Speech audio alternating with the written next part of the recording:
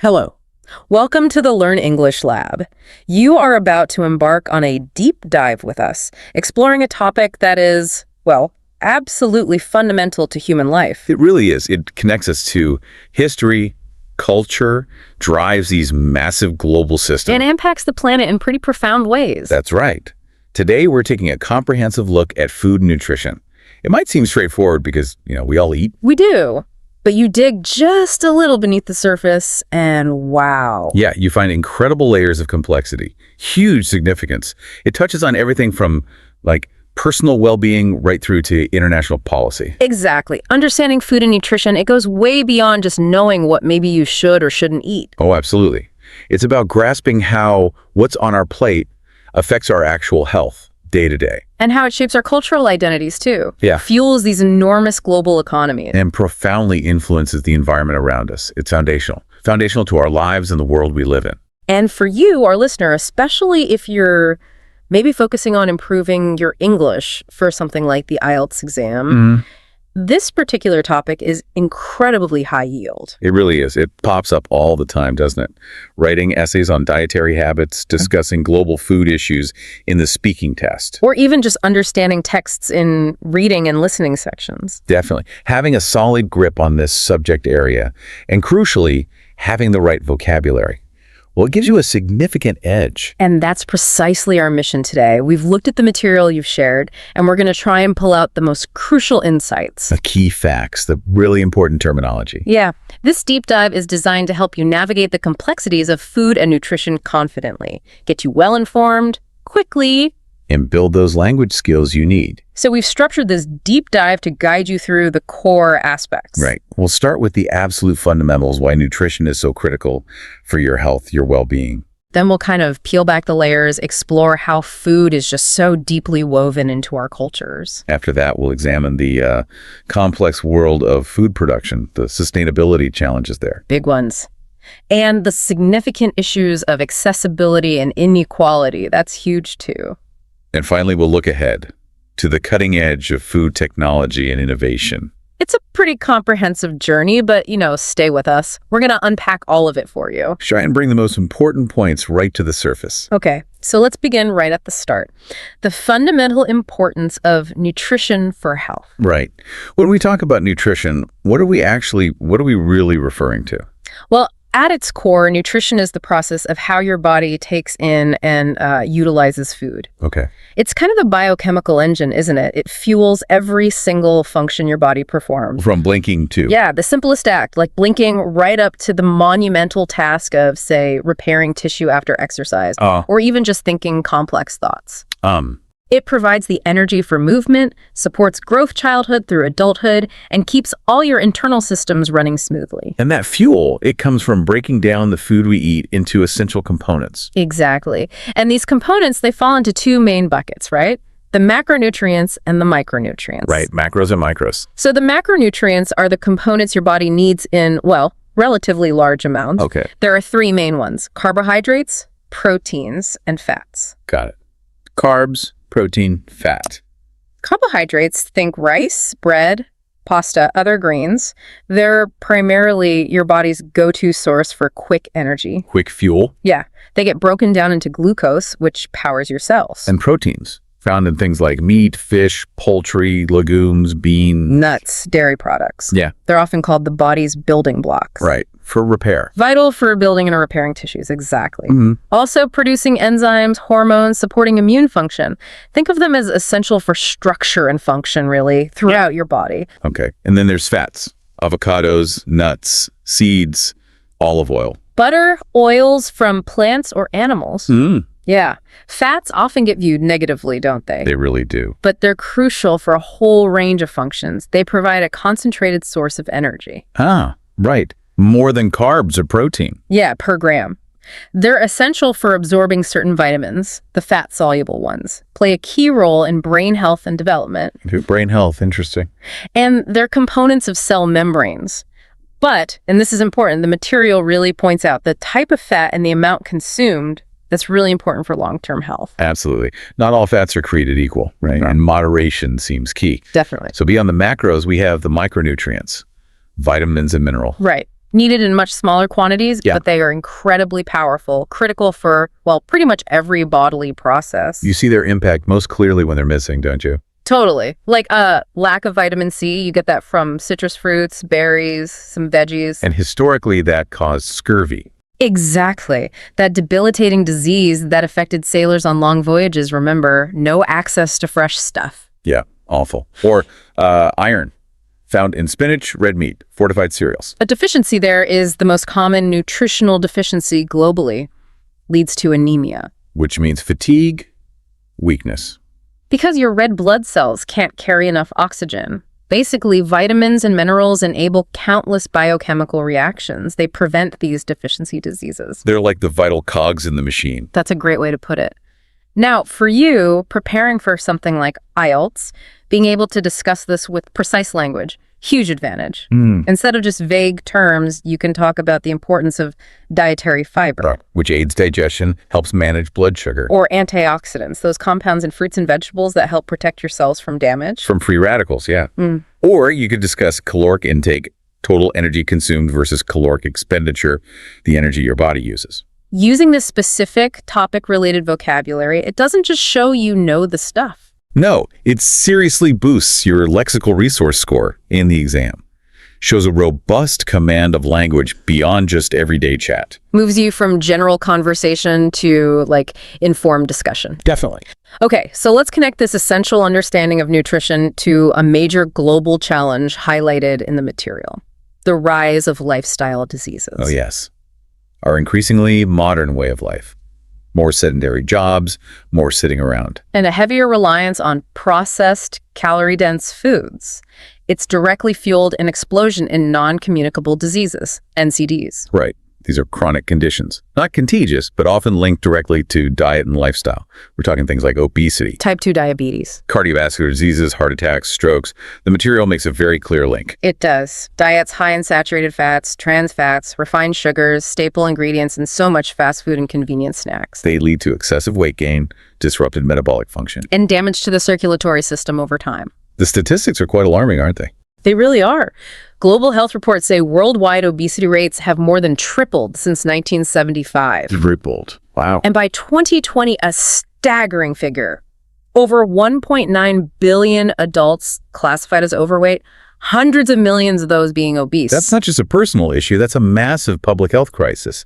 Straining healthcare systems everywhere. Absolutely. But contrast that stark picture with the evidence supporting diets rich in whole, unprocessed foods. Right. Lots of fresh fruits, vegetables, whole grains, lean proteins, healthy fats. These dietary patterns are consistently shown to dramatically reduce the risk of developing these NCDs. And the material points to the Mediterranean diet as a prime example. Yeah, the Mediterranean diet is fascinating. It's less a strict diet and more a traditional eating pattern, right? Exactly. From countries bordering the Mediterranean Sea, it features olive oil heavily as the main fat source. Daily consumption of veggies, fruits, whole grains, beans, nuts, seeds. Moderate amounts of fish and poultry, lower amounts of red meat and sweets. And it often includes social eating, physical activity.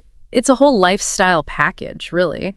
And the research linking this pattern to better cardiovascular health, reduced risk of type 2 diabetes, increased longevity.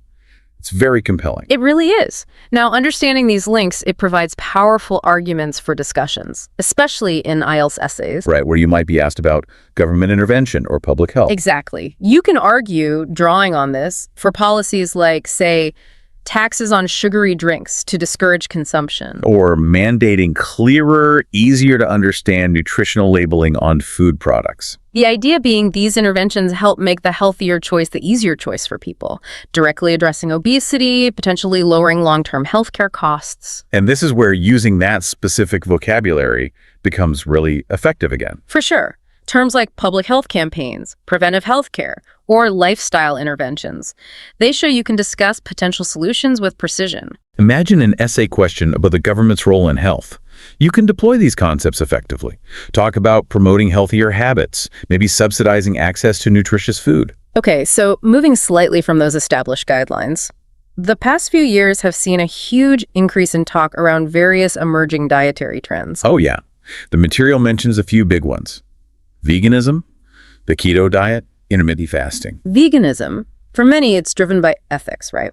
animal welfare, environmental concerns. Plus perceived health benefits. It involves completely eliminating all animal products. No meat, fish, dairy, eggs, even honey. Relies solely on plant-based sources. Yep. Requires careful planning, though, to get enough of certain nutrients like B12, iron, calcium. Definitely needs attention. Then you have the keto diet, which is quite different. Very different. Very high fat, moderate protein, extremely low carb. The goal for many is ketosis, where the body switches from burning carbs to burning fat for energy, often for weight loss. But it's restrictive. Needs careful monitoring to avoid nutrient deficiencies or other health issues. True. And then there's intermittent fasting. More an eating pattern than a diet about what you eat. Right, cycling between periods of voluntary fasting and non-fasting. Popular methods like 168 fasting, 16 hours, eating in an 8-hour window, or 5.2, eating normally 5 days, restricting calories on 2 non-consecutive days. Proponents point to potential benefits for metabolic health, blood sugar control, weight management. These trends offer really fertile ground for discussion and debate. Perfect for an IELTS context. You can weigh up the potential benefits claimed versus the challenges or risks. Exactly. When discussing veganism, you can use terms like sustainable diets or ethical consumption. For keto or other restrictive diets, vocabulary around nutritional balance, nutrient density, or dietary restrictions becomes really relevant. Let's make this more concrete. How does this apply directly to your IELTS prep, using the examples from the material? Okay, take a typical writing task 2 question. Some people believe governments should regulate the food industry to promote healthy eating. To what extent do you agree or disagree? Okay. Drawing on the arguments suggested, you build a balanced response. On one side, argue for regulation. Cite the public health crisis, obesity, NCDs we discussed. Use examples like the sugar tax idea or mandatory clear labeling. The argument is, market forces alone aren't enough for public health. Government intervention is needed to nudge people, mitigate societal health costs. But a balanced essay needs the counter-argument. Emphasize personal freedom, individual responsibility. Right. Adults should be free to choose. Instead of regulation, focus on public education campaigns. Empower people with knowledge to make informed choices themselves. No government dictating. So a high-scoring essay presents both views clearly. Supports them with ideas from the material health benefits of regulation versus personal liberty, power of education. Then conclude with a nuanced position. Maybe suggest a multi-pronged approach. Some targeted regulations plus robust education might be most effective. And using those linking phrases is key. However, on the other hand, while this is true, show contrast, concession. Good point. Now moving to speaking, imagine a part 2 cue card. Describe a healthy meal you enjoy eating. The sample response is a great model. Start by naming the meal maybe a simple, vibrant salad. Then describe its components in detail, highlighting why each is healthy, like lean chicken for protein, quinoa for complex carbs and fiber. Healthy fats from avocado or nuts for brain function, lots of colorful veggies for vitamins and minerals. Explain how you prepare it. Maybe emphasize it's homemade, so you control ingredients, avoid excess salt or unhealthy fats. Mention fresh, local, organic, maybe. Crucially, explain why you enjoy it beyond just taste. Does it make you feel energized, satisfied, supports health goals? That level of specific description, linking food to nutrition and lifestyle, shows fluency and elaboration skills. Then in part 3, the examiner might ask something more analytical, like, why do some people prefer unhealthy foods? This needs thinking about factors beyond just health knowledge. The material suggests focusing on convenience, palatability, socioeconomic factors. Explain that unhealthy foods, especially fast food, processed snacks, are incredibly convenient. Quick, easy, no prep needed for busy lives. Palatability is huge too. These foods are often engineered to be hyper-appealing. Optimal sugar, salt, fat combos make them hard to resist for some. They're significantly socioeconomic factors, often overlooked. Unhealthy, calorie-dense foods are frequently cheaper than fresh produce, lean meats, whole grains. So for people facing financial constraints, these less nutritious options are more accessible, more affordable. A necessity, not just a preference sometimes. You could even suggest potential solutions. Government initiatives subsidizing healthy foods, making fresh produce more available in underserved areas. See? By understanding these underlying reasons, you move beyond a simple answer. You give a much more nuanced, insightful response. Shows critical thinking. Okay, this naturally leads us to our next big area, food and cultural identity. Food isn't just biological necessity, is it? Not at all. It's deeply intertwined with who we are, where we come from, our collective histories. It really acts as a powerful cultural symbol. Traditional dishes aren't random. They reflect history, values, religion, environment, climate, local ingredients. Think about Japanese sushi. The precision, the artistry. It speaks to a culture valuing detail, aesthetics, connection to the sea. Or the incredible diversity of Indian curries. The complex spices, vast regional variations. Reflects history, trade, diverse landscapes, centuries of culinary evolution tied to local identity. Or Mexican cuisine, the centrality of corn. Tortillas, tamales. Maize cultivation goes back thousands of years. Bedrock of ancient civilizations. These dishes carry that legacy, connect modern Mexicans to their ancestral past. Being able to discuss this, maybe describe a traditional dish from your background using terms like culinary heritage, gastronomic traditions, cultural symbolism, adds wonderful depth. Shows fluency and cultural awareness, connecting abstract concepts to concrete examples. But this rich tapestry of traditions is facing big impacts from globalization. The material highlights a kind of dual effect. On one hand, the undeniable spread of global fast food chains, McDonald's, KFC, Starbucks, they're everywhere. Offer consistency, affordability, convenience, resonates with busy urban populations. But this convenience often costs traditional eating patterns and health.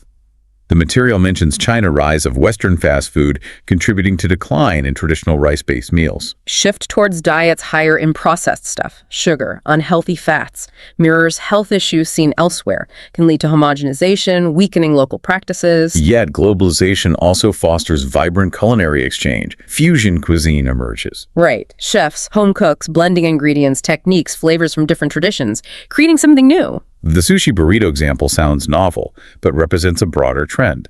Cross-cultural borrowing, innovation. It's not just domination, it's blending, adapting. So you have this fascinating tension. Globalization can mean cultural homogenization, same brands everywhere, diluting unique traditions. But it can also mean cultural enrichment. Exciting new flavors, mixing culinary ideas. Makes for a really interesting, complex topic for an IELTS essay. Explore both sides. And recognizing the risk of losing unique heritage, there are efforts globally to preserve these traditions. Yeah, initiatives like culinary festivals showcasing regional dishes, slow food movements emphasizing traditional methods, local ingredients. Publishing heritage cookbooks, too, recording recipes before they're lost, keeping skills alive for future generations. And it's increasingly recognized globally. UNESCO, for example, has recognized cuisines like French gastronomy, traditional Mexican cuisine, as intangible cultural heritage. Like historical sites or crafts, highlights food knowledge as a valuable cultural asset worth preserving. Discussing these efforts shows awareness of global cultural dynamics, value of diversity, using terms like indigenous cuisines, culinary diversity, cultural preservation, makes your language more precise, sophisticated. Okay, let's apply this. IELTS writing task 2. Globalization has led to the spread of fast food affecting traditional diets. Is this a positive or negative development? Right. Balanced discussion. Positive side. Acknowledge benefits like affordability, convenience from fast food, especially for urbanizing populations. Maybe you mentioned wider availability of global cuisines as cultural exchange? But dedicate significant space to the negatives. Health issues, obesity, diabetes, erosion of traditional practices, loss of unique recipes, weakening cultural identity tied to food. Conclude by weighing points, maybe suggesting mitigating actions. Promote local food, support traditional markets, incorporate traditional cooking in education, show critical analysis, pose solutions. Or speaking part 3, how has food culture changed in your country over the past few decades? Contrast traditional versus modern. Describe a traditional meal, maybe slow cooked at home, local ingredients. Then discuss changes, urbanization, busy lifestyles, globalization leading to more eating out, fast food, international options. Discuss the impact, shift from home cooking, decline in recipe knowledge, health implications. Finally, mention preservation efforts in your country. Festivals, classes, support for traditional producers, shows analysis of trends, causes, effects, cultural dynamics. Okay, shifting gears now. Let's look at where our food actually comes from, food production, and the huge challenge of making it sustainable. Modern agriculture has changed dramatically, driven by feeding a growing population. The dominant model is often called industrial agriculture. Large-scale monoculture, vast fields of one crop, widespread use of GMOs. Aimed at maximizing output, efficiency, uses heavy machinery, synthetic fertilizers, chemical pesticides. Incredibly effective at boosting productivity, but often comes with serious downsides. Soil depletion, water pollution, reduced biodiversity. In contrast, organic farming, different philosophy. Avoids synthetic chemicals, relies on natural methods like crop rotation, composting, aims for ecological balance. Appealing, but scaling it up to meet global demand. Challenging. Lower yields sometimes, higher costs maybe. When discussing this in IELTS, key vocab: agricultural productivity, efficiency, sustainable farming, long-term eco-friendly, food security, access for all. And the environmental footprint of food production. It's massive. The material really underlines this. Consider livestock. Raising animals for meat, milk, eggs accounts for about 14.5% of global greenhouse gas emissions, mostly methane from cattle, nitrous oxide from manure fertilizers, potent climate change contributors. Deforestation, too. Huge issue. Forests cleared for grazing land or crops like soy used for animal feed, destroys habitats, reduces biodiversity, releases stored carbon, accelerates climate change. And water usage. Agriculture is the biggest user of fresh water globally. Right. Crops like rice need vast amounts, contributing to water scarcity. The material suggests addressing this needs shifts in production and consumption. Right. Moving towards more plant-based diets, generally much lower carbon footprint than meat, dairy heavy diets. That's one potential solution. Another is promoting practices like regenerative agriculture. Focuses on rebuilding soil health, increasing biodiversity, sequestering carbon in the soil, making farming part of the solution. These points are vital for discussing sustainability. Vocabulary like carbon footprint, ecological balance, sustainable practices, essential tools. You might be asked about the environmental impact of diet or farming. Beyond environmental issues, there are important ethical considerations too. Animal welfare in intensive farming, labor conditions for agricultural workers. Yeah, factory farms often have animals in extremely confined conditions, prioritizing profit over well-being. Raises ethical questions for consumers, moral responsibility debates. And labor conditions. Farm work is often tough, poorly paid, exploitation, especially for migrant workers or in developing countries. Initiatives like fair trade certification try to address this, ensure fair wages, safe conditions, tackling historical inequalities in global supply chains. These ethical layers add nuance to discussions. Okay, let's think IELTS writing again. Task 2. Some people believe reducing meat consumption is essential for environmental sustainability. Discuss both views and give your opinion. Balanced argument needed. Argue for reducing meat consumption, environmental benefits, greenhouse gases, deforestation, water use. Shifting to plant-based diets lowers personal impact. But present the alternative. Meat is significant in many cultures, traditions. Livestock industry, crucial economically, providing livelihoods globally. Radical shift faces cultural, economic hurdles, hard in the short term. Conclude acknowledging benefits of reduction, but also social economic realities. Maybe argue for promoting sustainable livestock practices, reducing food waste, making plant-based options more accessible, affordable as complementary strategies. Makes sense. And in speaking part 1, simpler question, do you think people should change their eating habits for the environment? Could respond positively. Reference carbon footprint, resource use. Yes, I think it's important eating less meat or choosing local produce can help reduce our carbon footprint. Maybe add a thought on education, helping people make sustainable choices. Okay, moving from how food's grown. Let's turn to a critical issue of social justice: food accessibility and inequality. Despite huge advances in production, disparities in access remain a major global challenge. It's deeply troubling. Even with abundant food, over 800 million people globally suffer from food insecurity. No consistent, reliable access to enough safe, nutritious food. Particularly severe in regions like sub-Saharan Africa, parts of Asia, high vulnerability. Causes are complex, interacting. Chronic poverty is primary limits ability to afford food. Conflict, political instability disrupt production, damage infrastructure, displace people, cut off supplies. And increasingly, climate change. More extreme weather, droughts, floods, heat waves causing crop failures, unpredictable yields. This stark reality contrasts sharply with affluent nations, where food waste is a huge problem. Right. Estimates suggest around 30% of all food produced globally is lost or wasted annually, much of it in wealthier countries at consumer retail level, while millions elsewhere lack enough. Profound disconnect, distribution issue. When discussing these disparities in IELTS, key vocab: malnutrition, lack of proper nutrition; food deserts, areas with limited access to healthy options, often low income; equitable distribution, fair allocation. Addressing this needs a range of solutions working together. The material suggests subsidizing staple crops like rice, wheat in vulnerable regions makes basics affordable.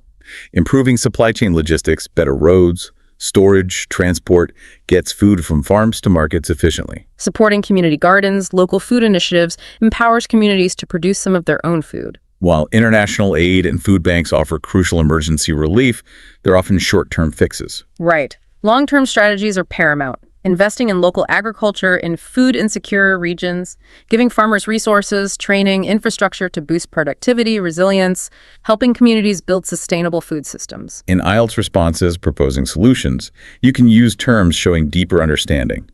Food sovereignty, rights of people to healthy, culturally appropriate food via sustainable methods, define their own systems. Agricultural resilience ability of farming systems to withstand shocks like climate change. Global cooperation need for international efforts for a problem transcending borders. Let's dig into the socioeconomic factors within countries. Material links food access closely to broader disparities. Low-income communities often face an unfair choice. Financial constraints mean relying on cheaper, calorie-dense, low-nutrient foods because they're affordable, accessible. This directly contributes to higher rates of diet-related health issues, obesity, diabetes in these populations, a cycle of poor health linked to poverty. Worsened by urban food deserts, geographic areas, often poorer neighborhoods or rural spots, with limited access to supermarkets selling fresh, healthy food. People there often travel far, rely on convenience stores, fast food outlets offering processed, unhealthy choices, makes a nutritious diet incredibly difficult, expensive. Discussing these factors shows sophisticated awareness. Food issues aren't just about farming or choice, they're embedded in larger social economic systems, systemic inequality. Let's link this to IELTS, writing task 2. What are the causes of global food inequality and how can they be addressed? Structure by detailing causes first. Systemic poverty limits purchasing power, farming resources. Inefficient distribution prevents food reaching needy, even if supply exists. Climate challenges, droughts. Floods disproportionately affect vulnerable farmers. Then propose solutions. Subsidize agriculture in developing nations. Invest in infrastructure, roads, storage. Crucially, tackle food waste in affluent countries, frees up resources, reduces pressure. Mention aid, but emphasize sustainable investment in local capacity. Okay. And speaking part 3, why do some countries have more food than others? Explain contributing factors. Economic development, wealthier nations invest in tech, infrastructure, research, higher productivity, better storage, transport. Political stability, conflict disrupts farming, distribution. Climate conditions, natural fertility, weather patterns matter, though tech helps. Elaborate. Wealthier nations have advanced practices, efficient supply chains, can import food. Poorer nations may lack infrastructure, tech, stability, more vulnerable. Aid helps, but building local capacity, resilience is key for long-term security. Right. Our final major section looks ahead. Food technology and innovation. Technology's impact on how we produce, process, consume food is growing profoundly. Some truly transformative tech emerging. Material highlights lab-grown meat, vertical farming, precision agriculture. Lab-grown meat, or cultured meat, produced from animal cells in a lab, bypasses raising, slaughtering animals. Huge potential for reducing environmental impact, lower emissions, land water use. But faces challenges. Cost effectiveness for mass production, and consumer acceptance concept is still new, maybe a bit strange for many. Vertical farming. Growing crops in stacked layers, controlled indoor environments, often urban, maximizes space, uses much less water, hydroponics, aeroponics, year-round production. But needs significant energy for lighting, climate control, can be expensive. Precision agriculture. Uses drones, sensors, GPS, AI to collect data on crop soil. Allows farmers to optimize resources. Water, fertilizer, pesticides applying only where needed. Increases efficiency, improves yields, reduces waste, minimizes environmental impact compared to traditional methods. Discussing these in IELTS, precise terms help. Biotechnology, like cell cultivation. Sustainable production, methods not depleting resources. Broader term, food tech, shows familiarity. But success isn't just about tech capability. Consumer perceptions, building trust are huge. Acceptance of innovations like GMOs or newer synthetic lab foods varies hugely. Public concerns often center on safety. Are they healthy long-term? Taste and texture, too, do they match traditional foods? And ethical concerns, are they natural, morally acceptable? Big hurdles. Overcoming skepticism needs transparency. Clear, honest labeling about production is essential for informed choice. Public education explaining the science, benefits, addressing concerns directly is crucial. Discussing consumer behavior with terms like public perception, ethical concerns, technological adoption adds depth to arguments about the future of food. Looking even further ahead, more futuristic prospects. 3D printed food? Blockchain for supply chain transparency. 3D printed food. Specialized printers, food inks, create items layer by layer. Potential for customized nutrition, specific textures, using alternative proteins like insects, algae. Blockchain. Known for crypto, but explored for food supply chains.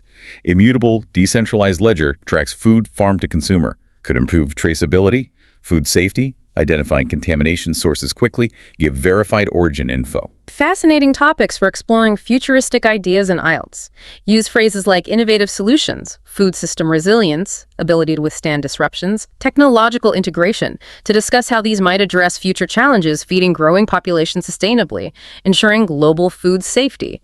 Let's practice. IELTS writing task 2. To what extent should technology be used to solve food production challenges? Acknowledge benefits first. Vertical farming, lab-grown meat offers solutions for increasing supply, reducing environmental footprint, address scarcity, resource depletion, precision ag improves efficiency, sustainability. But present challenges. High initial costs less accessible for small farmers, developing regions, public skepticism, ethical concerns are significant hurdles to adoption. Conclude with balance. Tech holds promise, but needs investment in research, public education to make solutions affordable, accessible, acceptable, ensure responsible implementation, benefit for all. And speaking part 2, cue card. Describe a new food technology you've heard about that you think is interesting. Use the lab-grown meat example. Describe it simply meat grown from cells, not animals. Explain why interesting potential environmental benefits, less land water, ethical appeal, no harm to animals. Discuss benefits again, but also challenges current high cost. Seems strange to some. Taste texture questions. Finish discussing future potential, acceptance, role of public awareness, taste improvement. Wow, we've covered a huge amount of ground today. We really have. Spanning nutrients, global cultures, production systems, environmental impacts, inequality, future tech. As you can see, food and nutrition is far from simple. It's this deeply complex, interconnected web. Personal health, cultural history, global economics, environment, social justice, science. So for your IELTS prep, mastering this means building that strong knowledge base across these areas. Understanding nutrition basics, appreciating food's cultural role, aware of production sustainability challenges, recognizing access and inequality issues, discussing future tech. And crucially, equipping yourself with that specific topic-related vocabulary we've highlighted. Using those precise terms allows you to express ideas with greater clarity, accuracy, sophistication. Boost confidence, boost your score. Remember to practice structuring responses, writing and speaking using the examples we outlined. Plan essays, use clear topic sentences, support arguments, ensure smooth transitions. For speaking, use prep time wisely. Structure your answer, whether describing a meal or analyzing an issue. Try to incorporate new vocab naturally. Don't shy away from practice essays on trickier topics, government regulation, tech-solving shortages. Actively practice speaking about different facets, traditional dishes, environmental impact, food waste solutions. Reading articles, watching documentaries on nutrition, agriculture, sustainability, global food issues. Fantastic way to build vocab, deepen understanding. This deep dive aimed to give you the insights, vocab, strategic frameworks to approach food and nutrition questions confidently, in exams, conversations, or just reflecting on your own plate. By exploring these themes, applying these strategies, you show language proficiency and ability to engage with complex, real-world issues critically. So after unpacking all these layers, nutrients fueling you, cultural stories in food, global systems bringing it, challenges of access, potential of innovation, here's a final thought for you to chew on. How does understanding this immense complexity change the way you think about the food on your own plate today? Or maybe your perspective on the wider food systems around the world? Ask yourself, which aspect, health impact, cultural connection, environmental footprint, access and inequality, future tech, do you find most compelling? Or perhaps, which aspect do you think is most in need of change or innovation in the world today? It's definitely a lot to think about. Hopefully this deep dive has provided valuable insights and tools. Thank you so much for joining us on this extensive exploration of food and nutrition. Yes, thank you. We hope it has been incredibly valuable for you. If you found this deep dive helpful, please make sure to like, share, and subscribe to this YouTube channel. Your support really helps us create more content like this to help you learn English. Hello, welcome to the Learn English Lab. Welcome to a deep dive that takes us right into the heart of modern life, something that occupies so much of our time, energy, and thought. Work and career. It's a topic that's absolutely central to the human experience, isn't it? Whether you're just finishing your education, looking for your first job, maybe hoping to advance, or even, contemplating a change, work shapes so much of who we are. Yeah, and how we interact with the world. Definitely. And that's why, as we've been exploring some fascinating material on this subject, one thing became very clear. Talking about work and career isn't just personal, it's also, a fantastic way to demonstrate your language skills. Especially if you're looking to communicate effectively in English, say in a professional or academic context. Absolutely. Our goal in this deep dive is to really unpack the core themes and insights in the material we've reviewed. We want to give you a comprehensive understanding of the key aspects of work and career, equip you with the language to discuss it with confidence, and maybe offer a few surprising points along the way. Okay, so let's start with the obvious question, maybe. Why is work and career such a prominent topic when we talk about language assessment, or even just becoming proficient in English? Well, like we were saying, it's universal. Right. Everyone, everywhere, has some relationship with work. It's a common ground for conversation, regardless of cultural background. And this universality makes it an excellent topic for evaluating language skills across the board, whether you're speaking, writing, reading, or listening. Right. It allows you to show your ability to talk about personal experiences, sure, but also to discuss these broader societal issues. That's it. And the material we looked at really highlights how this topic pops up in various ways. Think about a simple conversation starter, maybe in speaking part 1. You might be asked something quite straightforward, like, what do you do? Or what job would you like in the future? Personal stuff. Gets you talking. Exactly. But then it quickly ramps up. Speaking part 2 could ask you to, say, describe a job you believe is important to society. Okay. So that pushes you a bit more. It does. It pushes you to think critically about the value of different professions and articulate your reasoning. It's not just about your job anymore. And the most complex part, speaking part 3, often dives into the bigger picture, right? For sure. You might face questions like, how have workplaces changed over the past few decades? Or maybe, what are the main challenges facing young people entering the workforce today? Those require you to discuss trends, analyze causes and effects, consider different perspectives. Yeah, you need to use language to build arguments and explain more abstract ideas. And that level of discussion requires more than just basic vocabulary, I guess. Oh, definitely. You need to articulate clear arguments, use precise and varied language, and crucially, back up your points with relevant details or examples. And it's not just speaking, is it? Writing tasks often revolve around this topic, too. That's right. Imagine an essay question asking you to debate whether job satisfaction is more important than job security. A classic one. It is. And you need to construct a balanced argument, present different viewpoints, offer your own position, all while using appropriate vocabulary and grammar. And of course, you'll encounter this topic in reading and listening materials, too. Things like articles about new workplace policies, reports on employment trends, interviews. Yes, interviews with people about their career paths. It's just deeply embedded in how we communicate about the world around us. So mastering the language around work and career is, pretty essential for effective communication, not just for tests. Couldn't agree more. Let's get into the meat of it then. The material we explored identified several core themes within this vast topic. The first big one is career choices. Ah, yes. This is where it all begins for most people, isn't it? That decision. What to do with a significant portion of your life. It's presented as a truly pivotal moment.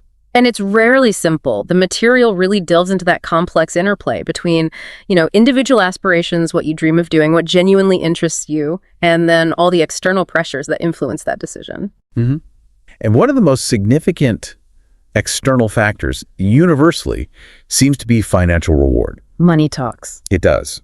The opportunity to earn a good salary, or even just a stable income, is a powerful motivator for many people around the world.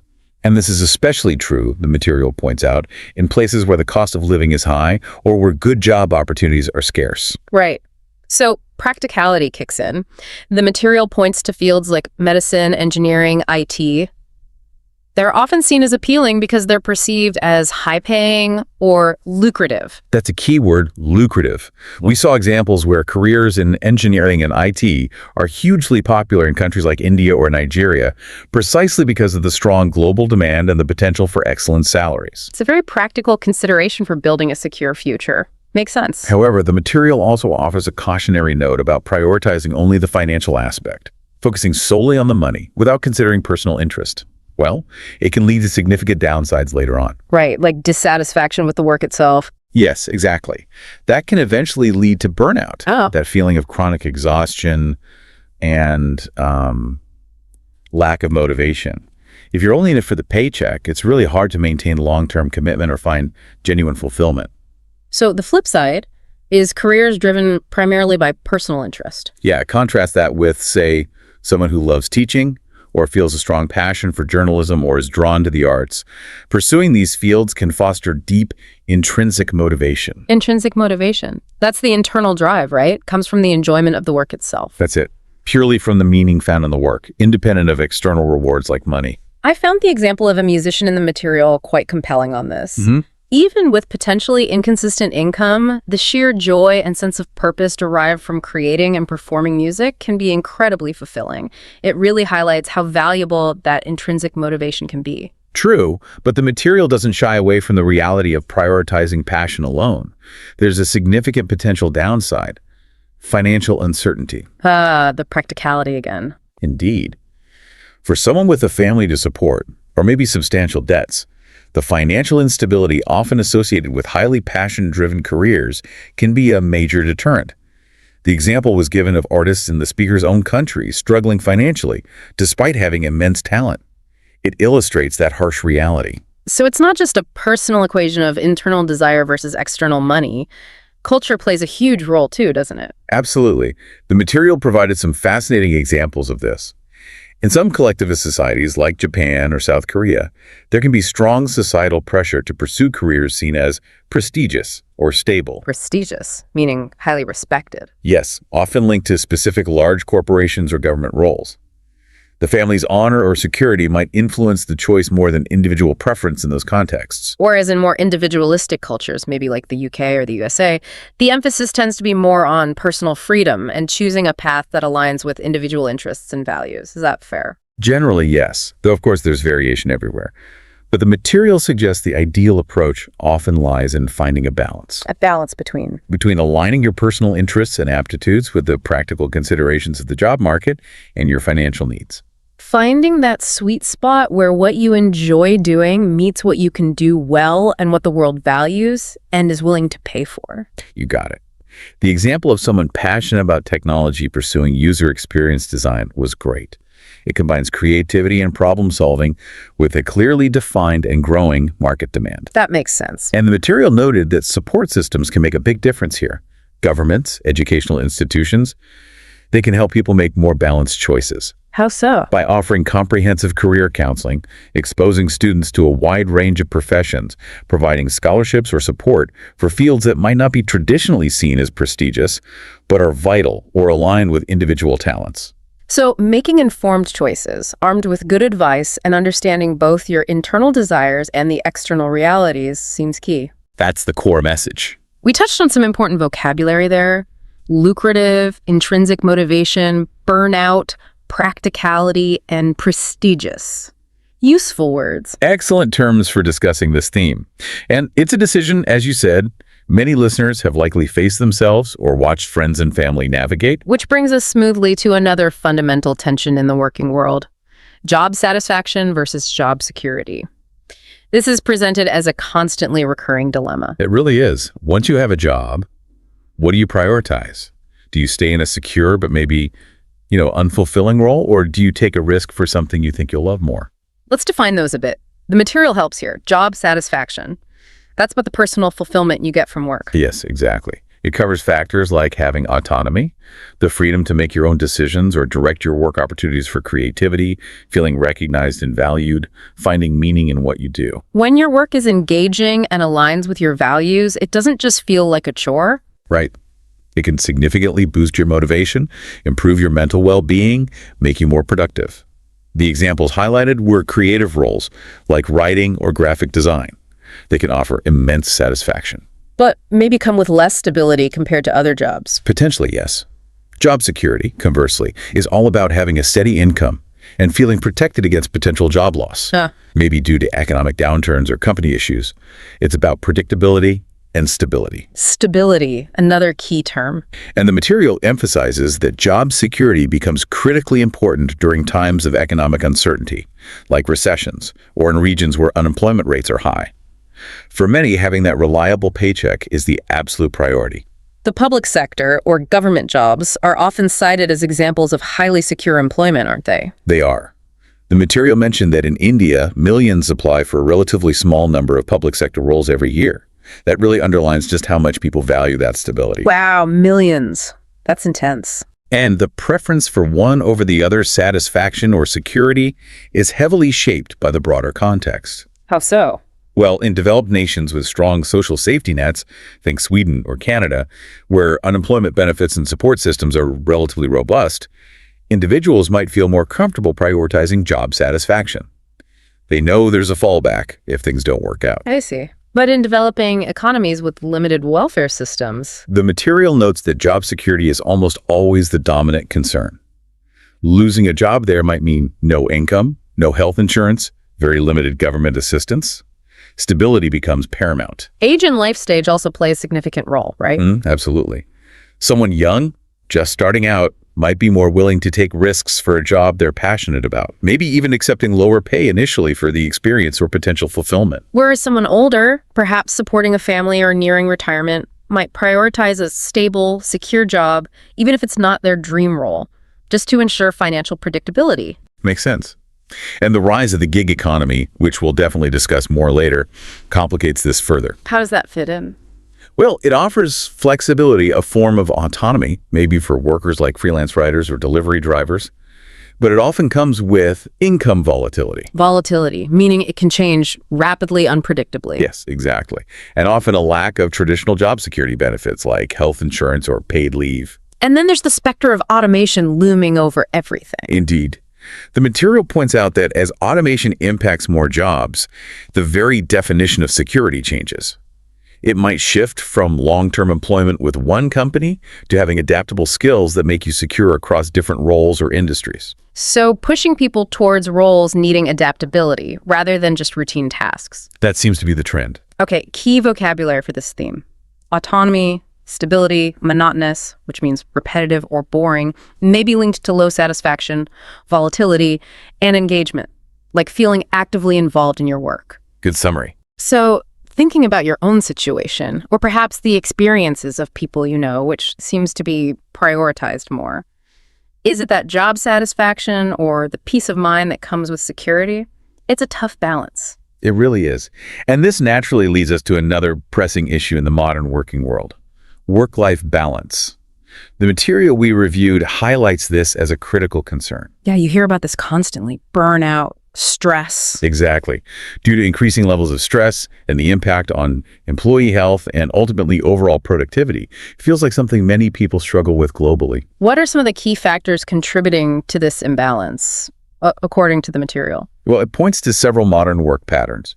Long working hours are common in many industries, often coupled with high expectations for performance and output. And the constant connectivity. That's a big one. The cultural shift towards being always on. Technology again. The material described its dual role here. It did. On one hand, technology has been a huge enabler of flexibility, particularly through the rise of remote work. People could potentially work from anywhere, fitting professional lives around personal needs to some extent. Which sounds great, but the downside is significant. Very. It has dramatically blurred the boundaries between work and personal life. With smartphones, constant internet access, the expectation in many roles is that you are always available, checking emails, responding to messages outside of traditional working hours. Yeah, that always-on culture. The material offered examples corporate professionals frequently working overtime to meet tight deadlines, which inevitably leads to stress and potentially burnout. Constant notifications from work interrupting leisure time, making it hard to truly switch off and recharge. And it's not just the job itself, is it? Socioeconomic factors play a part too. Yes, particularly in urban areas. High living costs can force people to work multiple jobs or take on excessive overtime simply to afford rent and basic necessities. This drastically reduces the time available for family, hobbies, or just rest. And cultural attitudes towards work are hugely influential as well. Hugely. We saw contrasting examples. Japan's well-known strong work ethic, while driving economic output, has that tragic consequence of karoshi death from overwork. A stark illustration of extreme imbalance. It is. On the other side, you have Scandinavian nations, like Denmark, often cited as prioritizing a healthier balance, promoting shorter work weeks, providing generous paid leave and parental leave policies. And the material suggests these approaches can lead to higher levels of employee well-being and even increased productivity in the long run. That's the argument, yes. Well-being being overall health and happiness. It underscores that this isn't just an individual problem. It's shaped by company culture, national policies, societal norms. And the gig economy, does that help or hinder balance? It's complicated. Again, it offers flexibility, which can be good. But the unpredictable nature of income and lack of paid time off or other entitlements can make it difficult for freelancers to take breaks or manage their time effectively. It can potentially lead to more stress, despite the perceived freedom, causes fatigue or extreme tiredness. So if this is such a widespread problem, what solutions are being discussed or implemented? What can be done? The material covered several levels. At the workplace level, companies can implement policies promoting flexible working hours, providing better mental health support, and actively discouraging or limiting after-hours communication, setting clear boundaries. Boundaries limits to protect time or energy. The example of some Scandinavian companies trialing 6-hour workdays was interesting. Yes, with reported positive outcomes for both employees and the business. Governments also have a role through regulations. Like France's right to disconnect law. That's a notable example, yes. Giving employees the right to ignore work emails outside of working hours, aiming to protect personal time. And individuals themselves, what can they do? The individuals can take proactive steps, though it can be challenging depending on the work environment. Setting personal boundaries, like designating specific tech-free time each day, or consciously not checking work email over the weekend, is crucial for maintaining mental space. Easier said than done sometimes, but important. Definitely. Key vocabulary here: well-being, flexible, fatigue, entitlements, and boundaries. How do you personally feel about your work-life balance or the balance you see around you? It's something for everyone to think about. Are there small changes you or workplaces you're familiar with could consider? That constant negotiation. Picking up on the theme of technology's impact, our fourth core area is specifically the impact of technology and automation. These forces are profoundly reshaping the world of work. Oh, absolutely. This is arguably the most dynamic aspect of work right now, constant change. And the material presented two main, often debated perspectives on this. The first, and perhaps the one causing most anxiety, is the threat of job losses. The idea that automation is taking over human tasks. That's right. Powered by artificial intelligence, robotics, machine learning. It's increasingly capable of performing tasks previously done by humans. As technology advances, it becomes more efficient and cost-effective to automate repetitive or predictable tasks. And the material gave some clear examples. Yes, the rise of self-checkout machines in retail, reducing the need for human cashiers. AI-powered chatbots handling customer service inquiries, potentially displacing call center workers. Advanced robots taking over assembly line roles in manufacturing, think automotive production, where robots perform complex welding and assembly. Job displacement. Displacement, replacing workers. And the potential negative impact is felt more acutely in certain regions. It seems so. The material pointed out that in many developing countries, where low-skill manufacturing or service jobs are crucial for employment for a large part of the population, automation could significantly exacerbate unemployment and potentially widen existing inequalities. Okay, so that's the challenging side. But it's not just the story of displacement, is it? No, not at all. The second perspective highlights the creation of entirely new opportunities. Technology doesn't just replace jobs, it generates new needs, new industries, new roles that didn't exist before. Right. Innovation drives this. That's where it gets exciting. The material noted the surging demand for professionals in fields directly related to developing and managing this technology. Yeah, roles like data scientists, cybersecurity experts, software developers, AI specialists, they're growing rapidly. And beyond the tech sector itself. Technology enables jobs in burgeoning areas like sustainable industries, renewable energy, green technology, climate science, which rely heavily on technological innovation. And as we touched on with work-life balance, technology is a key enabler of remote work and global collaboration. Definitely. This allows companies to tap into a much wider, more diverse talent pool from anywhere in the world, not just their immediate geographical location. Like those platforms connecting freelancers globally, Upwork and others. Excellent examples. We saw the example mentioned of freelancers in the Philippines providing specialized design or writing services to clients in the USA. This cross-border work is facilitated entirely by technology. It can boost income and opportunities for individuals while giving clients access to a wider range of skills. So the overall impact seems to hinge on adaptation. Is that the key takeaway? That's it. Both workers and institutions need to adapt. For individuals, this means a strong emphasis on upskilling or reskilling. Upskilling. Learning new skills. Yes, learning new skills that are complementary to technology rather than competing with it. Skills in areas like coding, data analysis, digital marketing, complex problem solving that AI can't easily replicate.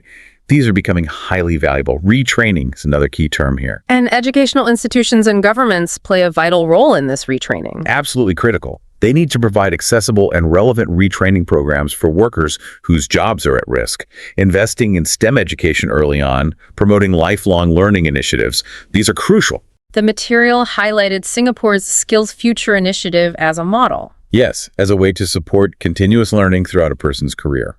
Okay, vocabulary for this section. Automation, upskill, displacement, innovation, and retraining.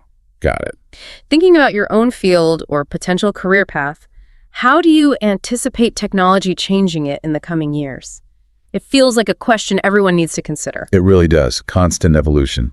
Moving on, Theme 5 broadly covers workplace trends. These are the shifts and patterns currently shaping how and where we work. Right. These are frequently discussed topics, and we've already touched on some naturally. Like remote work. Seems like the biggest one recently. For sure. It saw explosive growth, accelerated by recent global events, as we know, enabled by collaboration tools like Zoom, Microsoft Teams, and so on. Benefits are clear, reduced commuting, maybe more flexibility, but challenges too. Definitely. Potential isolation, the need for strong self-discipline, these are widely discussed. And the gig economy, which we've also referenced a couple of times. Yes. Characterized by short-term contracts, freelance work, independent contractors. Offers flexibility and autonomy, often, but usually lacks the security and benefits of traditional employment.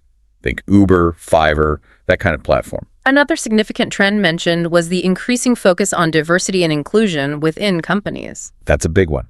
The material points out that businesses are recognizing the value of having employees from varied backgrounds, experiences, perspectives.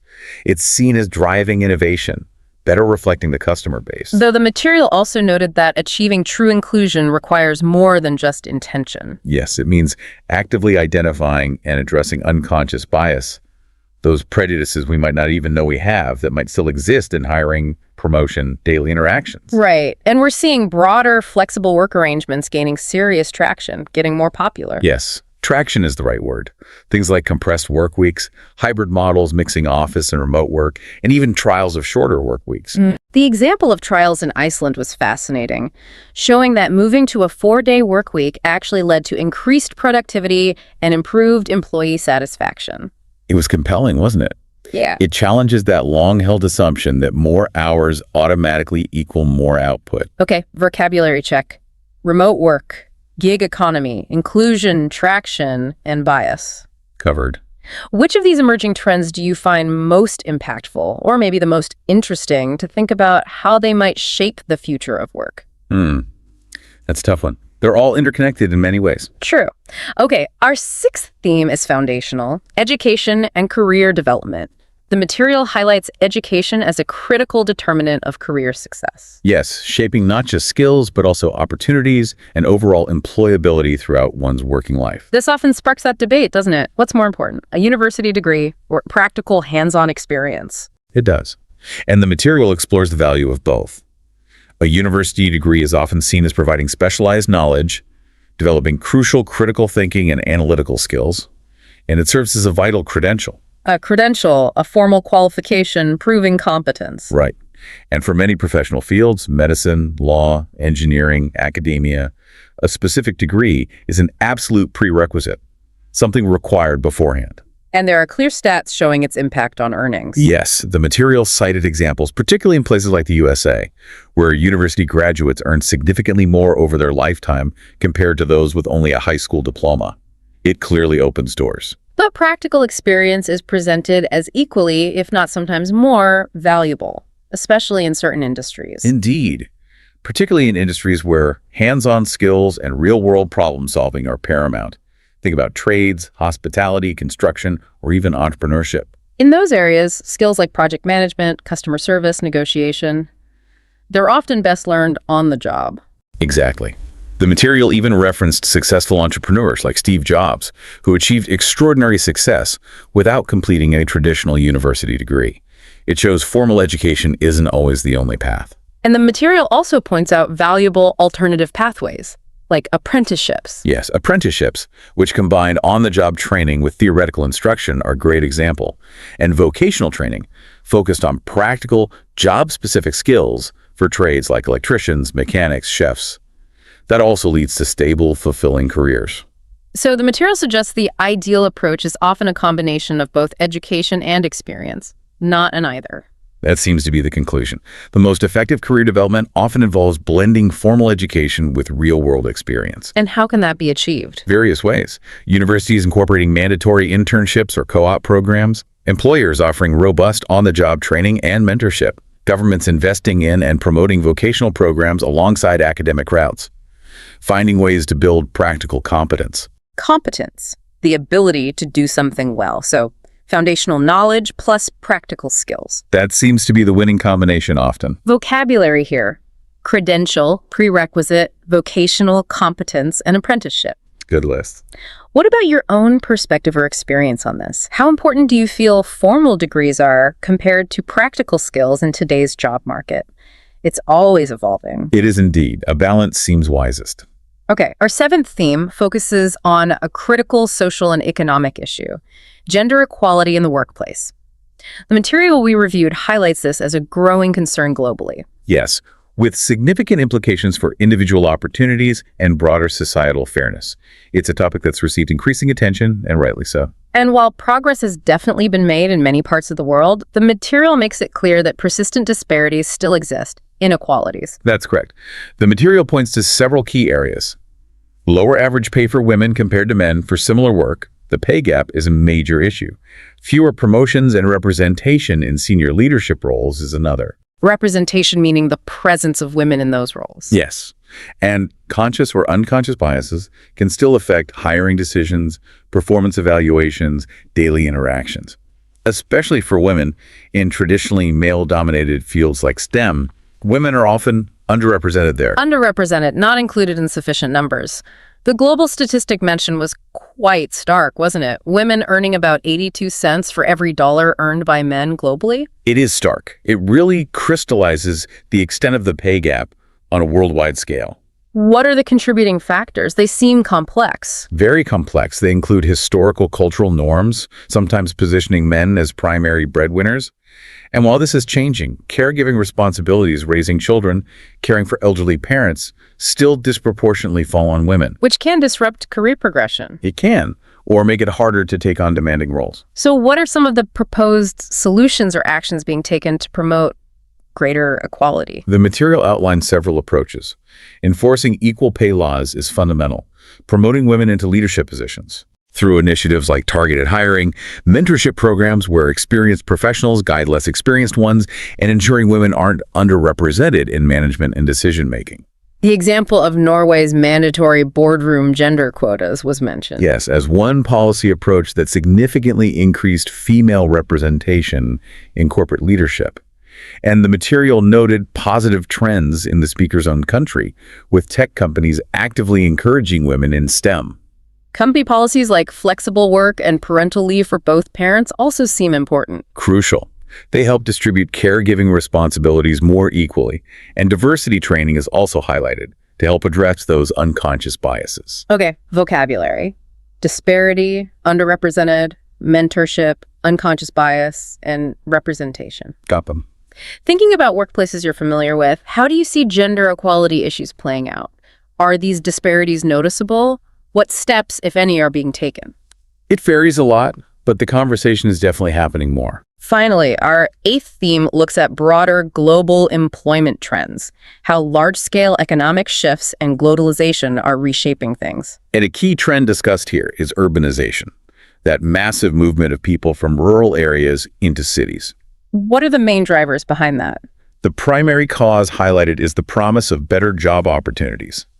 Cities are typically centers of economic activity, technology, finance, services offering more jobs and often higher salaries compared to rural areas. And what are the effects of this rapid influx on the cities themselves, good and bad? Both. On the positive side, it can boost economic growth by providing a large workforce, but it puts enormous strain on urban infrastructure. Infrastructure, roads, housing, transport, hospitals. Exactly. This often leads to severe overcrowding, housing shortages, increased traffic, and sometimes higher unemployment if jobs don't keep pace with the migration. And rural areas are left grappling with the consequences of people leaving. Yes. They can face significant labor shortages, particularly affecting agriculture and local businesses. This outmigration can hinder, slow down, or make difficult agricultural productivity and lead to economic decline in rural communities. So how can these complex challenges be addressed? It affects both ends. The material suggests multifaceted approaches. One strategy is developing rural economies to create more local jobs, reducing the pressure to leave. Investing in agriculture, promoting rural tourism, supporting small businesses. The example of India's rural development programs was mentioned. Yes, aiming to boost employment in villages. Improving urban infrastructure is also crucial, of course, to cope with population growth. And interestingly, remote work could play a role here too. Potentially, yes. By allowing individuals to access urban-based jobs while staying in rural communities, it could help reduce the need for physical migration, easing the strain on cities, helping rural areas retain skills.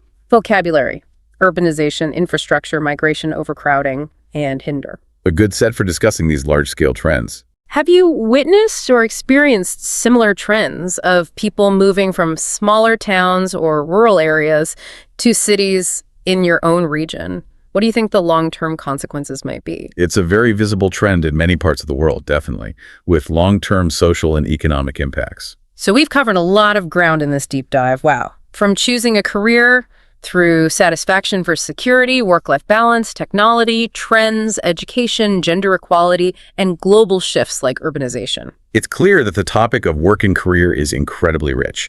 It provides a vast landscape for discussion and analysis. Understanding these themes, as presented in the material, gives you a really solid foundation. And that knowledge can be directly applied to demonstrating your language proficiency. Building a strong vocabulary related to these areas is key. We introduce terms like lucrative, autonomy, burnout, upskill, credential, disparity, urbanization. In expanding your vocabulary with synonyms and understanding collocations, words that often go together naturally makes your language sound much more sophisticated. Things like pursue a career, achieve a balance, address challenges, enhance productivity, or overcome obstacles. Thinking about other useful words too, maybe like vocation, ambition, trajectory, collaborative, hierarchical. Yes, or terms related to economic context like recession, downsizing, globalization. They all add depth. Structuring your thoughts clearly is also vital, isn't it? Especially in writing and speaking tasks. Absolutely. Whether it's organizing an essay with clear paragraphs and linking words, or giving a well-structured response in a conversation, including reasons, examples, different perspectives, a logical flow makes your communication much more effective. And always remember the power of using examples. Crucial. Drawing on the real-world scenarios, statistics, or cultural comparisons we discussed, like the examples from India, Norway, France, or even using relevant personal experiences, makes your points concrete and memorable. So, in summary, engaging with the topic of work and career through exploring these various themes offers a fantastic opportunity to showcase a wide range of language skills. By understanding the complexities, having the vocabulary to discuss them, and practicing structuring your ideas, you can confidently tackle any task or conversation related to this ever-important area of life. It's a topic that's constantly changing, constantly evolving, which makes you wonder, given how rapidly technology is transforming industries, how interconnected the world is becoming, what do you think the ideal job will even look like in, say, 20 or 30 years from now? Will the pursuit of security disappear? Will fulfillment be the ultimate goal?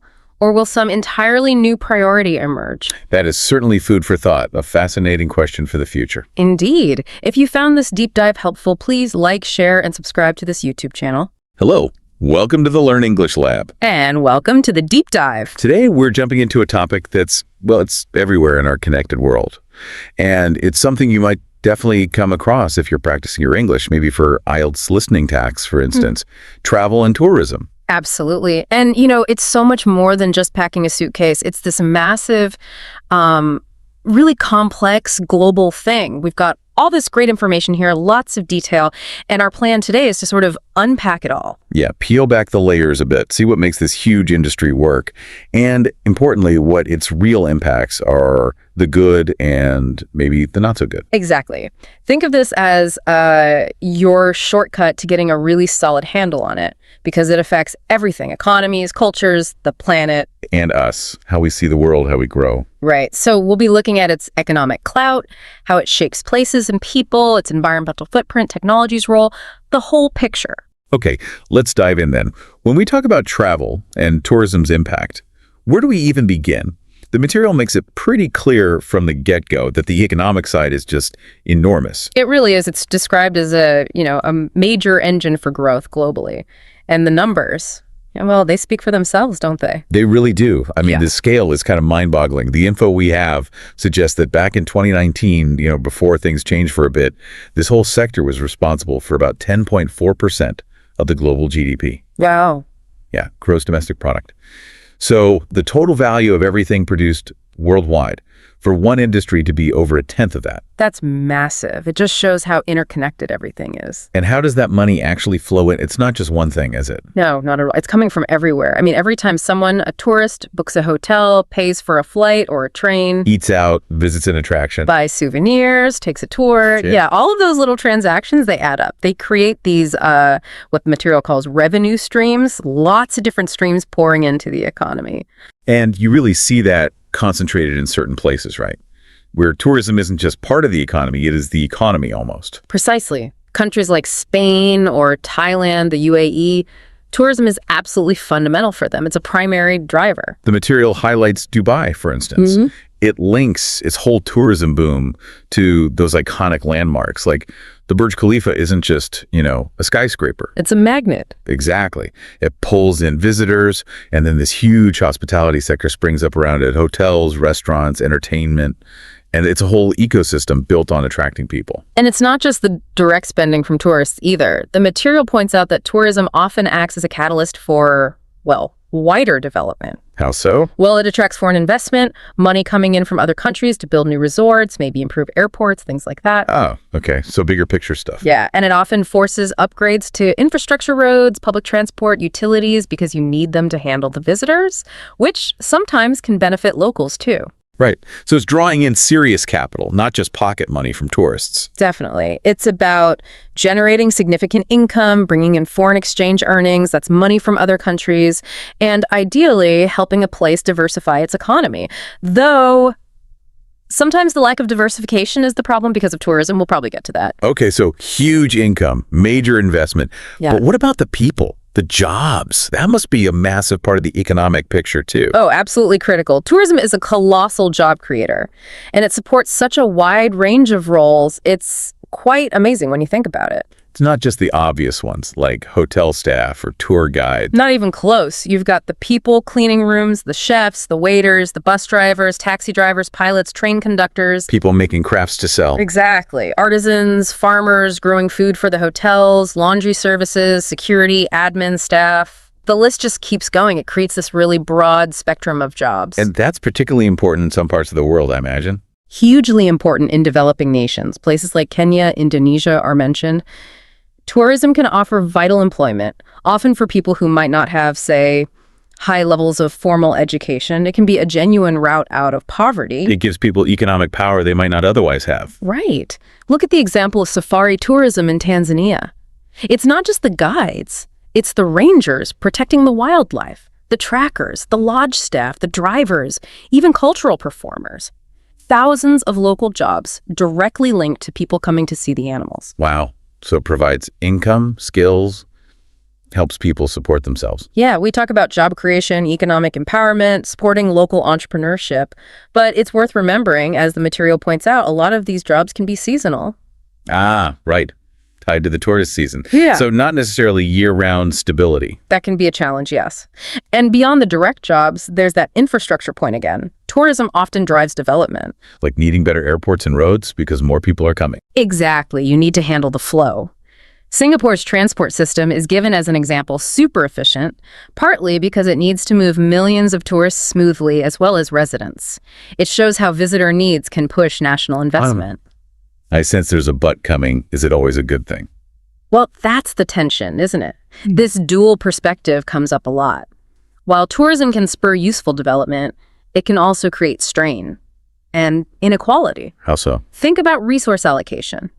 Do the new fancy roads only lead to the tourist resorts? Is all the investment poured into the tourist zones while local neighborhoods maybe lack basic services? Ah, I see. So public money might follow the tourist dollar, potentially leaving locals behind. It's a risk. You get this impressive infrastructure investment and urban development in some areas, but you have to ask, who is it really benefiting most? Is the resource allocation fair? It can create real disparities. Okay, that's a critical point. And one more thing on the economic front, the risks involved. It sounds powerful, but is it stable? That's the Achilles heel, really. Heavy reliance on tourism makes an economy very vulnerable. Vulnerable to what? External shocks. Things you can't predict or control. A natural disaster, earthquake, hurricane, tsunami, a health crisis, a pandemic, political instability, conflict. Things that stop people traveling. Instantly. Tourist numbers can just collapse overnight. And if tourism is your main source of income, as well. COVID-19 must be the ultimate example of that. Absolutely devastating for tourism-dependent economies. The material uses the Maldives as a stark example. Tourism is like over 60% of their entire GDP when flights stopped. Disaster. Complete economic crisis. It just showed how fragile that reliance can be. Which brings us back to that idea of diversification. Exactly. You need economic diversification. You can't have all your eggs in the tourism basket because that basket can be easily dropped by global events. Building economic resilience means having other sectors to lean on when those external shocks hit. It's a constant balancing act for many places. Okay, wow. So the economic impact is huge, complex, powerful, but also potentially fragile. Let's shift gears. Travel isn't just about money. It changes cultures too, right? Oh, profoundly. This is where things get really interesting and honestly sometimes quite tricky. Because travel is fundamentally about people from different backgrounds encountering each other. Which leads to cultural exchange. Ideally, yes. It facilitates that intercultural dialogue. It exposes travelers to different traditions, languages, foods, ways of thinking, things completely outside their usual experience. It can really break down barriers and stereotypes. Like seeing a festival firsthand. Yeah, exactly. Experiencing something like Diwali in India or maybe La Tomatina in Spain, it's totally different from just reading about it. It connects people. Visitors get a real glimpse, and locals maybe see their traditions appreciated. It fosters mutual understanding. Or the example of the Japanese tea ceremony. It's more than just watching, it's participating. Right. It's an immersive experience. You're learning about philosophy, aesthetics, social customs. Directly, it's moments like that cultural immersion that really broaden your horizons. So it helps with intercultural exchange, global awareness, appreciating heritage. Sounds very positive. It can be. And tourism can also play a really direct role in actually preserving cultural heritage. How does that work? Through the money it brings in. Largely, yes. The revenue from tourism, like entrance fees, can be absolutely vital for maintaining historical sites, ancient monuments, even keeping traditional crafts or performances alive. Like the big UNESCO World Heritage Sites, Machu Picchu, Angkor Wat. Those are prime examples. The fees tourists pay often go straight into conservation funding, archaeologists, repairing structures, protecting the sites from erosion or decay. Honestly, without that tourist money, some incredible places might just crumble. What? Again, I feel a tension here. Yeah. Doesn't having lots of people visit these places also cause problems? That's the paradox. Huge numbers of visitors, heavy foot traffic. It physically wears down ancient stones. Crowds can change humidity levels inside old buildings. The sheer pressure can damage fragile structures. Venice comes to mind. Venice is a classic, tragic example. Millions of tourists, huge cruise ships. It puts immense strain on the city's sinking foundations. They need the tourist income for cultural conservation, for upkeep, but the tourism itself is contributing to the problem. So you need sustainable tourism practices to manage that, to combat the effects of over-tourism. Absolutely. It's a constant challenge. And the impact isn't just physical. There's the risk of, well, cultural erosion, commodification. What do you mean by that? Turning culture into a product? Kind of, yeah. When there's intense pressure from mass tourism, destinations might start simplifying or changing their traditions to make them more palatable or entertaining for tourists. Losing the original meaning. Potentially. The example given is indigenous dances in Bali, perhaps being shortened or altered for tourist shows. They might lose their deeper spiritual context and just become a performance, a commodity. And stereotyping, too. Reducing a whole culture to a few cliches. That's another risk.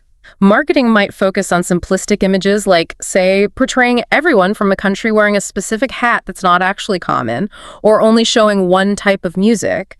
It's cultural dilution, a loss of authenticity, turning richness into caricature. That doesn't sound good. But is there any upside? Can tourism ever help revive traditions? Yes, sometimes it can. That's the other side of the coin. If tourists create a new demand for something traditional that was maybe dying out. Like traditional crafts. Exactly. The material mentions traditional weaving in Guatemala. Tourist interest created a market, giving artisans an income and an incentive to keep those skills alive, to pass them down. It can breathe new life into fading practices. That's cultural revitalization. Okay, so it can be a lifeline. But another caveat. There's always a caveat, isn't there? Even that revitalization can tip into over-commercialization. Artisans might start focusing on quantity over quality, speed over traditional methods, just to meet tourist demand. So the craft itself might change, driven by profit rather than tradition. Right. The focus shifts from the value of the traditional craftsmanship to just commercialization. So yes, it can revive things, but the market forces can subtly alter the tradition itself. It's complex. Definitely complex. Okay, so culture is impacted in all these intricate ways. What about the environment? That feels like another huge area. It is, and it's arguably one of the most critical challenges the industry faces right now. The environmental footprint of travel is significant. How does it manifest? What are the main problems? Well, the most direct is environmental degradation at the destination. Putting lots of people into often sensitive natural areas inevitably causes strain. Like pollution, litter. Yes, pollution from transport, litter left behind, sometimes direct habitat destruction as areas are cleared for resorts or infrastructure. Wildlife behavior can be disrupted. We see this in popular natural spots worldwide. Places like the Great Barrier Reef or Mount Everest. Both are facing major challenges linked to tourism, reef damage, pollution, litter at Everest Base Camp. It's serious. And Bali, again, the sheer number of visitors leads to beach pollution, strains water resources, impacting locals and ecosystems. So we talk about the ecological footprint. Over-tourism causing resource depletion. It sounds quite damaging. It can be, which is why careful management is so vital. But just like with culture, there's also a potential positive role for tourism and conservation. Through things like ecotourism. Exactly. Ecotourism is specifically designed to use tourism revenue to fund conservation and raise awareness. Like the gorilla trekking example in Rwanda. That's a powerful one. Those expensive permits directly fund anti-poaching patrols, habitat protection, and local community projects linked to conservation. It creates a direct economic reason to protect the gorillas and their environment. And national parks rely on tourist fees too, right? Many do, like Yellowstone in the U.S. Entrance fees are crucial for managing the park, protecting biodiversity, maintaining trails. So sustainable tourism can support biodiversity preservation and provide vital conservation funding. Okay, so there's that potential upside. But what about the travel itself? Getting there? Flying? Yes. That's the elephant in the room, environmentally speaking. Carbon emissions. Air travel mainly. Air travel is a big one, yes. Yeah. And large cruise ships, too. They contribute significantly to global carbon emissions. A single long-haul flight can be a huge chunk of someone's annual carbon footprint. Multiply that by millions of travelers. It adds up fast. It really does. And it raises tough ethical questions, doesn't it? About how much we fly, how often in an age of climate change. We need climate change mitigation efforts, more sustainable transport options. Yeah. It's a massive challenge. But can travel also make people more aware of environmental issues? It can, definitely. That's another positive angle. It can be a powerful educational tool. Wow. Well, visiting incredible natural places, seeing fragile ecosystems, maybe witnessing the impacts of climate change or pollution firsthand, that can really hit home. Participating in eco-tours that explain conservation efforts can be very effective. Like the Costa Rica example, highlighting rainforest preservation. Exactly. It connects people emotionally to the environment, helps them understand why protection is vital. It fosters environmental awareness, encourages more eco-conscious travel. It becomes a form of conservation education. So another double-edged sword. Huge environmental challenges, but also some potential for positive impact through funding and awareness. Let's move on to the social side. How does tourism affect the communities people visit? Again, it's a mix of positives and negatives, often happening simultaneously. On the plus side, tourism definitely boosts global connectivity. Building bridges between people. Yes, on a very personal level. Travel facilitates those social connections across borders. People meet, interact, form friendships, understand each other better. Like student exchanges or big international events. Things like student exchanges, international festivals, the Olympics, World Expos, they bring diverse groups of people together. It fosters social cohesion, promotes a sense of global citizenship, builds those cross-cultural relationships. It makes the world feel a bit smaller and more connected. That sounds great. But what's the downside? How can it strain communities? Well, simply having huge numbers of temporary visitors pour into a place, especially residential areas, can be very disruptive for locals. Noise, crowding. Noise, crowding, traffic congestion, yes. But also, critically, it often drives up the cost of living, especially housing. Like in places such as Venice or Barcelona, where apartments get turned into tourist rentals. Exactly. The material mentions the impact of short-term rentals. They can take housing off the long-term market, pushing up rents and property prices, making it unaffordable for local residents, sometimes forcing them out. That's gentrification driven by tourism. It can be a major factor, yes, leading to community displacement, overcrowding for those who stay, and understandably, social tension between locals and tourists. It's a really difficult, sensitive issue in many popular cities. Are there positive social impacts, maybe for specific groups? Yes, potentially. Tourism can sometimes empower marginalized communities like indigenous groups. How? By providing income opportunities through things like cultural tours run by the community or selling traditional handicrafts directly to visitors. Community-based tourism initiatives can give them economic leverage. The Maasai communities in Kenya are mentioned as benefiting from some projects. Right.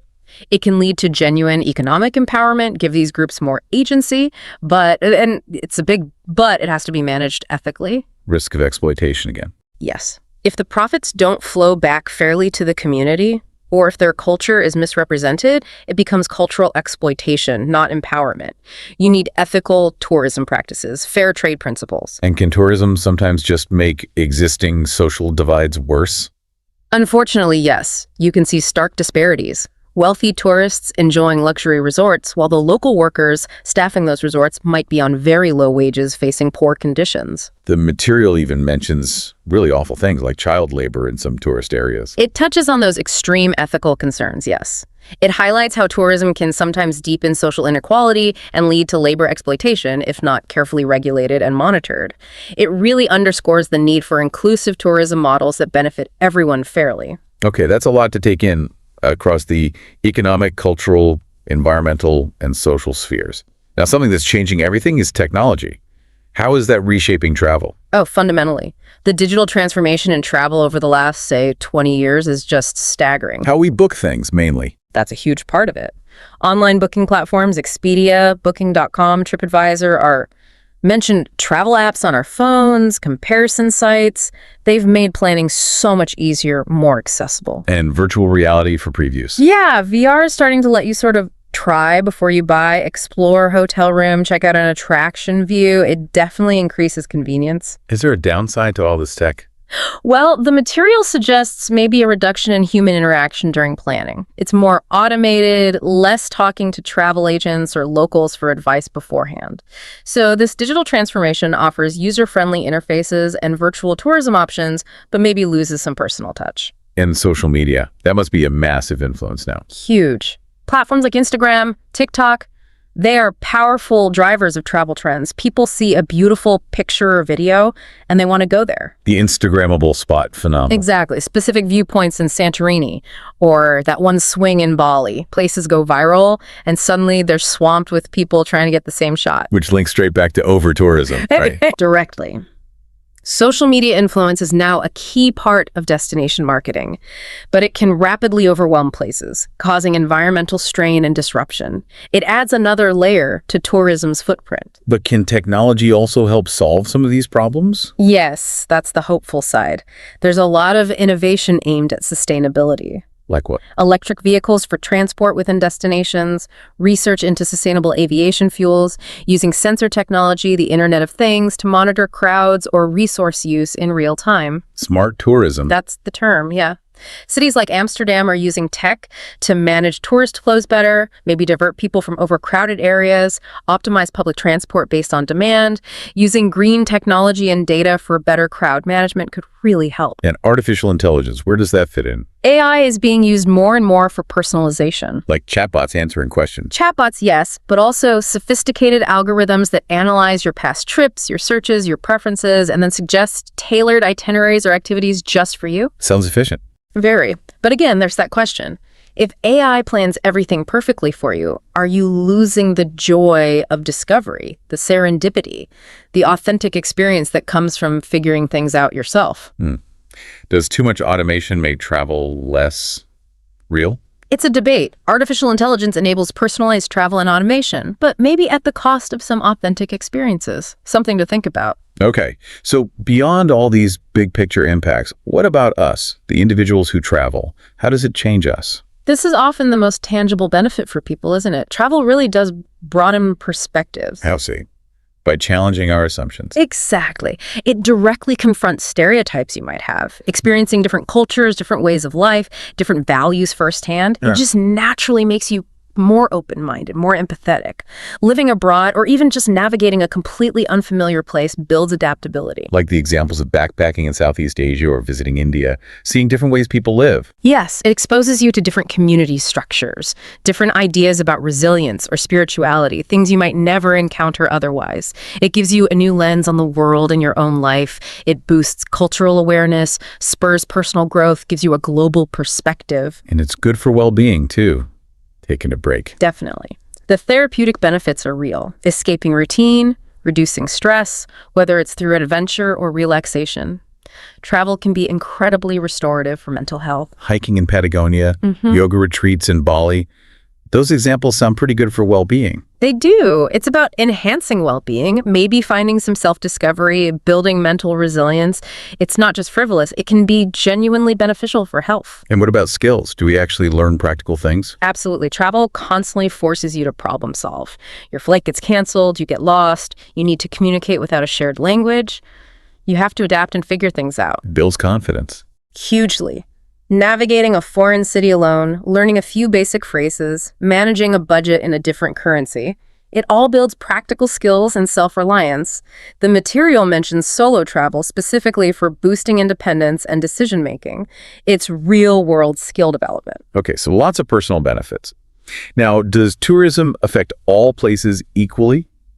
Or does it depend on where you go? It varies quite significantly. Looking at regional perspectives really highlights this. Like in developed countries, UK, Australia. Right. In developed nations, tourism usually supports already complex economies. They have sophisticated industries. Their biggest challenge is often managing the success dealing with over-tourism in popular spots. So places like London using congestion charges to manage traffic, which includes tourist traffic. Exactly. It's often about tourist management, urban planning, trying to maintain quality of life alongside a busy tourism sector within a relatively stable economy. And developing nations, Vietnam, Nepal. For them, tourism is often much more central to basic economic growth, job creation, poverty reduction. It's seen as a vital engine.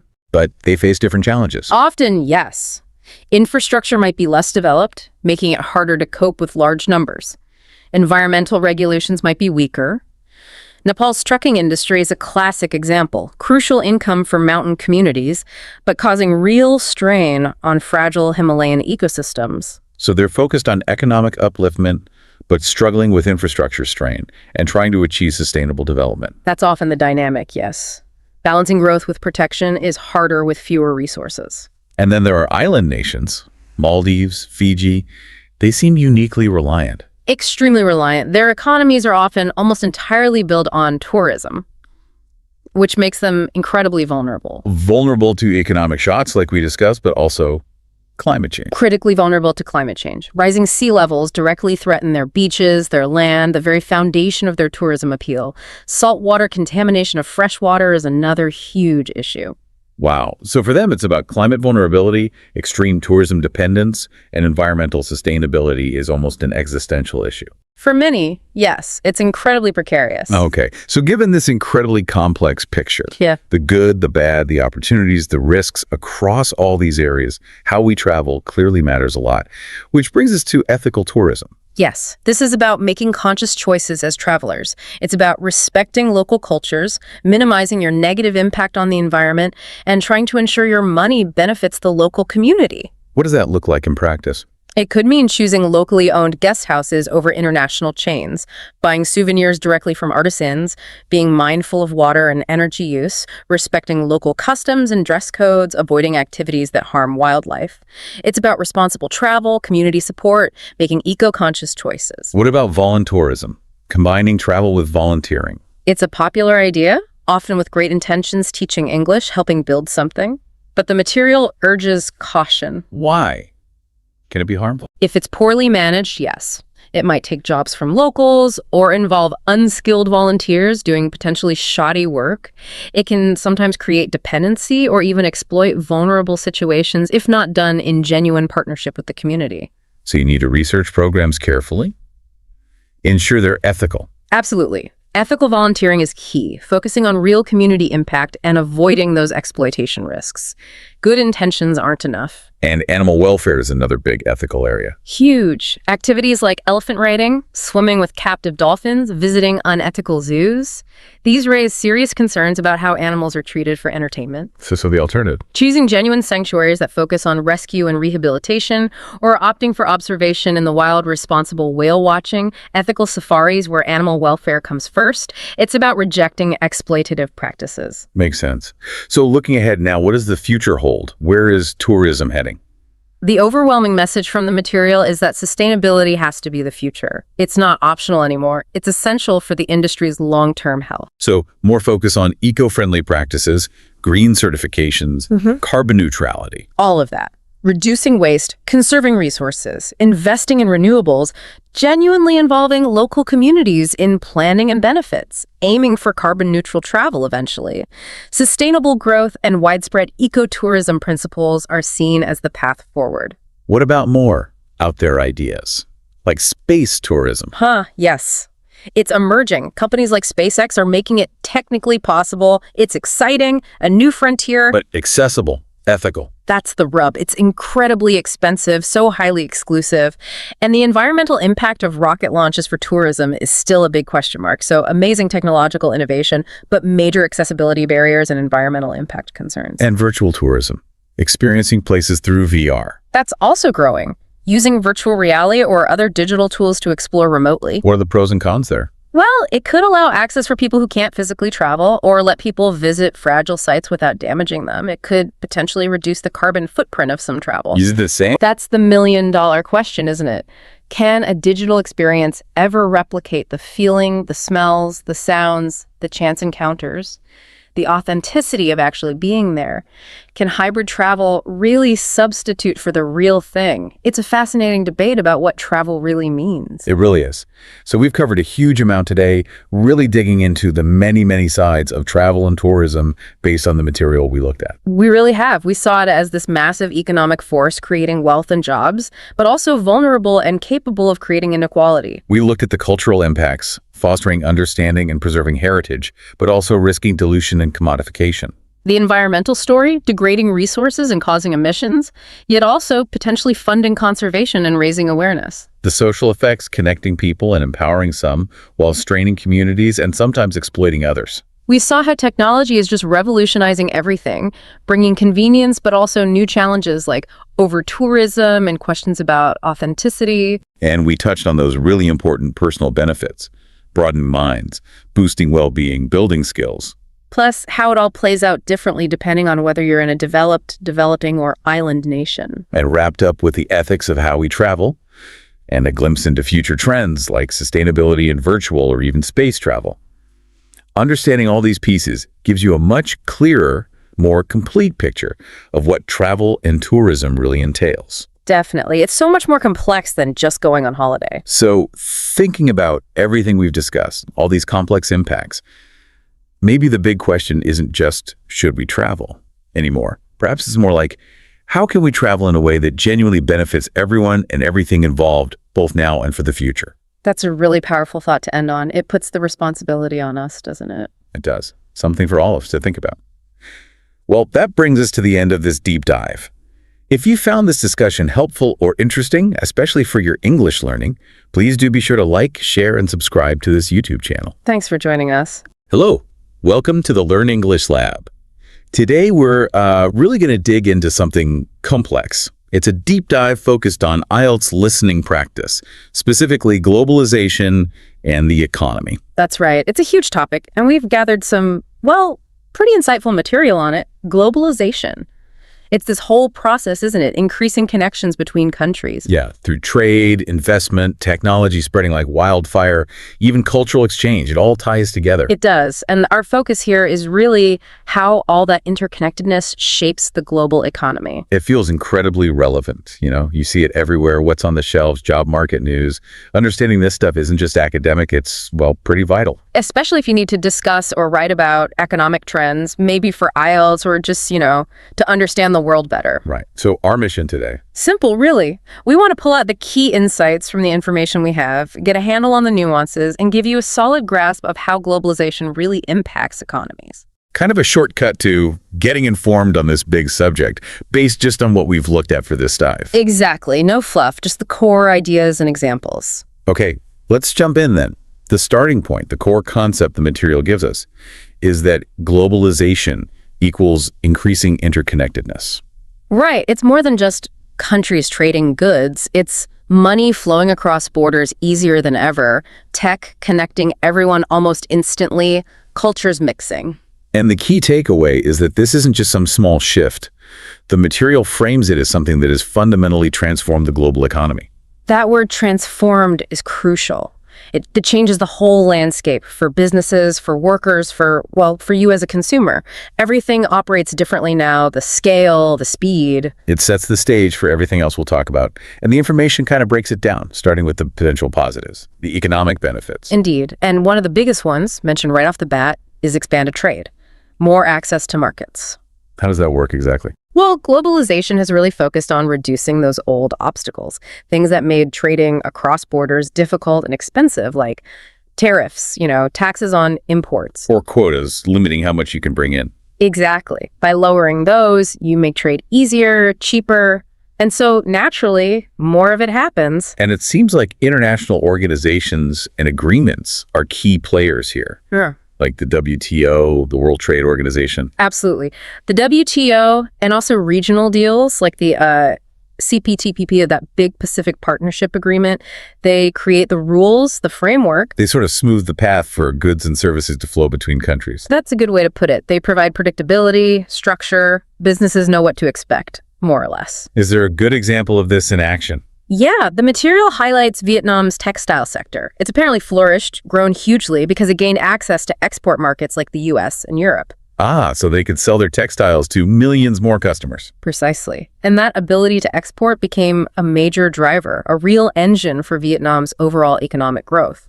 That makes sense. Yeah. If you suddenly have a massive new market open up, tariff-free or with lower tariffs, that's a game changer. It really is. And the underlying economic idea here, highlighted in the info, is comparative advantage. Okay, comparative advantage. Remind us briefly. Sure.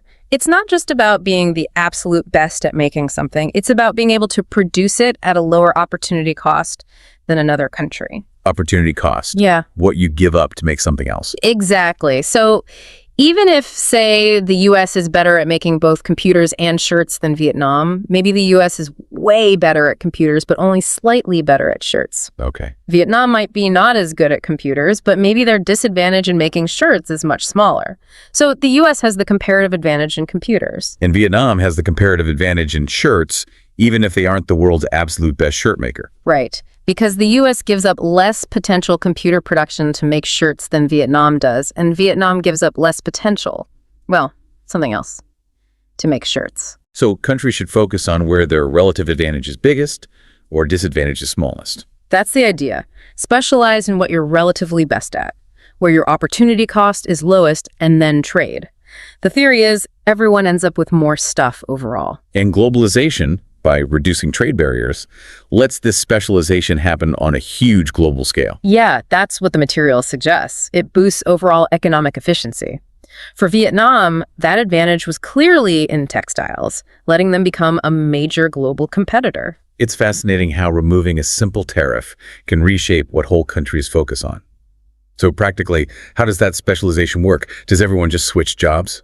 Well, not overnight, but over time, a country's resources like its workers, its investment money, even its land, tend to flow towards those industries where it's most competitive globally. So in Vietnam, more investment and more people started working in textiles and clothing. Right. They build up expertise, get really efficient, achieve that scale needed to compete.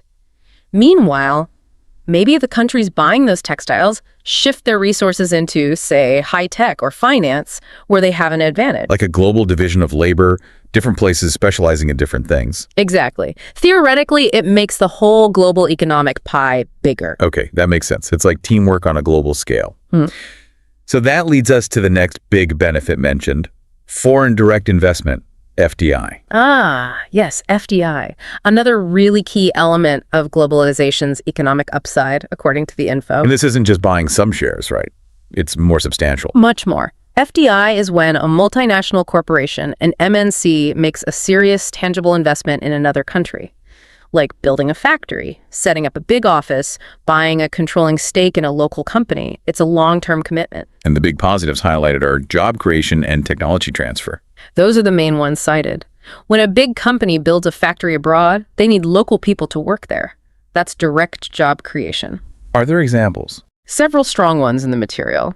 Apple's manufacturing operations in China mentioned as employing millions. That's FDI creating jobs on a massive scale. Wow, millions. Or India's IT sector boom.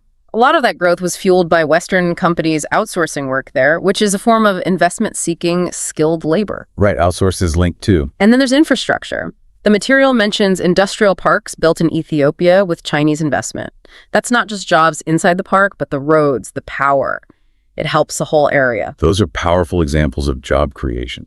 But, is FDI always a purely good thing? Does the information touch on any, downsides or complexities later on? It does hint at it, yes. While this section focuses on benefits, later points bring up nuances. For instance, what kind of jobs are created? Are they high-skill or mostly low-skill assembly? Good question. And technology transfer, is it the latest tech or older processes? Plus, there's the risk of dependency or investment just focused on resource extraction without wider benefits. We'll get into that. Okay, so it's complex. But sticking with the upsides for now, FDI brings in capital, creates jobs. What's next? Consumer benefits and economies of scale. This is where globalization probably feels most real for people day to day. The information explains that because companies from all over the world are competing, it pushes prices down. More competition means better deals for us. Right. Lower prices, often better quality as companies try to stand out, and just way more choice. Think about electronics, clothes, food. Yeah, you can buy stuff from everywhere now. Electronics designed here, made there, parts from somewhere else. Often cheaper than they used to be. Coffee from Brazil, right here. Exactly. And the key concept behind the affordability is economies of scale. Ah, right. The bigger you get, the cheaper it is to make each individual item. Pretty much. If a company can sell to the whole world, not just one country, its production volume can be enormous. So they buy raw materials cheaper in bulk, run factories more efficiently, spread fixed costs like R&D over millions of units. Yes. And those cost savings can then theoretically be passed on to you, the consumer, as lower prices. Is there an example for this? The classic one mentioned is a giant retailer like Walmart. Their whole model relies on a global supply chain, sourcing things from the cheapest places worldwide to sell in huge volumes. That massive scale in buying and logistics allows them to keep prices low. That's a huge part of their strategy, enabled by globalization. It makes a lot of goods more affordable for average shoppers. It really does change the shopping landscape. Thinking about it, how has your own experience changed over the years because of this? Oh, dramatically. I remember when certain things were just unavailable or considered real luxuries because they were imported and expensive.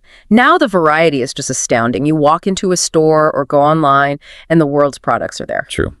But you mentioned earlier this competition can be tough on local businesses, right? Absolutely. That's one of the major downsides we'll discuss. This intense global competition has casualties too. A definite trade-off. Okay, the last benefit listed in this section. Job creation again, but also labor mobility. Right. So, beyond FDI creating jobs, the simple act of exporting creates jobs in those export-focused industries. The material points again to Bangladesh's garment sector. Employing millions, primarily making clothes for export. Exactly. If your country becomes a global hub for something, it can mean a lot of jobs. But globalization also makes it easier for people to move for work. Skilled workers moving to countries where their expertise is needed. Yes. The examples provided are things like Indian engineers working in Silicon Valley or nurses from the Philippines helping fill healthcare shortages in places like the UK. People moving to where the jobs match their skills. And there's a huge economic consequence of that movement beyond just the jobs themselves, remittances. The money sent back home by workers abroad. Crucial for many economies. Yeah. The info highlights the Philippines receiving over $30 billion a year from its citizens working overseas. $30 billion, that's massive. What does that money do? It's a vital lifeline. Families use it for everyday needs, education, healthcare, maybe starting a small business. It pumps foreign currency into the economy and helps reduce poverty significantly. That's a really significant impact. Let's explore this idea of a global labor market a bit. What are the wider implications of people moving like this for both the countries they leave and the countries they go to? Well, for the sending country, like the Philippines or India, there's often talk of brain drain, losing talented people. But as those remittance numbers show, the money coming back can be a huge economic plus, maybe even outweighing the loss of that person's direct labor in the country. So it's a complex calculation for the home country. It is. And for the receiving country, say the US or UK, it fills vital skill gaps. They need those engineers, those nurses. But it can also bring social challenges, immigration debates, potential wage impacts for local workers, integration issues. So benefits and challenges on both sides. The information focuses mostly on the economic upside here, though. Primarily, yes. Job creation in export sectors, and the economic boost from remittances driven by labor mobility. Okay, so we've laid out a pretty positive case based on the material. More trade, investment boosting growth, benefits for consumers, jobs from exports, and people moving for work and sending money home. But, as you said, it's not the whole story. Time to look at the challenges. Definitely. The information is quite clear that globalization has significant downsides too. And the first big one tackled is widening economic inequality. How does globalization make inequality worse? The core idea presented is that the benefits aren't spread evenly. Wealthier nations and big multinational corporations often gain the most. And within countries, certain groups can be left behind. Like low-skilled workers in developed countries. Yes, that's a key point. They can face job losses when companies move production to countries with lower wages, outsourcing. The example always used is the U.S. Rust Belt, right? Manufacturing jobs disappearing as factories move to, say, Mexico or China. That's a textbook example cited in the material. It shows that direct impact, lower costs elsewhere, leading to job losses at home. But the inequality isn't just between rich and poor countries. It happens within countries too. Absolutely. The material uses India as an example, highlighting a growing divide between urban and rural areas. Cities connected to the global IT and service economy boom, while rural areas relying on traditional agriculture might lag behind. So the gap widens inside the country itself. Exactly. Urban incomes rise faster, opportunities concentrate in cities, leaving rural populations further behind. This inequality point feels like a really crucial counterweight to the efficiency arguments. How does that drive for global efficiency sometimes clash so directly with spreading the wealth more fairly? Well, think about what efficiency means in this context. It means finding the lowest cost production, the highest return on investment. That naturally pulls jobs and capital towards places with lower wages or concentrates high-value work in already advanced hubs. Which is great for company profits and often leads to cheaper goods globally. Right, those are real benefits. But the system doesn't automatically redirect those gains to the person who lost their factory job or the farmer in the lagging rural area. The rewards flow to certain skills, certain locations, owners of capital, unless governments actively step in with policies to redistribute or support those left behind. Efficiency and equity can definitely pull in opposite directions. That's a critical distinction. Oh. Next challenge, the erosion of local economies. This one hits close to home for many communities. The information explains how small local businesses often really struggle to compete against giant MNCs. Because the big guys have economies of scale, global brands. Exactly. They can often sell things cheaper than a local shop can even buy them for, and they have huge marketing power. The examples given are quite stark. Local shops in Africa finding it hard when a huge chain like Carrefour arrives. It's a tough battle. And it's not just retail. Traditional industries face pressure, too. Think about local artisans, maybe making handicrafts in India. They struggle against cheap, mass-produced alternatives flooding the market. Precisely. It becomes harder to make a living from traditional skills when standardized, lower-cost global products are readily available. It makes you wonder, is there any way for these local economies to survive? Or even find a way to thrive alongside these global giants? And what do we actually lose when they disappear? The information doesn't really offer easy solutions. Survival often means finding a niche, unique products, high-quality cultural value, personalized service, community connection, things the big chains can't easily replicate. The loss. It's more than just jobs, isn't it? Oh, definitely. It's the character of a place, traditional skills vanishing, community ties weakening. Local businesses often keep money circulating locally. When profits go to a global HQ, that local economic energy dissipates. A reminder that economics, society, and culture are all intertwined. Okay, another big challenge. Economic vulnerability. Global crises spreading faster. Yes, this is a direct result of being so interconnected. When economies rely heavily on each other for trade and finance, a shock in one place can ripple outwards much more quickly and severely. The 2008 financial crisis is the classic example, starting in the U.S. housing market. Exactly. It began with subprime mortgages in the U.S., but because financial institutions globally were all linked, trading complex products, the crisis went global almost overnight. Banks failed everywhere, credit dried up, recession hit worldwide. Far beyond where the problem started. And a more recent example we all felt, the COVID-19 pandemic. Primarily a health crisis, but the economic fallout was massive because of globalization. Right. Lockdowns in one country shut down factories supplying parts for industries thousands of miles away. The material mentions the auto industry, for example, car production lines halted because they couldn't get specific components from overseas suppliers affected by the pandemic. It really showed how tangled those global supply chains are.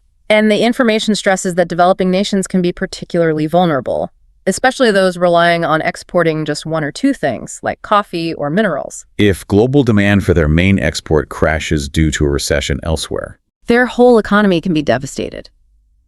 This idea is sometimes called global contagion.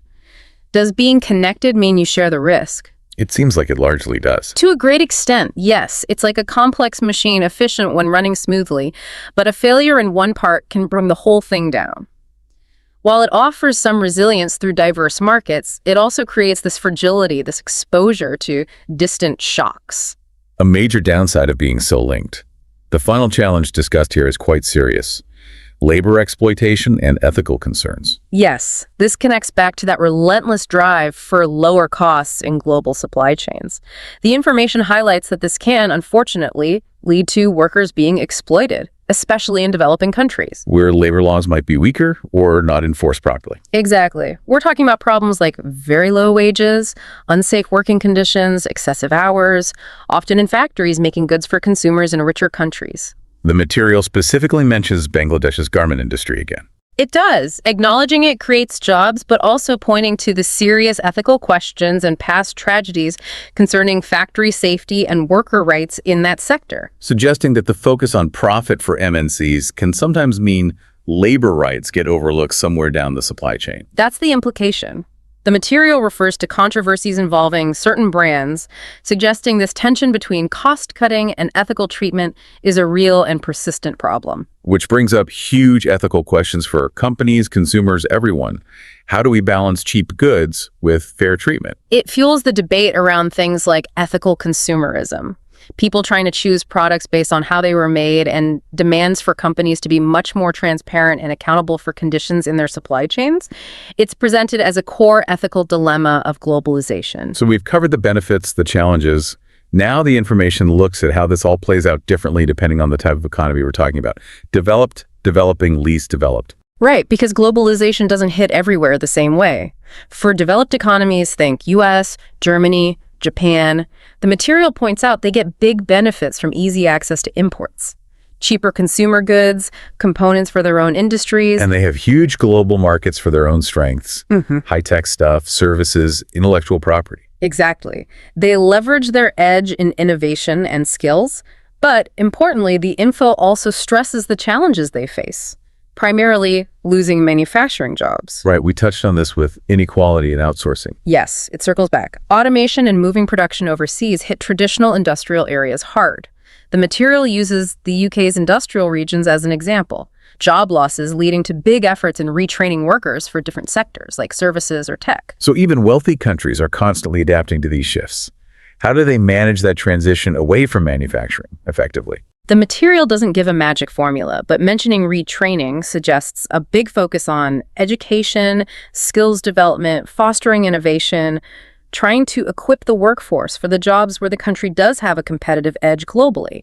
It's about navigating a major economic restructuring. Okay, then developing economies like China and India, the transformation there has been massive, according to the info. Absolutely dramatic. China's story is presented as export-led growth on an unprecedented scale. Becoming the world's factory lifted it to become a global economic superpower incredibly quickly. And India's path was more through the service sector. Yes, fueled by global outsourcing, becoming a huge hub for IT services, call centers, business process operations for companies worldwide. Huge success stories in terms of growth and poverty reduction.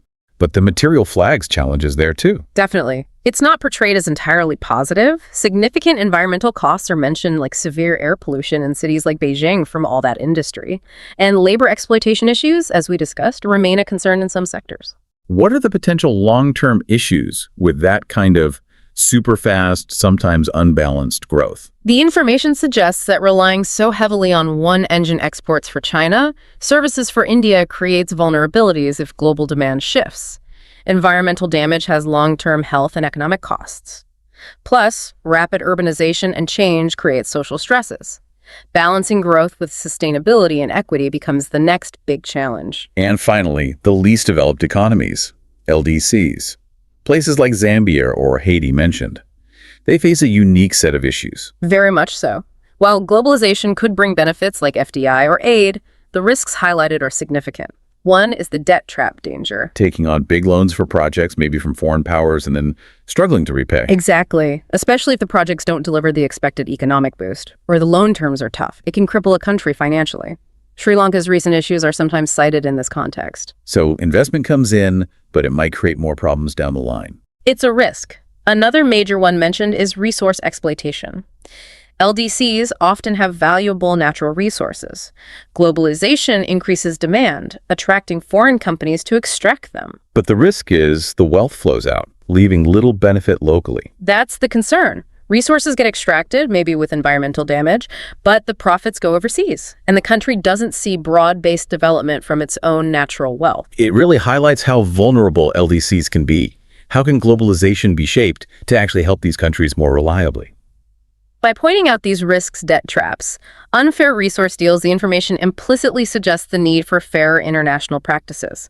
More transparency, support for LDCs to negotiate better deals, investment focused on genuine development, not just extraction. It suggests the current system can be disadvantageous without conscious efforts to make it fairer. Okay, a very varied picture across different economies. Now let's bring in technology more directly, the digital thread. Technology is presented as a core driver of modern globalization. It's what enables the speed and efficiency we see today. Instant communication, complex supply chains managed in real time. Things like e-commerce platforms, Amazon, Alibaba, connecting buyers and sellers globally. Exactly. And digital payment systems like PayPal making international transactions so much simpler and faster than old banking methods. They break down geographical barriers. Completely. The material gives a neat example. Small businesses in Kenya using mobile money apps like M-Pesa to trade internationally. Technology empowering even small players. It feels like digital tech hasn't just increased the scale, but massively increased the pace of globalization compared to, say, 50 years ago. Oh, exponentially faster. Think about coordinating production across continents before the internet faxes slow mail. Now, design changes are instant, supply chains monitored live, money moves in seconds. It's compressed time and space for economic activity. But there's always a but with globalization, isn't there? The digital divide. Yes, a critical counterpoint raised in the material. Unequal access to technology, internet, devices, skills creates this divide. Meaning some countries or regions just can't plug into these tech-driven benefits. Precisely. It limits their ability to participate fully. India is used as an example again. Cities might be fully digital, while rural areas lack basic internet access. And that stops people in those rural areas from accessing global e-commerce, online education, digital job markets. Exactly. It hinders their economic participation and reinforces existing inequalities. This digital divide seems like it could seriously lock in disadvantages. What are the economic consequences if you're stuck on the wrong side? It means being shut out of major growth sectors. New jobs, new business models are heavily digital. Without access, individuals and regions miss out on these opportunities, potentially widening the gap between the connected and the unconnected world. It's another layer of inequality. So tech is both the engine and potentially a new barrier. Let's shift to the environment now, the ecological footprint. A major area of concern highlighted. More global trade, more global consumption means more demand for resources, more energy use, more transportation, all impacting the environment. The examples are pretty clear. Global shipping burning massive amounts of fuel, contributing to emissions. Huge contributor. And global demand driving land use changes. Deforestation, like in Brazil, linked to rising global demand for things like soy and beef. Clearing forests for farms and ranches. It highlights a fundamental conflict, doesn't it? The drive for economic growth through more trade and consumption versus environmental limits. There's a core tension there. An economic model based on ever-increasing production and consumption, using finite resources and generating pollution, inherently clashes with sustainability. Cheaper goods and bigger markets have an environmental cost, resource depletion, climate change, habitat loss. Finding a way to decouple economic well-being from environmental damage is maybe the central challenge. But interestingly, the information also suggests globalization can help spread positive environmental change. Green technology. That's the other side of the coin. Because ideas and tech flow globally, it can speed up the development and adoption of things like solar panels, wind power, electric vehicles. International collaboration. Companies selling green tech worldwide. Exactly. Companies like Tesla expanding globally help spread EV technology faster. Global markets can drive down the cost of green tech through scale and competition. So the same global forces can work both ways. Potentially. But there's a caveat mentioned. Adopting these green technologies is uneven. Developing countries might lag behind because of the high upfront costs, even if they're very vulnerable to climate change impacts. It leaves you wondering if the green tech spread can happen fast enough and fairly enough to offset the environmental damage from other aspects of globalization. That is indeed the multi-trillion-dollar question, isn't it? The information presents both sides, suggesting the outcome isn't fixed. It depends on choices we make. Okay, moving towards the end, let's look at social and cultural impacts that have economic dimensions. It's not all just numbers. Right. One concern raised is cultural homogenization. The fear that dominant global brands, media, and trends might swamp local cultures. Which can then hit local economies tied to traditional crafts or practices, like the example of indigenous crafts in Mexico struggling against mass-produced stuff. Exactly. If the unique, culturally specific product can't compete economically with the cheap global alternative, the tradition itself and the livelihoods based on it are threatened. But again, there's a counter-narrative. Globalization can also export culture. Yes. The prime example given is K-pop. South Korea's music and culture becoming a global phenomenon, bringing in huge economic benefits, not just music sales, but tourism, merchandise, brand image. So it's not just Western culture flowing out. Yep. Other cultures can find massive global audiences too. Definitely. It shows globalization can be a platform for diverse cultural expression to find a global market, creating new economic value. So for culture and related economies, it's a real double-edged sword. Some challenged, others boosted. How does that balance out? The material suggests it's really dynamic and varied. Some traditional economies struggle, others adapt or find niches. And new global cultural industries, like K-pop, emerge.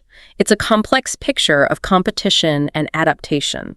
Another social aspect with economic links: social mobility and education. The idea here is that globalization can open up pathways for people to improve their situation through education and work opportunities that wouldn't exist otherwise. How does that work? Things like international scholarships letting students study abroad.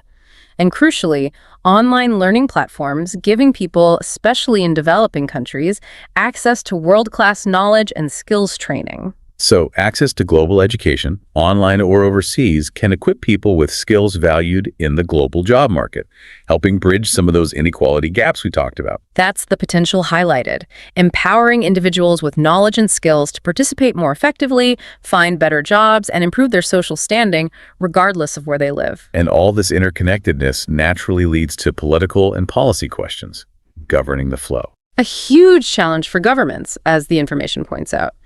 How do you stay open to the benefits of trade and investment while also protecting your own industries and workers from the negative impacts? The classic balancing act between free trade and protectionism. Exactly.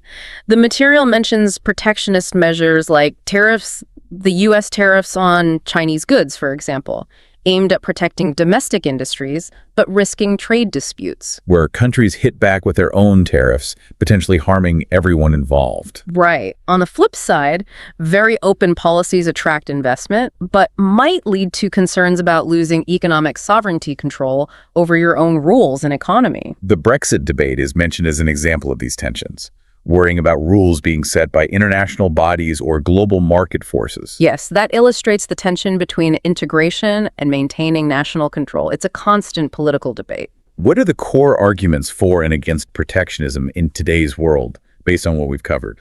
Arguments for protectionism usually focus on saving domestic jobs, shielding industries from what's seen as unfair competition, low wages, subsidies elsewhere, national security for key sectors.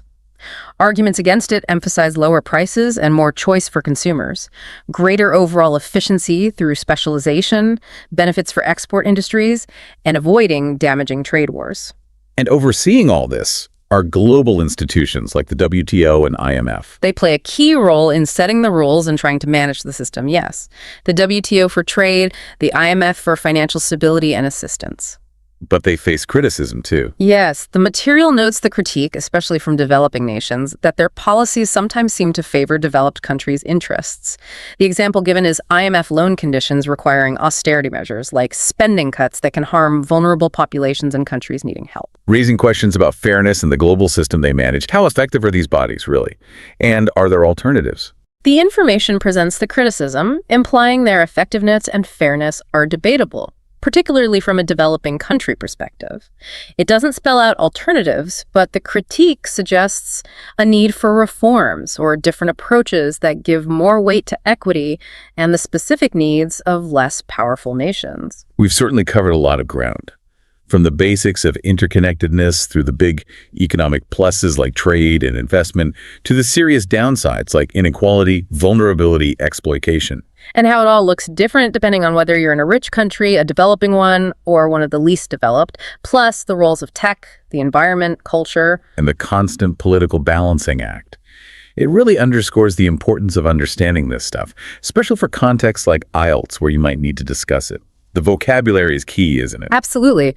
Terms like trade liberalization, FDI, remittances, socioeconomic disparity, sustainable development, protectionism, knowing what they mean is crucial. And using real-world examples makes it all stick. The material highlighted several good ones. Yeah, like China's Belt and Road showing investment, but also debt risks. The 2008 crisis showing interdependence and how things spread. Bangladesh's garment sector jobs versus exploitation, a real-world dilemma. And Brexit globalization versus sovereignty, These examples make the abstract concepts concrete, right? Exactly. They show you where and how these forces operate. Comparative advantage becomes Vietnam's textiles. Vulnerability becomes the 2008 crash. Labor issues become Bangladesh. They anchor the ideas in reality, making them easier to understand, analyze, and talk about. It shows globalization isn't just theory, it's real-world impact. It really does. So wrapping up this deep dive, we saw globalization as this web of connections, bringing opportunities like trade, growth, consumer choice, but also serious challenges: inequality, instability, ethical issues, environmental costs. Impacts vary hugely, and it forces constant adaptation and difficult policy choices. It's a complex, powerful force full of contradictions, creating wealth and connection, but also raising profound questions about fairness and sustainability. Which leaves us with a final thought to ponder. Given all these multifaceted impacts, the amazing opportunities and the undeniable difficulties, how might we, collectively, think about shaping a version of globalization that keeps the dynamism but becomes genuinely more equitable and sustainable for everyone, everywhere? That's perhaps the defining challenge of our time, a big question to carry forward. Indeed. If you found this deep dive valuable for your learning journey, please remember to like, share, and subscribe to this YouTube channel. Hello. Welcome to the Learn English Lab. Welcome to a deep dive into a topic that, well, fundamentally shapes our modern world: technology and innovation. It's really more than just a buzzword, isn't it? It's the engine driving change across, well, pretty much every aspect of life, work, and how we connect. And for anyone looking to deepen their understanding, maybe expand their knowledge base, or even sharpen skills for challenges like communication exams, where being well informed is key.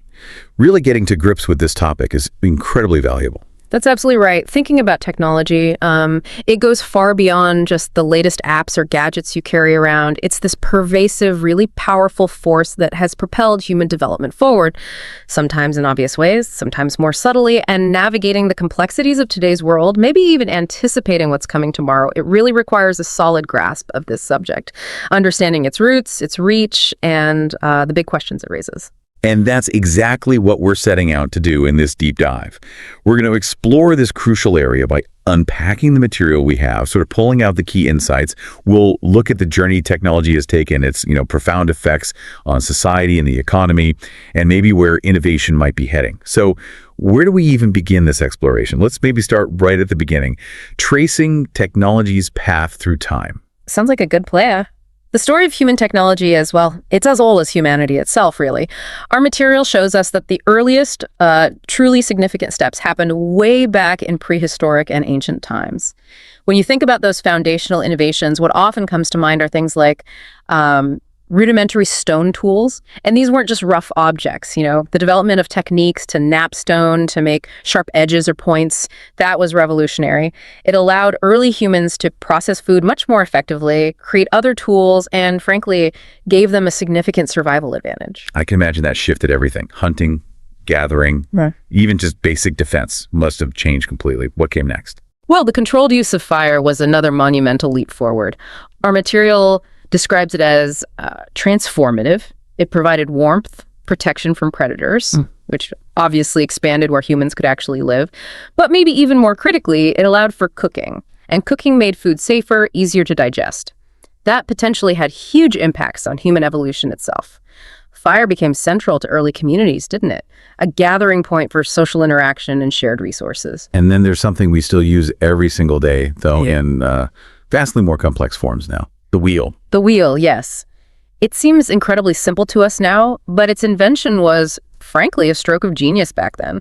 Our material really emphasizes its vital role far beyond just moving things around. Transportation is obvious, but it was crucial for early agriculture, too. How so? Think about irrigation systems, maybe simple machines for grinding grain, things like that. And perhaps most significantly, it was a catalyst for trade and commerce.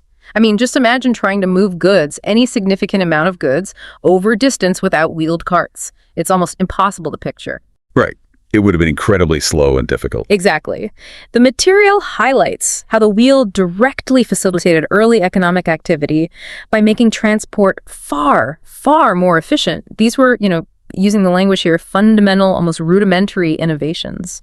But they were incredibly powerful technological catalysts. They really set the stage for significant societal advancement.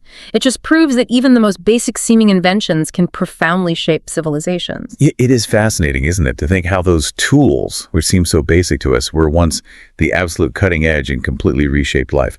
Okay, let's fast forward quite a bit then. What happened when we got to the Industrial Revolution? This feels like a much more rapid, disruptive period. It absolutely was. That period, roughly spanning from, say, 1760 to 1840, is indeed characterized as an industrial upheaval. It wasn't just a step forward, it was a complete paradigm shift in how things were made, in daily life, everything. Our material points to key technologies like the steam engine, that mechanized power generation, freeing manufacturing from needing to be right next to a river, for instance. Right, power anywhere. Pretty much. Then you had mechanized textile production machines like the power loom. That dramatically increased the speed and scale at which fabrics could be made. It created entirely new factory systems. Huge factories, right. Exactly. And alongside that, the development of railways, powered by those same steam engines, that just shrank distances and integrated markets in ways that were completely unprecedented. And the impact wasn't just technological, was it? It sounds like it completely reshaped societies as well. Oh, absolutely. Our material describes how these technologies fueled rapid urbanization. People moved in huge numbers from rural areas to these new factory towns looking for work. It drove significant economic growth, no doubt, created new industries, new wealth. However, and this is crucial, the material is very careful to highlight the significant negative consequences that came with it. Like what? It points to widespread labor exploitation, often brutal working conditions, incredibly long hours, very low wages, dangerous environments in the factories, and simultaneously it notes serious environmental degradation. Coal-powered factories polluted the air and water on a massive scale, impacting public health and the natural landscape. So this period really underscores that idea that technological progress often comes with serious trade-offs. It wasn't just a smooth upward curve of improvement. Precisely. The Industrial Revolution serves as a powerful historical case study, really. It gives us a framework for analyzing the benefits versus the costs of major technological shifts. Our material uses terms like mechanization and socioeconomic disparities to describe the process and, well, its often harsh outcomes.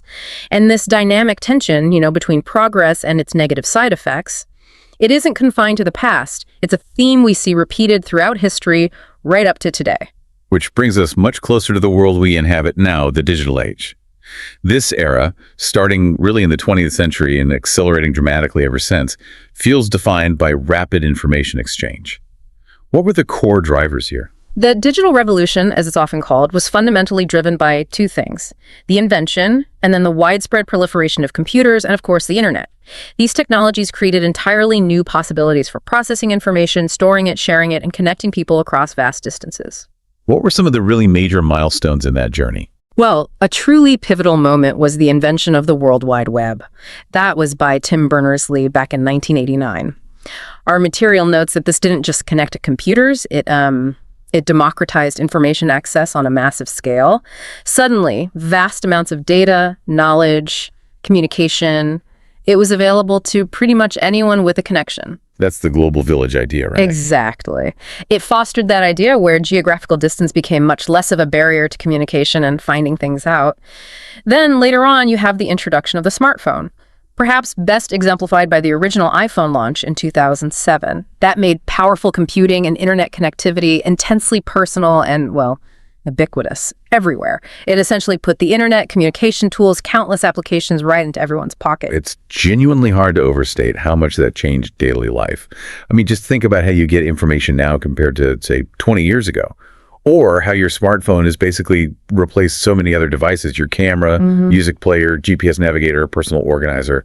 It's all in one place. Absolutely. This era really introduced and solidified terms like digital revolution, the concept of the information superhighway, and this ongoing drive for universal connectivity. Okay, so looking at the cutting edge right now, today, what technologies are currently defining our time? The material points to a few really significant areas. Right now, we're seeing incredibly rapid advancements in artificial intelligence, or AI, also significant developments in blockchain technology, and crucially, ongoing progress in renewable energy sources. Can you just paint a quick picture of what each of those represents? What are we talking about? Sure. Artificial intelligence is the force behind systems that can perform tasks that typically require human intelligence. Things like learning, problem-solving, decision-making. We see it in virtual assistants like Siri or Alexa, recommendation engines on Netflix or Amazon, and increasingly in really complex systems like those being developed for autonomous vehicles. Okay, and blockchain. Blockchain is that distributed ledger technology. It provides a secure and transparent way to record transactions across multiple computers. It's most famous for underpinning cryptocurrencies like Bitcoin, ensuring data integrity without needing a central bank or authority. Got it.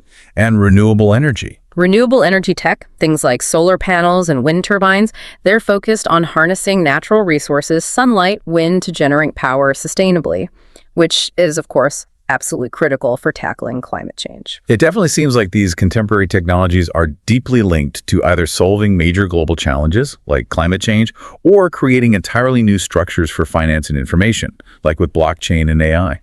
They are indeed. They represent the forefront of what we'd call cutting-edge innovation. Renewable energy offers sustainable solutions. AI and blockchain are often described as disruptive technologies because they have the potential to fundamentally alter existing industries and business models, shake things up. The material includes a specific case study looking at the evolution of artificial intelligence. Maybe we can delve into that history a bit more. Yes, it's fascinating, actually. AI's theoretical foundations were laid surprisingly early. We're talking back in the 1950s with pioneers like Alan Turing. He was exploring the very idea of whether machines could think. These were very abstract concepts back then, rooted in the nascent capabilities of early computing. And contrast that with where AI is today. We've got conversational models like ChatGPT, incredibly sophisticated image recognition software, systems used for complex data analysis in science and finance, and the ongoing development of truly autonomous systems like self-driving cars. It's incredible how those early theoretical questions have led to technologies we interact with, often without even realizing it, every single day. The progress has been truly astonishing, yes. And our material points out that AI really embodies that dual nature we talked about with the Industrial Revolution. The potential benefits are vast. Think about its use in healthcare, faster, more accurate diagnostics, drug discovery, or in optimizing complex logistics networks. Huge potential. However, the material immediately raises significant concerns. It highlights the potential for widespread technological unemployment. Jobs being lost to automation. Exactly. As automation, powered by AI, takes over tasks previously done by humans, particularly vulnerable are jobs in manufacturing, logistics, but also increasingly in customer service and even some white-collar roles. Furthermore, it points to the critical issue of algorithmic bias. How does that work? Well, AI systems are trained on data. If that data reflects existing societal biases, racial, gender, socioeconomic biases, the AI can learn and perpetuate or even amplify those biases. This can lead to really unfair outcomes in crucial areas like hiring decisions, loan applications, maybe even criminal justice risk assessments. Yeah. Wow. So AI isn't just about building smart machines. It forces us to confront really challenging questions about the future of work, about fairness, about ethics, and maybe even the very nature of intelligence itself. That seems like a core debate for our time. It absolutely is. Discussing AI seriously means understanding terms like algorithmic intelligence, grappling with the deep ethical quandary it presents regarding bias and autonomy, and seriously considering the potential socioeconomic implications like technological unemployment. It's complex. Okay, so let's shift our focus now. We've traced the history. Let's look more closely at the profound, pervasive impact technology has on our daily lives and on society as a whole. It really has left an indelible footprint everywhere. Where better to start than with education? How has technology changed the fundamental way we learn and teach? It feels like a sector ripe for change. Oh, definitely. Technology has dramatically reshaped education, moving far beyond the traditional four walls of a classroom. Our material highlights the rise of e-learning platforms. Examples like Coursera or Khan Academy, which offer online courses, often from top universities, available to anyone. And alongside that, there's the increasing prevalence of virtual classrooms, online learning tools, collaborative software. Making learning more flexible. More flexible, yes, and potentially much more accessible. That's the significant positive impact noted.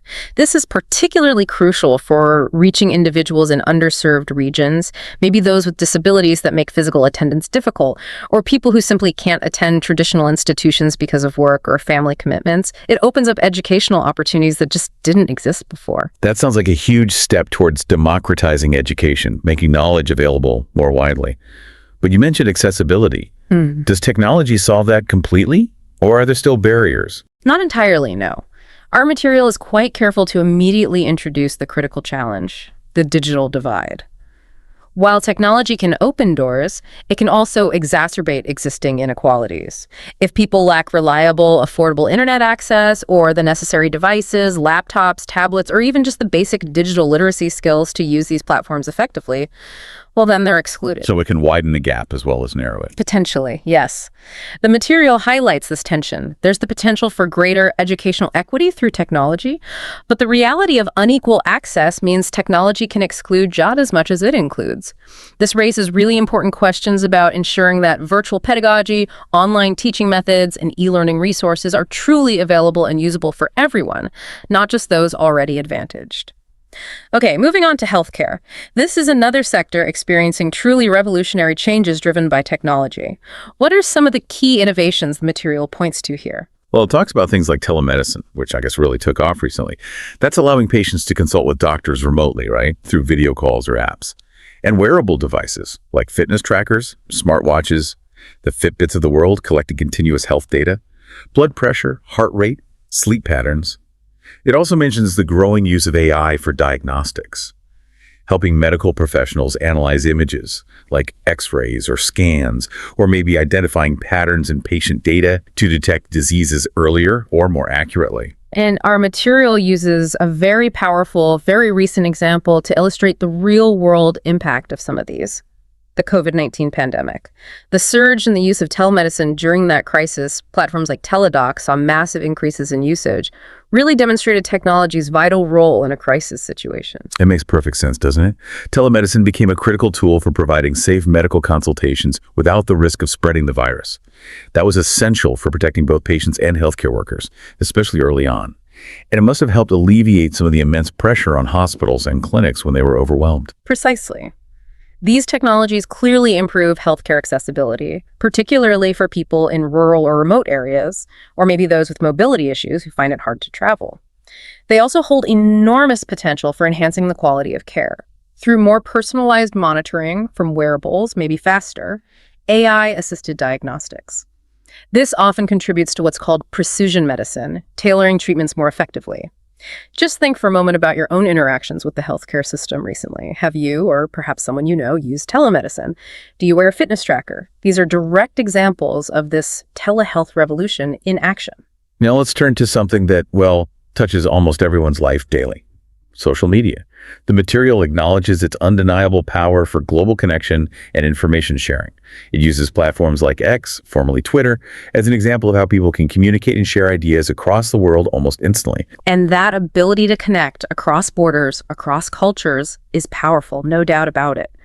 However, our material is equally firm, perhaps even more so, in highlighting the significant negative consequences associated with social media. Such as? Well, it points to its documented contribution to mental health issues, particularly among younger people, citing things like increased feelings of inadequacy, anxiety, depression, often linked to constant social comparison and the pressure to present a perfect image online. The curated life effect. Exactly. It also emphasizes social media's role in the rapid and widespread dissemination of misinformation and disinformation.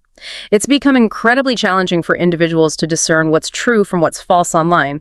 And finally, it notes that these platforms can contribute to increased societal polarization by creating filter bubbles or echo chambers where individuals are primarily exposed only to viewpoints that reinforce their own beliefs. Limiting exposure to different perspectives. Yes, which can foster division and what the material calls social fragmentation. That resonates very strongly, I think. Most of us probably have a complicated relationship with social media.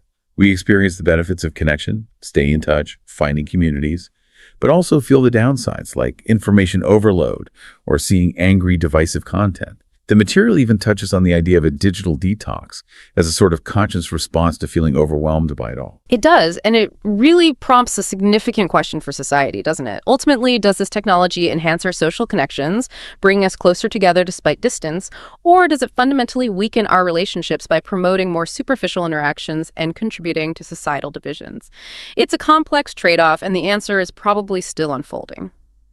Okay, let's look at the economy.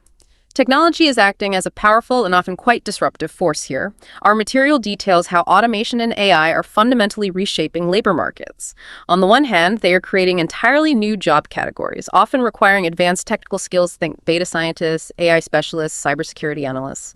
But on the other hand, they're simultaneously displacing workers in traditional industries. We see this clearly in manufacturing and logistics, but increasingly also in some service sectors, even roles involving routine cognitive tasks. And the material points to the rise of the gig economy as a prime illustration of this shift, doesn't it?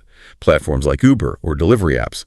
These enable flexible work opportunities, allowing people to use technology to find short-term tasks or freelance projects, often bypassing traditional employment structures entirely. That's a very clear example of how technology platforms can create entirely new work structures and business models almost overnight.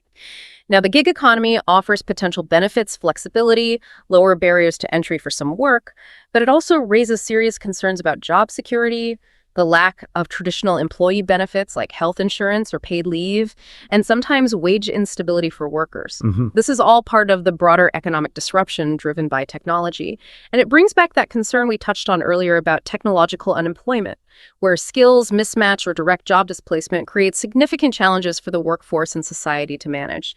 Let's maybe circle back to the telemedicine example again, but specifically as a case study focusing on its rapid acceleration during the COVID-19 pandemic, because our material gives it quite a bit of prominence. As we touched on, platforms like Teladoc saw just massive increases in usage starting in early 2020. And that was absolutely vital, wasn't it? For enabling safe healthcare access during those initial, very uncertain phases of the pandemic. Yeah. It reduced the burden on physical healthcare facilities and minimized infection risks for everyone involved. Absolutely. It was a clear demonstration of technology providing healthcare resilience in a crisis. It acted as a powerful digital intervention during a global emergency. However, and this is the critical counterpoint our material makes, this period, while showcasing the clear benefits of telemedicine, also starkly exposed and even amplified existing access inequity. Meaning that many vulnerable populations, you might think of the elderly, low-income families, people in remote rural areas, they often lack the necessary reliable broadband internet access or the right devices or even just the digital literacy needed to actually use these telemedicine options effectively. I see. So the crisis accelerated the adoption of a potentially beneficial technology, but in doing so, it also shone a really harsh light on the digital divide. It showed how unevenly the benefits of technology are actually distributed in society. Precisely. It's a powerful illustration of how technology's implementation, especially in critical sectors like healthcare, absolutely must be accompanied by concerted efforts to ensure equitable access. Otherwise, you risk worsening the very disparities you might hope technology could help solve. Okay, so technology evolving at such a, breathtaking pace and having such widespread effects across society, economy, healthcare, it seems absolutely essential that we spend some time considering the ethical and environmental questions it forces us to confront. It's not just about what technology can do, but what it should do, right? And what the consequences are. That's a crucial point, yes.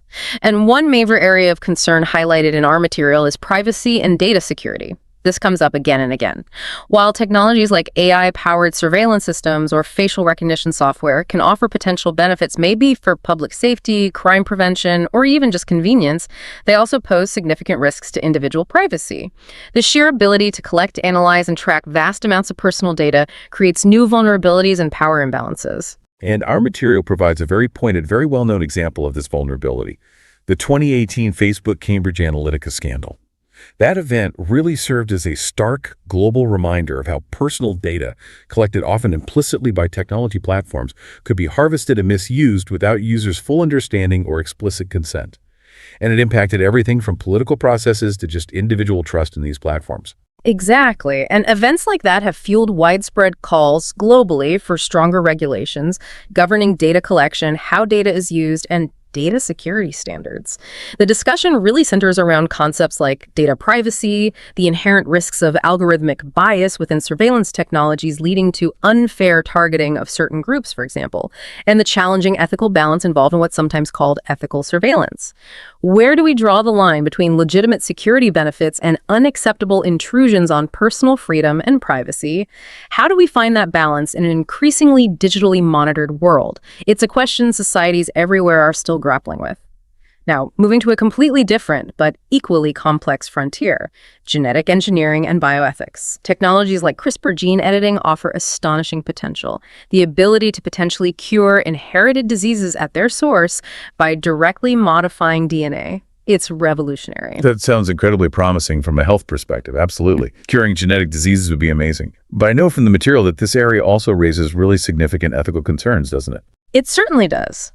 The material discusses the profound bioethical concerns surrounding the potential for creating so-called designer babies. Meaning using these technologies not just to cure disease, but perhaps to enhance traits. Select for specific characteristics like intelligence or appearance. Precisely. That raises huge questions about equity, human diversity, the potential for unforeseen long-term consequences, and what it even means to be human. There's also the very real concern about potential inequality in access. If these powerful gene therapies become available, who gets to benefit? Will they be limited to the wealthy, potentially creating a new biological form of disparity between the enhanced and the unenhanced? So the very ability to edit life itself brings up these deep, fundamental questions about the moral implications of, well, playing with fundamental biological processes and ensuring fairness in who gets access to these powerful tools. Exactly. It forces a really necessary conversation about the need for careful regulation, societal debate, and clear ethical boundaries around genetic manipulation. How do you, the listener, feel about the idea of humans having the power to alter genes in inheritable ways? It's a question that challenges deeply held beliefs and values. Okay, let's shift gears again and look at technology's relationship with the environment. There's a clear duality here as well. On the positive side, technologies like solar panels and wind turbines are absolutely essential, sustainable solutions in the fight against climate change. They offer clean energy alternatives to fossil fuels, which is vital. That's the hopeful side of the equation, technology providing tools to potentially heal the planet or at least mitigate damage. But our material also highlights a major negative environmental consequence, electronic waste, or e-waste. This is all the discarded electronic equipment, isn't it? Old phones we upgrade every couple of years, computers, televisions, printers, even appliances now have electronic components. And the sheer scale of this problem is staggering. Our material provides a specific, quite alarming statistic. Global e-waste generation reached approximately 59 million tons annually back in 2022, and that number is likely still climbing. 59 million tons a year, that's huge. It's enormous, and this waste is often laden with hazardous materials, lead, mercury, cadmium, flame retardants, things that can leach into the soil and groundwater if not disposed of properly. This poses serious environmental risks and direct health risks to people living near dumping sites. So the very products of technology, which often aim for efficiency or connectivity, are themselves creating a huge toxic pollution problem at the end of their often short life cycles. Yeah. What solutions does the material suggest? Well, the material discusses the urgent need for developing more circular economies. This means designing products differently from the start, thinking about durability, repairability, reuse, and eventually easier recycling. It also emphasizes the need to significantly improve e-waste management practices globally, ensuring that valuable materials like gold or copper are recovered safely and that the toxic components are handled responsibly, not just dumped. The ultimate goal is to drastically reduce technology's overall negative environmental footprint and to really underscore the severity and, frankly, the global inequality of this e-waste problem. Our material includes a specific case study. It focuses on how developing nations are often impacted. Countries like Ghana, parts of India, Southeast Asia, they disproportionately become destinations for e-waste, often shipped illegally or under dubious circumstances from developed nations looking to offload the problem cheaply. And that practice creates devastating health and environmental hazards for the local populations living near these informal disposal or recycling sites, right? People, sometimes including children, are often exposed to highly toxic substances while trying to scavenge for valuable materials to sell. It puts a very real, very human face on the problem. It highlights deep issues of global waste trade and fundamental environmental justice. And while the material does note that local recycling initiatives are emerging in some of these regions, they often lack the proper infrastructure, safety regulations, and investment needed for truly sustainable recycling. So this case study really shows that the environmental cost of our consumption of technology isn't borne equally across the world. It's often pushed onto the most vulnerable communities. That's a very accurate summary of the issue raised. Okay, beyond its societal and ethical impact, technology is also fundamentally reshaping the global economy and how nations interact. Its economic and global reach is incredibly significant and still growing. Let's start with its role simply as an economic engine. Our material points to the massive influence of major tech companies. The names, giants like Apple, Amazon, Google, Microsoft, as key drivers of economic growth and innovation on a truly global scale. Their market capitalization, their reach, it's enormous. Absolutely. But the economic dynamism isn't just concentrated in these huge corporations, important as they are. The material also emphasizes the crucial role of startups and smaller, agile, innovative companies, particularly in rapidly evolving sectors like fintech financial technology, creating new ways to pay, borrow, invest in edtech, educational technology, developing new digital learning tools. These smaller players are often vital for job creation and for driving innovation within specific niches, contributing to a vibrant and evolving tech ecosystem. So it seems technology doesn't just create a few big winners. It also fosters a wider culture of entrepreneurship. It allows for new business models to emerge and potentially thrive, disrupting established players. Absolutely. This constant churn of disruptive innovation, often technology-led, is a key characteristic of modern economic dynamism. Technology platforms enable entirely new forms of commerce. They connect businesses with customers globally in ways that were impossible before, and they facilitate entrepreneurship, sometimes with relatively low initial barriers to entry compared to traditional industries. Technology has also been a major force behind increasing globalization and economic interdependence. It facilitates cross-border communication, complex supply chain coordination, and international trade at speeds and scales never before possible. And our material gives a fantastic, often cited example of technology driving this kind of global connection and economic change, sometimes in unexpected places. M-Pesa in Kenya. Yes, M-Pesa. It's a truly remarkable story and a classic case study. Launched in Kenya way back in 2007 by Safaricom, M-Pesa is essentially a mobile phone-based money transfer, financing, and microfinancing service. Our material highlights how it absolutely revolutionized financial inclusion in Kenya and several other African countries. It enabled banking-like services via even the most basic mobile phones for millions of people who were previously completely unbanked or severely underbanked, particularly those in rural areas without access to physical bank branches. That's incredibly powerful.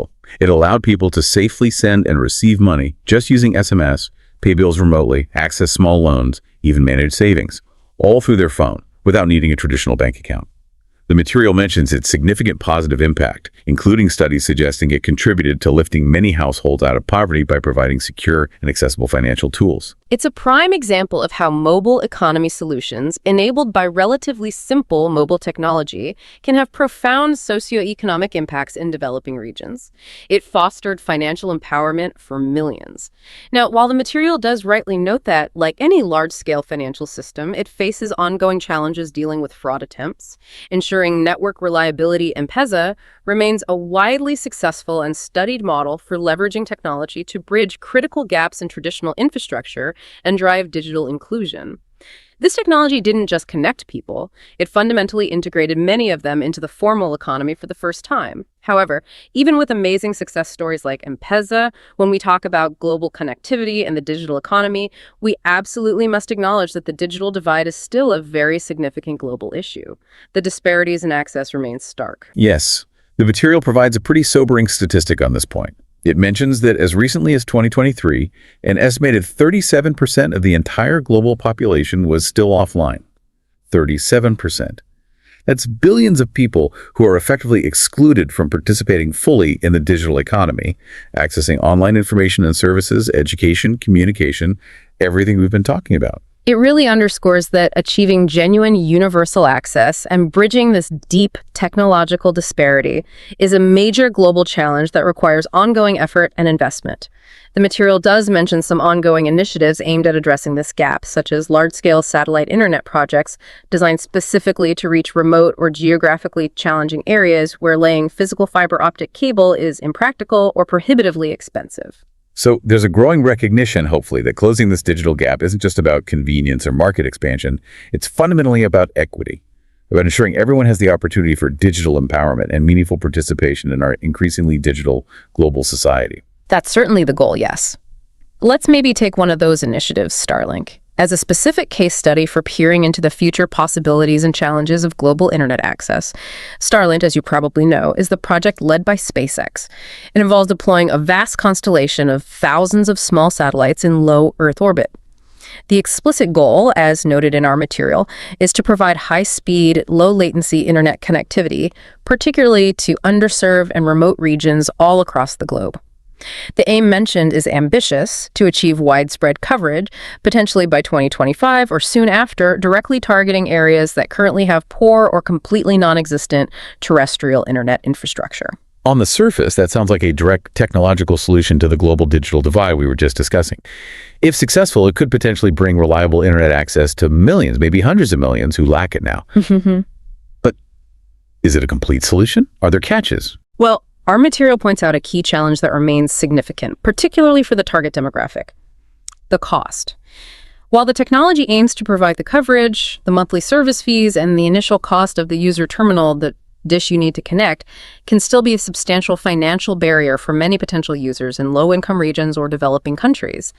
These are precisely the populations who often need this access the most. So the technology for satellite connectivity exists and is being rapidly deployed, but making it genuinely affordable and thus achieving true digital inclusion for the world's poorest populations. Yeah. That's the next major hurdle to overcome. Exactly.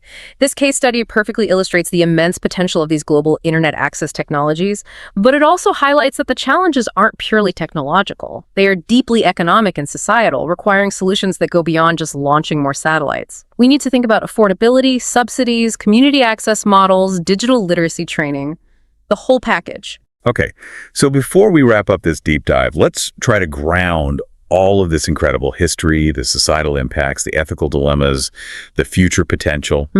Let's bring it back to our own daily lives. Yeah. How do these big trends actually manifest into the technology you, our listener, interact with every single day? And perhaps more importantly, what does understanding all this context mean for you as someone looking to learn, grow, and navigate this technologically saturated world? That's a great way to frame it. Liv, think about that smartphone again, which you mentioned earlier, as a key part of the digital age. Our material aptly describes it as a multifunctional device, and frankly, that feels like a huge understatement now, doesn't it? Absolutely. It's arguably the single most impactful piece of personal technology for productivity and daily life in at least the last decade, maybe longer. It's not just a phone anymore. It's your email client, your calendar, your task manager, your note taker, your primary news source, your bank, your entertainment hub, your map and navigator, and increasingly a powerful gateway to learning and information. It's the ultimate example of ubiquitous technology. It offers immense digital convenience by consolidating countless tools and functions into one single handheld device that most people carry constantly. Just reflecting for a moment on how many different tasks you accomplish using your smartphone on any given day, that really drives home its pervasive impact on personal productivity and daily routines. And technology isn't just changing our personal devices, it's also transforming the places where many of us live, our cities. Our material discusses the growing concept of smart cities, using Singapore as a prominent example often cited. These are urban environments that actively integrate technologies like the Internet of Things, IoT, which essentially connects everyday objects and infrastructure to the internet and artificial intelligence to try and optimize how the city functions. Optimize things like what, specifically? Well, managing traffic flow in real time based on sensor data, improving the efficiency and scheduling of public transportation, optimizing energy consumption in public buildings and streetlights, enhancing waste management collection routes, improving public safety through connected systems. The applications are broad. So that's technology shaping our physical environment on a large scale. The goal being to create more efficient, perhaps more responsive, and ideally more livable urban spaces through smart infrastructure driving urban innovation and maybe working towards more sustainable cities in the long run. And of course, we can't forget how technology has revolutionized how we entertain ourselves and spend our leisure time. Think about the massive shift from traditional broadcast or cable TV to streaming platforms like Netflix, Hulu, Disney Plus app, offering vast libraries of on-demand content whenever you want it. Or the emergence of completely new forms of entertainment like virtual reality, VR, and augmented reality, AR. Creating totally new kinds of immersive experiences through digital entertainment, moving beyond just passive viewing. Let's use virtual reality in gaming as a specific case study in leisure technology, since our material mentions devices like the Oculus Quest, now Meta Quest. These headsets, as you know, offer a deeply immersive technology experience. They allow players to feel like they've truly stepped inside digital worlds and can interact with them in ways that traditional flat screens simply can't replicate. It's a different level of engagement. That sounds like incredibly exciting gaming innovation, offering completely new ways to play and experience stories. But yeah, I suspect I know what's coming. Our material points out a familiar challenge we've seen elsewhere, doesn't it? It does indeed. The high cost. VR technology, while getting cheaper, is still relatively expensive compared to traditional gaming consoles or PCs. The headsets themselves potentially needing a powerful computer to run complex experiences.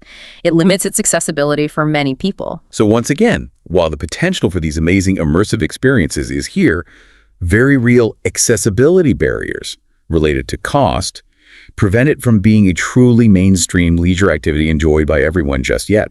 It's another reminder that even really cool, exciting new technologies face hurdles in widespread adoption beyond the early adopters.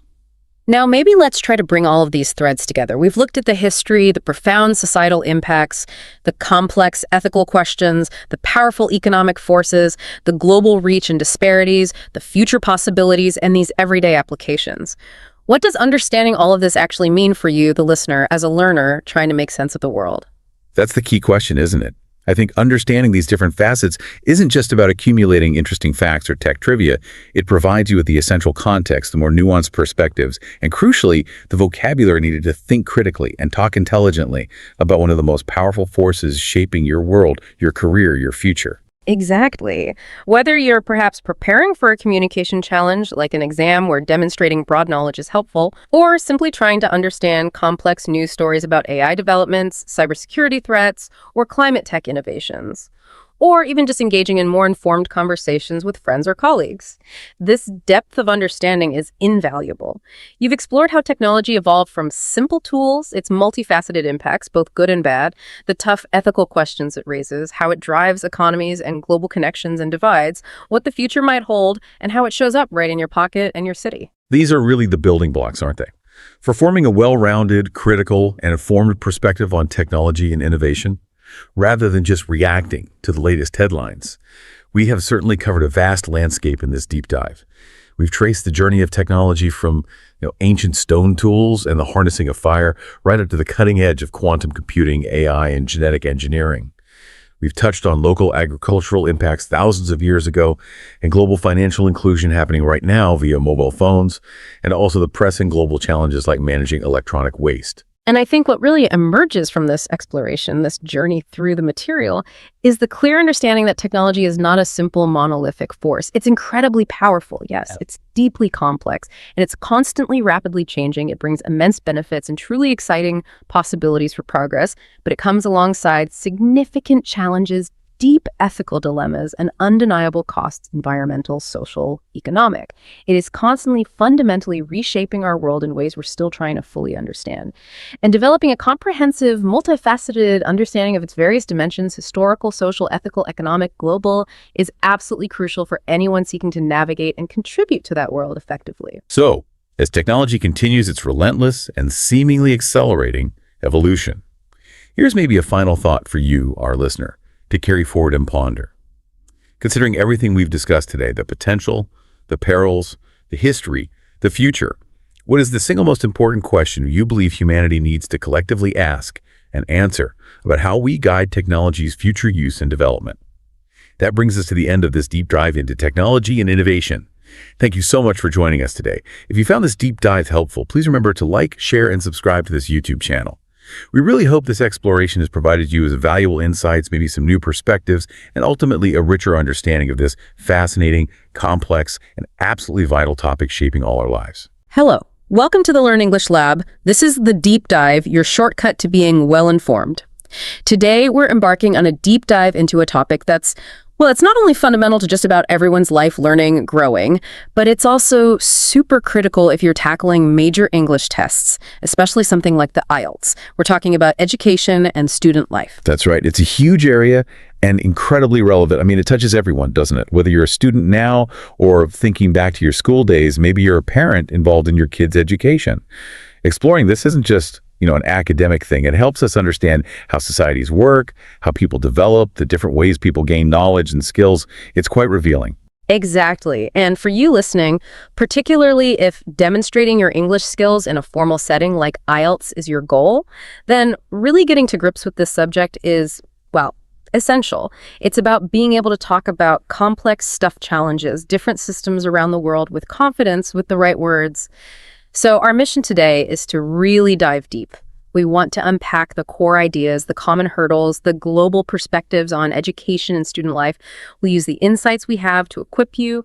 We want you to walk away with the specific vocabulary, relevant examples, the kind of analytical thinking you need to feel ready, whether it's an essay, a speaking prompt, or understanding a reading or listening passage. Yeah, think of it as building your toolkit. Getting the vocabulary down, but also getting a more nuanced view. Because education isn't just one thing, is it? It's complex, it's always changing, and it looks very different depending on where you are. Understanding these layers, these structures and philosophies is not just test prep. It really gives you a richer appreciation for this massive part of life. Agreed. So let's start with the basics, maybe. The architecture of these learning systems.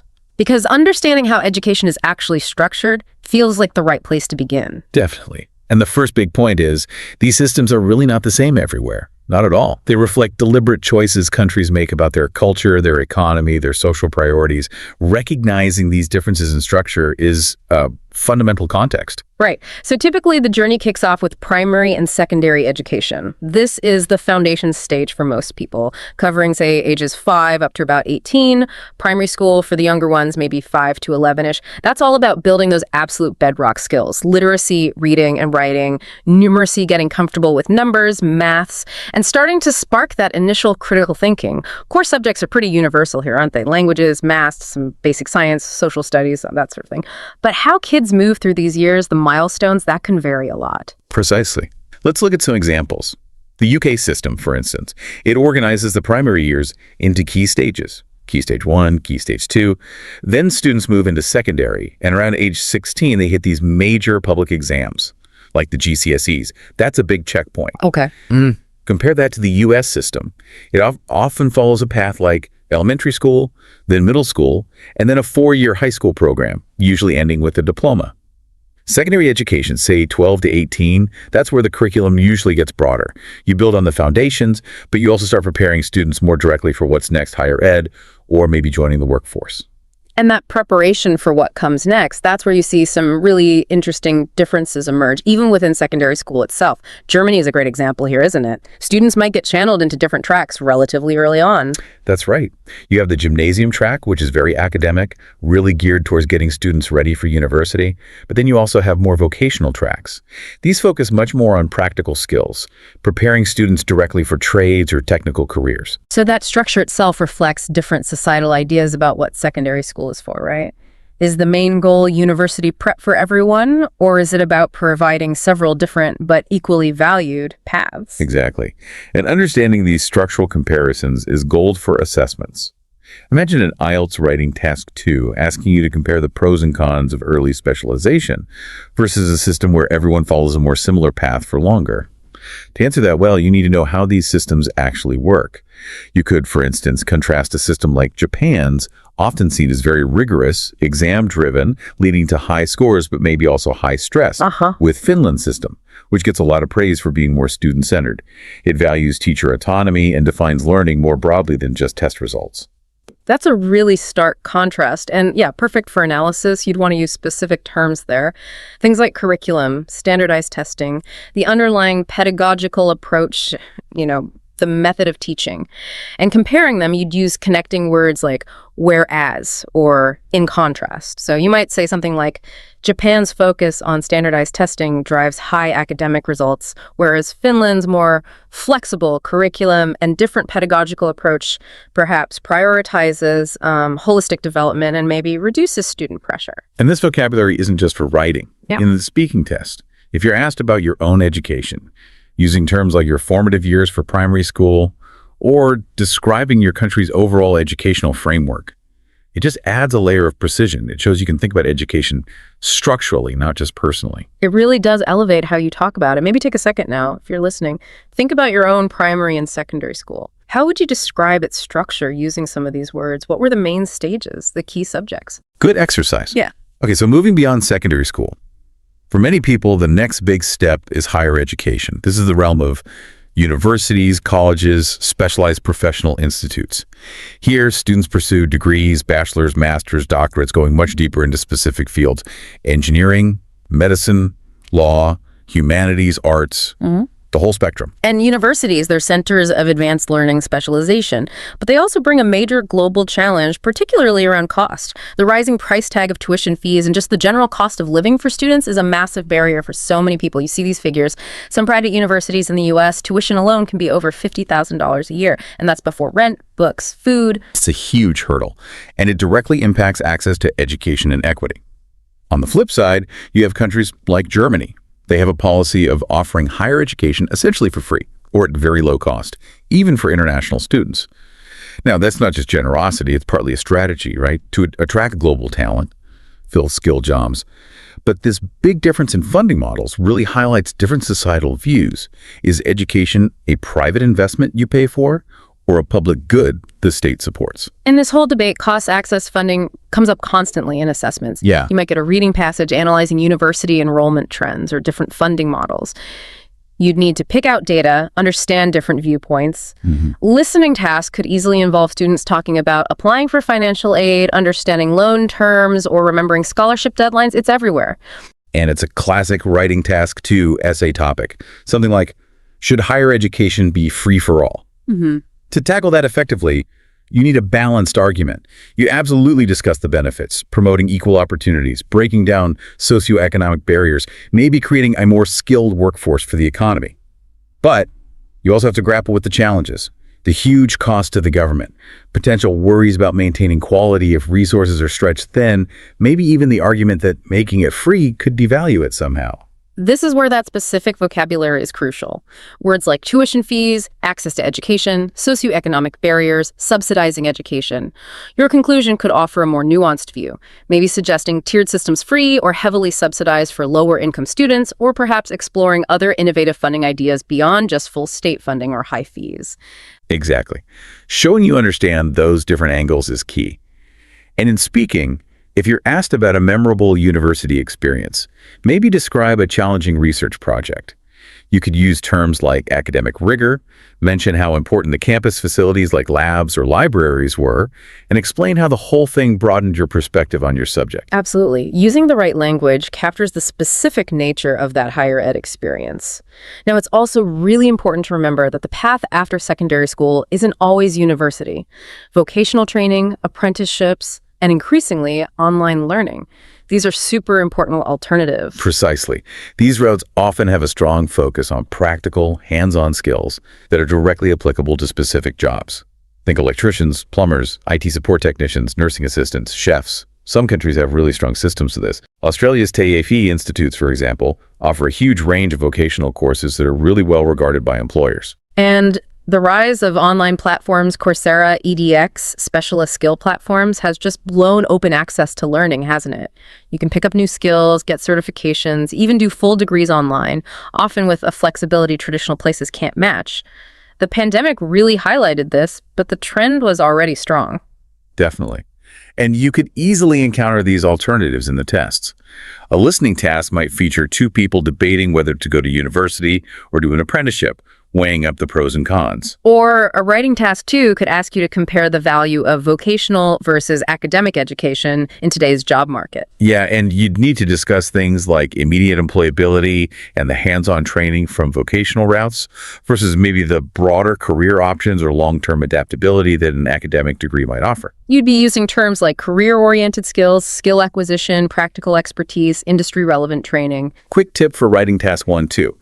If you get a chart showing, say, employment rates for academic versus vocational grads, being able to summarize that data using phrases like graduates with practical expertise showed higher initial employability is really effective. It really drives home that there are multiple valid pathways to success and contribution, and understanding how different societies value these pathways is key. Absolutely. So we've looked at the structures. Now let's shift focus a bit and get into the actual experience of being a student. Because let's face it, it's not always smooth sailing. Student life involves navigating some significant hurdles: academic, financial, social, emotional. And these challenges, they're very common topics in assessments, often requiring you to analyze causes, effects, and possible solutions. Let's start with one that feels almost universal these days: academic pressure.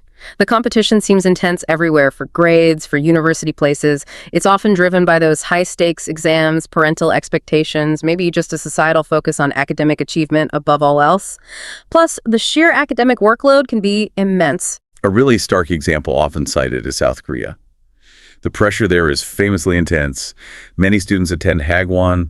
These are private after-school academies, often running late into the night, drilling for exams.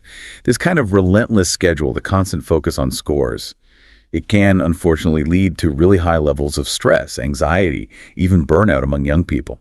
That example paints a vivid picture, and it's exactly the kind of thing you might read about or hear discussed in a test. Or it could be a direct writing task 2 question, right? Like, what are the main causes of rising academic pressure on students today, and what can schools or governments do to address it? Exactly. In an essay like that, you'd unpack the causes, the weed of those high-stakes exams, maybe a cultural emphasis linking grades to future success, perhaps curricula that are overloaded or inflexible.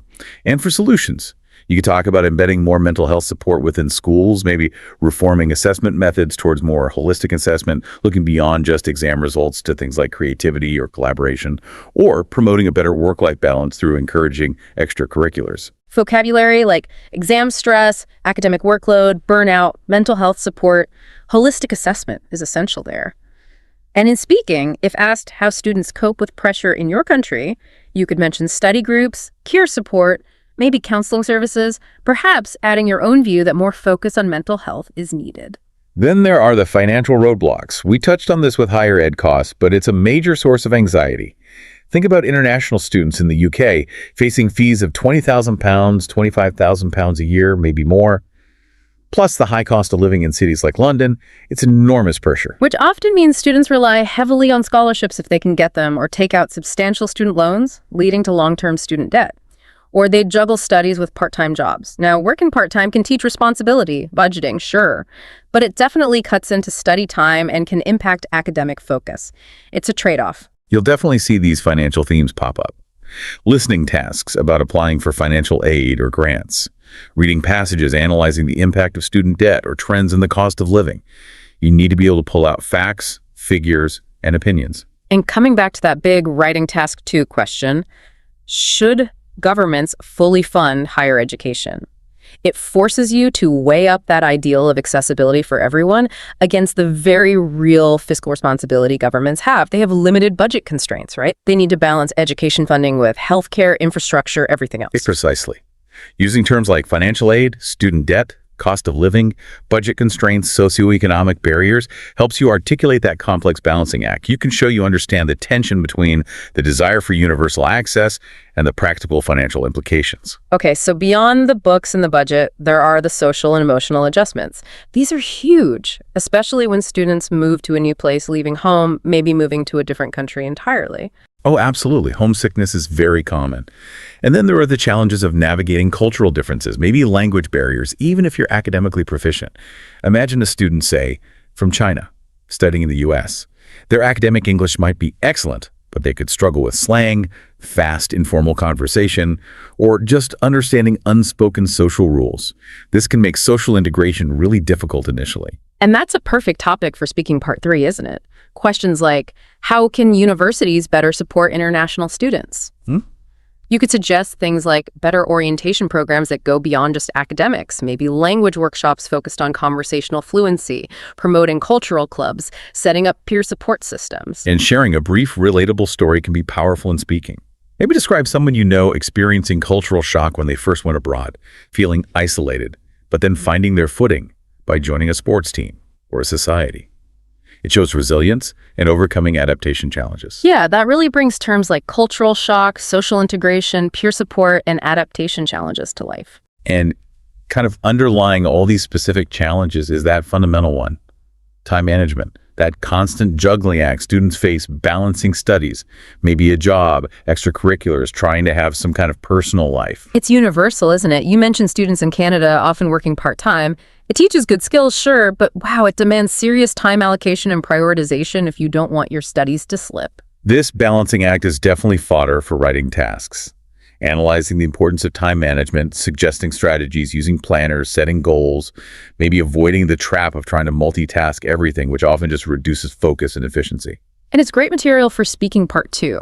If the topic is describing a challenge you overcame, talking about learning to manage coursework and a job effectively by using a planner, setting priorities, that's a strong, relatable story. Uses phrases like time allocation, prioritization, efficiency naturally. And it's important to remember, these challenges, while tough, are also part of the learning process, aren't they? Yeah. Overcoming them builds resilience, independence, practical skills that are valuable long after graduation. Absolutely. And a lot of that broader development, those other skills, happen outside the formal classroom. Which brings us neatly to our next section. Beyond the books, the value of extracurricular activities. Right. Activities like sports, clubs, volunteering, they really complement academic learning in important ways. They offer different settings to develop skills like leadership, teamwork, communication, creativity, things that are highly valued everywhere. Let's start with sports. The benefits seem pretty clear, right? Better physical fitness, developing discipline, perseverance. And if it's a team sport, soccer, basketball, whatever, learning collaboration and team spirit. Yeah, and a simple Speaking Part 1 question might be, did you play any sports at school?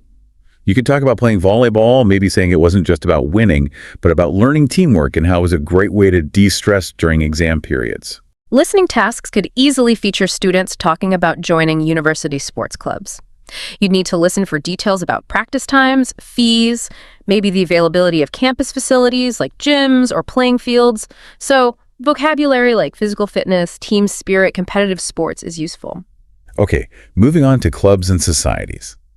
These are fantastic environments for developing communication and leadership skills, often in a less formal way than in class. Joining a debate club sharpens your public speaking. A drama society fosters creativity and collaboration. An environmental group encourages community involvement and organizational skills. They offer practical experience, let students explore interests. You might read passages discussing how universities view extracurricular engagement during admissions, or about how student societies are funded. A speaking task might ask if you could join any club at university, what would it be and why? And you could respond by describing, say, wanting to join an environmental club because you're passionate about sustainability. You could explain how it would allow you to collaborate with others, develop your own leadership development skills by organizing events, and engage in positive community involvement. See how those terms fit. Perfectly. Then there's volunteering and community service. Activities like tutoring younger kids, helping at a local charity, participating in neighborhood cleanups. These really foster empathy, social responsibility, a sense of civic duty. This often sparks a debate in writing task 2. Should community service be mandatory for school students? Now, you need a balanced view. Argue that making it compulsory could ensure all students experience giving back, instilling civic values, but also acknowledge the counterpoint. Does forcing it undermine the spirit of volunteerism? Does it become just another chore? A good essay point could be arguing for mandatory service as a way to teach responsibility, but stressing that students should have some choice in what they do to ensure it feels meaningful and has a genuine social impact for them. It's worth remembering, though, that while all these activities are great, there's a risk of overcommitment. Taking on too much outside class can lead straight back to those time management issues we talked about. Absolutely. It's a balancing act. In a speaking discussion about managing time, you could even share a personal anecdote, maybe about joining too many clubs initially, seeing grades dip, and then learning the hard way about prioritization and strategic time allocation. Sometimes less is more, right? Definitely. So these activities clearly add huge value to a student's overall growth, providing skills and experiences that are different from, but just as crucial as, academic learning. And speaking of things that are transforming education, we have to talk about technology. Its impact has been enormous, hasn't it? Changing how we teach, learn, access information, bringing amazing opportunities, but also new challenges. Without a doubt. The most obvious change is the explosion of online learning. Platforms like Zoom for classes, resources like Khan Academy, university online portals, they offer incredible flexibility and accessibility. You can learn practically anything from anywhere, often setting your own pace. The shift during the COVID-19 pandemic really threw this into high gear, didn't it? It was like a massive global experiment. It showed the advantages of continuity of learning during lockdowns, global access to lectures. But it also really highlighted the limitations, the lack of face-to-face interaction, challenges keeping students engaged online, worries about fair assessment, and of course the digital divide. Which makes that question, does online learning outperform traditional classroom education? So relevant for writing task 2. An essay on this needs balance. Explore the pros. Self-paced learning, often lower cost, location independence. But you must also tackle the cons. Less social interaction, potential tech problems, and crucially, how it can worsen inequality if students lack reliable internet or devices that digital divide. A strong conclusion might suggest that hybrid models, blending online and face-to-face elements, could be the most effective way forward. Key terms there: e-learning, virtual classrooms, digital accessibility, and that crucial one, digital divide. And it's not just about moving classes online. Technology has brought new educational technology tools into the classroom itself. Interactive whiteboards replacing chalkboards, AI tutors offering personalized practice, learning management systems like Moodle or Blackboard, changing how assignments and grades are handled. Right. You might hear discussions about these tools in listening tasks or read analyses of their effectiveness. So knowing terms like educational technology, interactive learning, digital tools is helpful. But technology isn't a magic bullet. There are potential downsides. Is there a risk of over-reliance? Could easy online searches reduce deep critical thinking if not managed well? And that digital divide issue keeps coming back.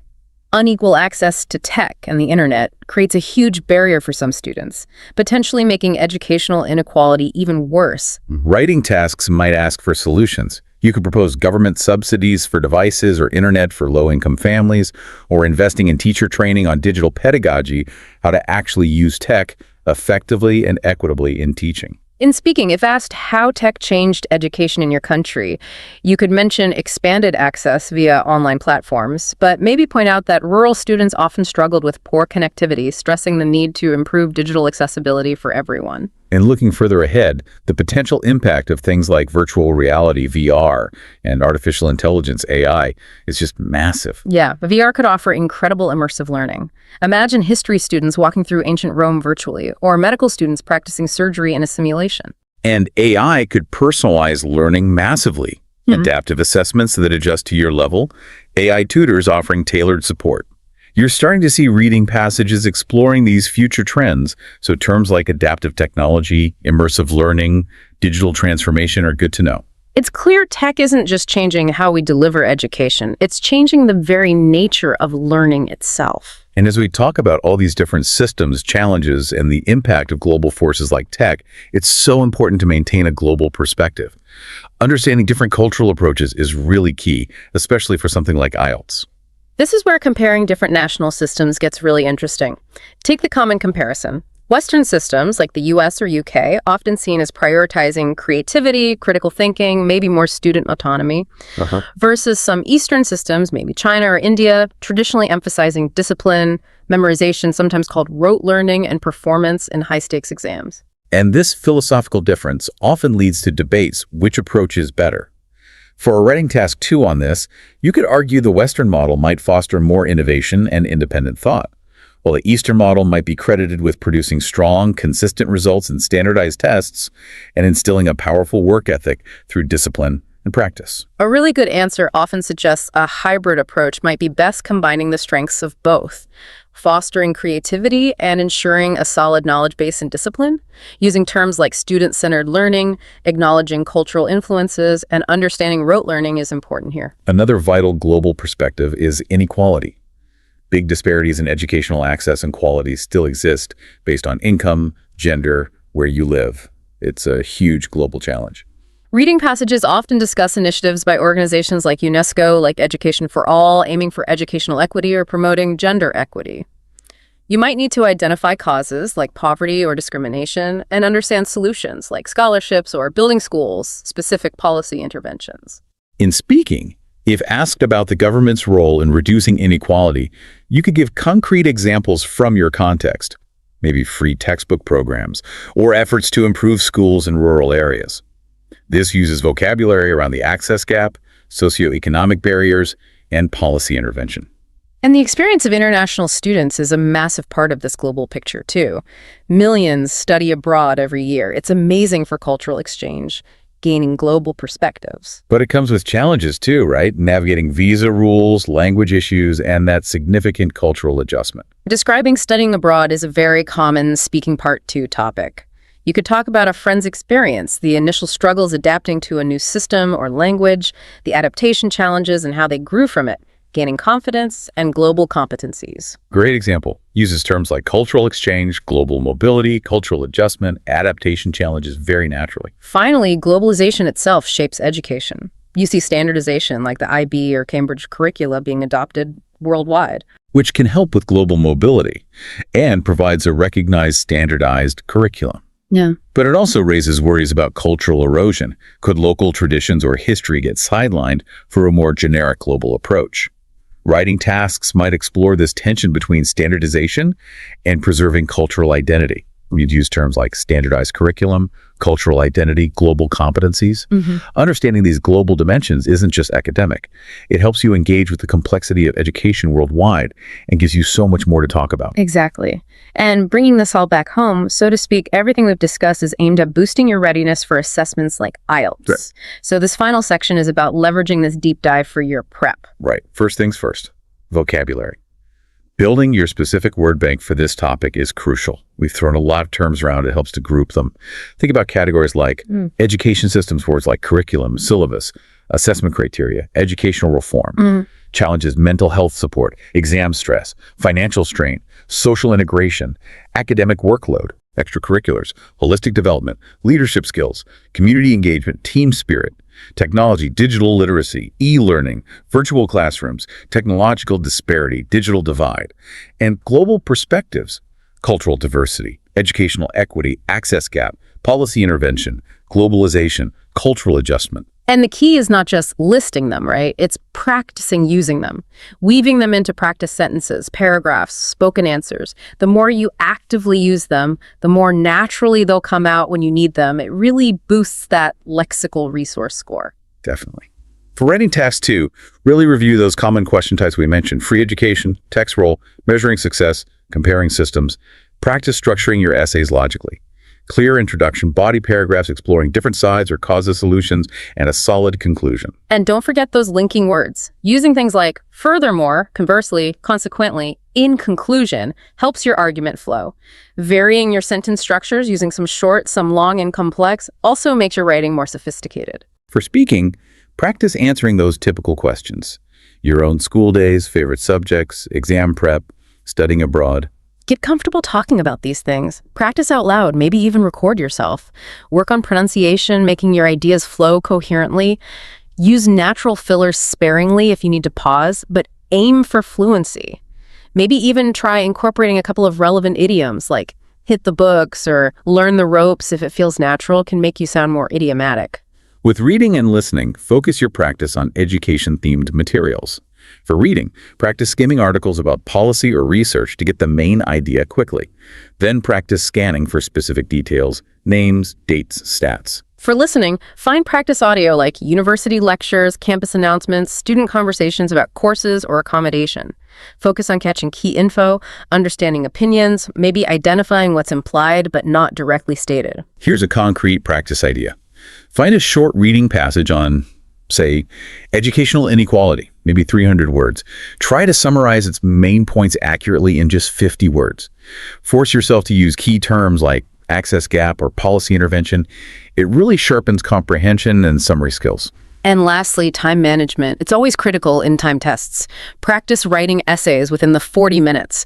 Practice structuring your speaking answers to fit the time limits, especially that 1-2-minute part 2 talk. Practice moving through reading and listening sections efficiently. Use a timer. Get used to that clock ticking. It really comes down to focused preparation on these themes, building that vocabulary, and actively practicing the specific task types using the language and insights we've covered. That's what builds confidence. So we've certainly covered a lot of ground today. We've gone from the basic structures of education systems through all the challenges students face globally to the value of learning outside the classroom, the huge impact of technology, and why that global perspective is so vital. And understanding all these different facets, it really does more than just prepare you for a test. It genuinely equips you to talk about this incredibly important part of life with more depth and clarity. You become more knowledgeable, more articulate. It really does shape individuals and societies. Which leads to a final thought for you, our listener, to ponder as we finish up. Considering how fast technology is changing everything, especially learning, what do you think the classroom of the future will actually look like? Or maybe, what will it feel like? How might the whole experience of school change in the years ahead? That's a great question to mull over. Lots to think about there. We really hope this deep dive has been useful for you, providing some valuable insights and tools. Thanks for tuning in. If you found this deep dive helpful, please remember to like, share, and subscribe to this YouTube channel. We look forward to our next exploration together. Hello, welcome to the Learn English Lab. You've arrived at the right place for a deep dive into some incredibly important global topics. Today, we're going to tackle environment and climate change head-on. We certainly are. This deep dive is crafted using a collection of information to build a really solid understanding of these critical issues, the kind of knowledge that empowers you to discuss them clearly, perhaps useful for something like sharpening your skills for IELTS listening and speaking. Yeah, that kind of clarity is key. We've pulled together key insights, facts, and perspectives, and we're gonna, unpack the most important ideas. That's right. And these aren't just abstract concepts you might study for an exam, are they? Not at all. They're issues woven into the fabric of our world, impacting billions of lives, shaping economies, and really determining the very future of our planet. A foundational idea to grasp from the start is just how deeply interconnected these challenges are, and how fundamentally they're being driven by human activity. Absolutely. So, what's our game plan for this exploration? We're going to start by looking at the broad scope of environmental problems. Everything from the air we breathe to the water we rely on. The forests that cover the land. The forests, yeah, and the incredible variety of life around us. Then we'll focus specifically on climate change, its root causes, its far-reaching, and frankly, often devastating consequences. And importantly, the solutions too. We need to look at potential solutions being developed and implemented globally. Yes, and just as importantly, examine the significant obstacles that make tackling these issues such a complex endeavor. It's not straightforward. No, far from it. Yeah. Our aim really is to cut through the noise and get to the essential understanding. We want you to come away from this feeling well-informed, armed with specific details, compelling examples, and the vocabulary needed to engage meaningfully with these monumental topics. Right, building that framework in your mind so you can see the connections and, understand the stakes involved. Yeah. Okay, let's really start unpacking this. We're kicking off with the sheer scale of environmental issues. The information points out, as you said, that these challenges aren't happening in isolation. They are profoundly interconnected. It's less like a list of separate problems. Yeah, more like a complex, dynamic system. You impact one part and it sends ripples through the whole thing. That's a great way to put it. And what's the primary force driving this interconnected web of issues? Well, the data points strongly towards human activity. Our relentless pursuit of industrial growth, the rapid expansion of our cities. And just the way we consume resources, right, at an ever-increasing pace. These are the engines behind many of these environmental strains. That's a key distinction, isn't it? It's not nature just acting on its own. No, it's a reaction in many ways to our actions. Everything from how we power our homes and industries to how we produce food and manage waste contributes to this cascade of problems. Understanding this human-centric cause is, essential for identifying potential solutions down the line. Okay, so let's pull on the first major thread in that environmental web: air pollution. This is highlighted as a truly pressing global issue, affecting almost everyone on the planet in some way. It really is pervasive. What are the main culprits here, according to the insights we've gathered? Looking at the information, the primary sources are quite clear. Industrial emissions are a huge contributor, factories releasing a mix of pollutants into the atmosphere. Right. Then there are vehicle exhausts, especially in densely populated urban areas, pumping out harmful gases and particles. Cars, trucks, buses, all of it. Exactly. The burning of fossil fuels is another big one, whether in power plants to generate electricity or even in smaller residential furnaces for heating. And agriculture too, surprisingly perhaps. Yes, surprisingly to some. Even certain agricultural practices like livestock farming and the use of fertilizers can release pollutants like ammonia and methane into the air. It's not just factories and cars. And the human cost of this is, well, it's staggering. The World Health Organization, the WHO, provides a deeply concerning estimate. It's grim reading. They link air pollution to 7 million premature deaths globally each year. Just try to picture that number. 7 million? It's almost impossible to comprehend. Preventable tragedies annually. And they also estimate that about 90% of people worldwide are breathing air that contains pollutant levels exceeding safe guidelines. 90%. That means almost everyone listening right now is likely breathing air that poses some risk to their health. Yeah. It really underscores the universality of this problem. And the health implications are severe and wide-ranging. What does the information flag specifically? It specifically flags respiratory diseases, things affecting our lungs and breathing, and cardiovascular diseases impacting the heart and blood vessels. These are strongly linked to exposure to fine particulate matter, often called PM2.5. Ah, yes, the tiny particles. That's right. They're less than 2.5 micrometers in diameter, so small they can penetrate deep into the lungs and even get into the bloodstream. Which is terrifying. It is. And nitrogen dioxide, or NO2, primarily from burning fuels, is another major culprit that irritates the respiratory system. And this is where the connection to climate change becomes just undeniable, isn't it? Absolutely. The very activities that release these health-damaging pollutants like burning fossil fuels for energy and transport are also the main sources of greenhouse gases. Like CO2 and methane. Exactly. Carbon dioxide, CO2, and methane, CH4. So the smog that chokes our cities and causes immediate illness is also contributing to the long-term warming of the planet. It's like a double burden from the same sources. A double whammy, yeah. And we see this playing out differently around the world, which the examples illustrate quite well. Mm-hmm. There's a contrast, for instance, between the challenges in rapidly developing nations, like India. Cities like Delhi often face hazardous air quality index, or AQI, levels. Driven by what exactly there? It's a combination of things. Rapid industrialization, a huge number of vehicles, population density, and sometimes, let's be honest, less rigorously enforced environmental regulations. Compared to, say, developed cities. Well, developed cities, like Los Angeles in the U.S., have made progress, certainly, but they still struggle with persistent smog.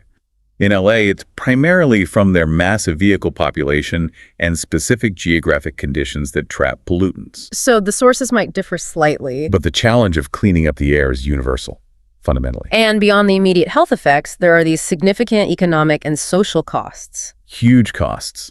The WHO estimates a staggering $225 billion annual loss in global labor productivity because people are getting sick from pollution. $225 billion, that's a massive drain on economies. It is. And it also impacts specific industries. Think about tourism.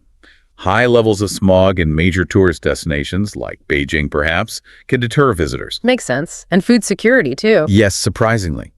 Ground-level ozone, which is a pollutant formed when other pollutants react in sunlight, can actually damage crops and reduce yields. Yeah. This impacts food security in important agricultural regions, like the fertile Indo-Gangetic Plain. And this situation also highlights something critical called environmental justice. Ah, yes. The information points out that air pollution often disproportionately affects marginalized communities. These are frequently areas located closer to polluting industries, major highways, or waste disposal sites. And people living there, who often have less political power and fewer economic resources, end up bearing a much greater burden of health problems caused by pollution they likely didn't create in the first place. It's a real equity issue. So what kinds of actions are being discussed or argued for to tackle this? What do the insights suggest? Well, there are strong arguments for implementing stricter emission standards for industries and vehicles. That seems pretty clear. Makes sense. Tighter rules. Right. There's also a clear call for significant investment in clean energy sources to replace fossil fuels. A big shift. And importantly, the need for targeted policies specifically designed to protect those vulnerable communities most exposed to pollution. You can't have a one-size-fits-all approach. Are there examples of places doing this well? The city of Singapore is mentioned as a positive example. They're known for a pretty comprehensive approach, including strict air quality regulations, low emission zones in the city center, and significant investment in green public transport options. So, effective regulation combined with forward-thinking investment seems key. It appears so. But it's worth noting another related issue often overlooked in discussions about air quality. Which is? Indoor air pollution. This is presented as a very significant, often hidden problem, particularly prevalent in low-income countries. Ah, yes, I saw that. The material details this, explaining it impacts a huge number of people globally, estimated at 2.4 billion. 2.4 billion people, mainly women and children. And the main culprit. Cooking with biomass fuels. Things like wood, charcoal, or animal dung inside homes, often using inefficient stoves in poorly ventilated spaces. Right, burning these fuels indoors. Releases high levels of pollutants. We're talking particulate matter, carbon monoxide, and other toxic compounds right inside the home. And the example given is rural India. Yes.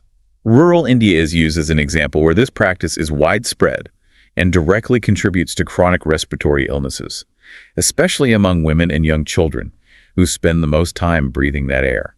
It's a major public health crisis hidden inside people's homes. So the obvious solution is transitioning to cleaner cooking methods, right? Like liquefied petroleum gas, LPG, or electric stoves. Or solar stoves, yeah. But the insights acknowledge the significant barriers, cost, and accessibility. They're just too expensive. Clean cooking technologies often have a higher upfront cost than traditional stoves or just gathering firewood. And the infrastructure needed to deliver fuels like LPG might not even exist in remote areas. Which leads to a crucial argument made in the material. Which is that effectively addressing indoor air pollution requires financial intervention. Providing subsidies or financial assistance to make clean cooking technologies affordable and accessible in developing nations is absolutely critical. It's not just about emissions then. No, not at all. It's a fundamental health issue that could save millions of lives and reduce the burden of disease. It's health, environment, and development all rolled into one. Okay, let's shift our focus from the air we breathe to the water that sustains us. Water pollution is another massive threat outlined in the information, damaging vital ecosystems and jeopardizing human health. Another huge area, yeah. What are the main sources identified here? The sources point to several key culprits. Industrial discharge is a major one. Factories releasing untreated or poorly treated wastewater directly into rivers, lakes, or coastal waters. Just dumping it. Pretty much. Then there's agricultural runoff, laden with fertilizers, pesticides, and animal waste from farms.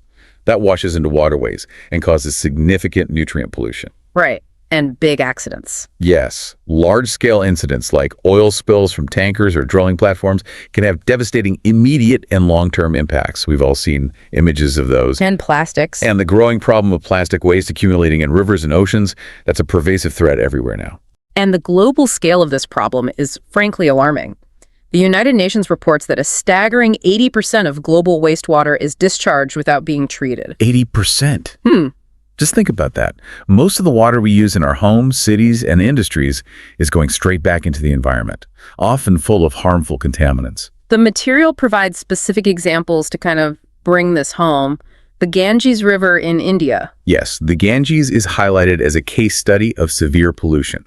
It's impacted by a mix of industrial effluents, raw sewage from the many cities along its banks, and even traditional practices like disposing of religious offerings or cremated remains. Affecting millions of people. Affecting more than 400 million people who live in the Ganges Basin and rely on the river for water. It's immense. And ocean plastic. On a different scale, the problem of ocean plastic is huge.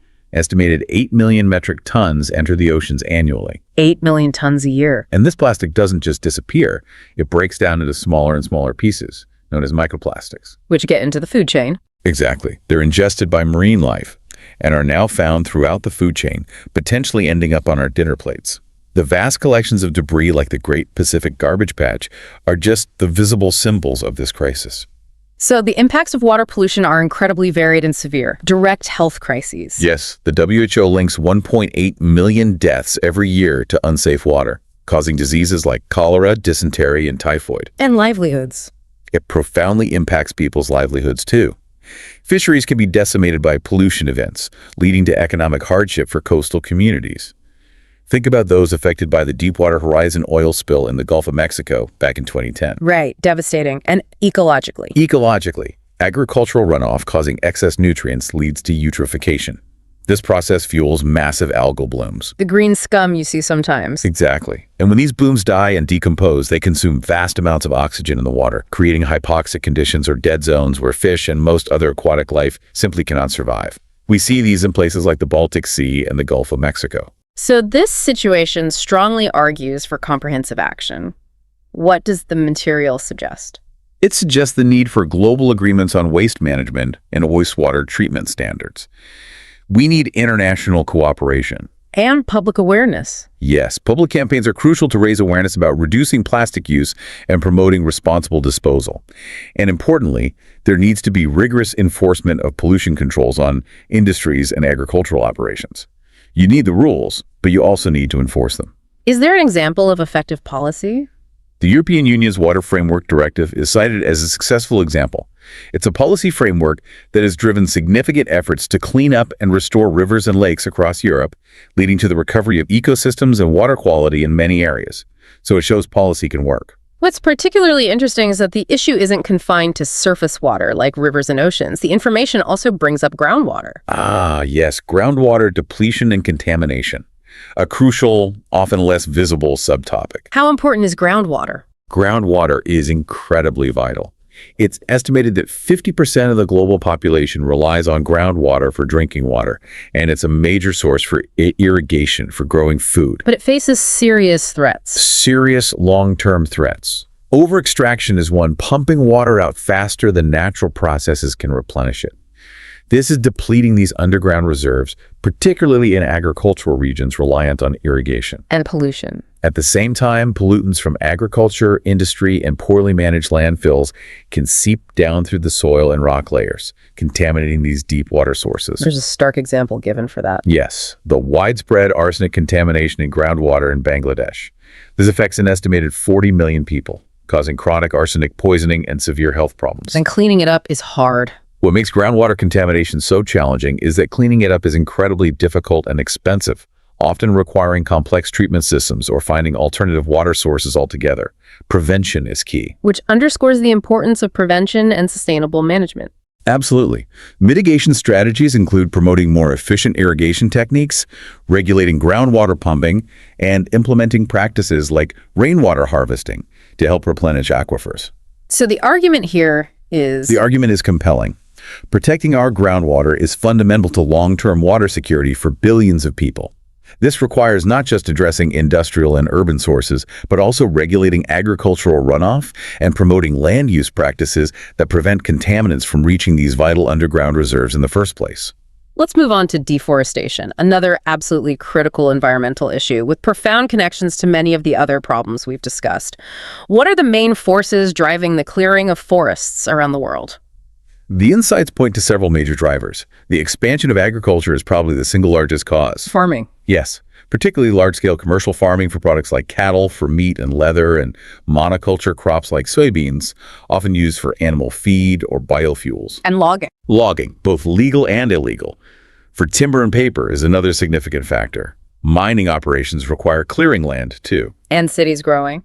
And the relentless expansion of human settlements and infrastructure through urbanization also consumes forest land. It's pressure from multiple angles. Forests play such an unbelievably important role, don't they? The material really highlights their significance as massive carbon sinks. Absolutely vital. They absorb huge amounts of carbon dioxide from the atmosphere as they grow, storing that carbon in their biomass, the wood, leaves, roots, and in the soil beneath them. How much CO2 are we talking?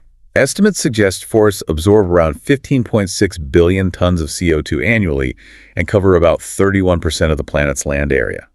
They're crucial climate regulators. But when they're cut down? Exactly. When forests are cut down or burned, that stored carbon is released back into the atmosphere, often quite rapidly if the trees are burned. So deforestation actually causes emissions. Yes.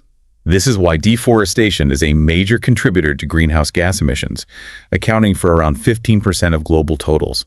That's more than all the world's cars, trucks, trains, and planes combined. Wow. That's a huge figure. The Amazon rainforest is the most famous example, often called the lungs of the earth, though I know that's not scientifically precise. Right. But its role is huge nonetheless. The information notes that the Amazon has been reduced by about 11% since the 1970s. Driven by what, mainly? This loss is overwhelmingly driven by clearing land for cattle ranching and growing soybeans. It's agriculture expanding into the forest. And this destruction isn't just about trees. No, it's an ecological tragedy, threatening incredible biodiversity found nowhere else. And it impacts the lives and cultures of indigenous communities who have lived in balance with the forest for centuries. And the impacts of deforestation ripple outwards, don't they? They really do. It disrupts regional water cycles, potentially leading to reduced rainfall and increased drought conditions in surrounding or even distant areas. And the soil. It also increases soil erosion, as tree roots are no longer there to hold the soil in place. This leads to land degradation and desertification, the process where fertile land turns into desert-like conditions. Where is this happening? Parts of sub-Saharan Africa are experiencing this, with estimates that 20% of the land is degraded. And this cycle feeds back into climate change by releasing stored carbon, altering regional climates, and reducing the planet's overall capacity to absorb CO2. It's a vicious cycle.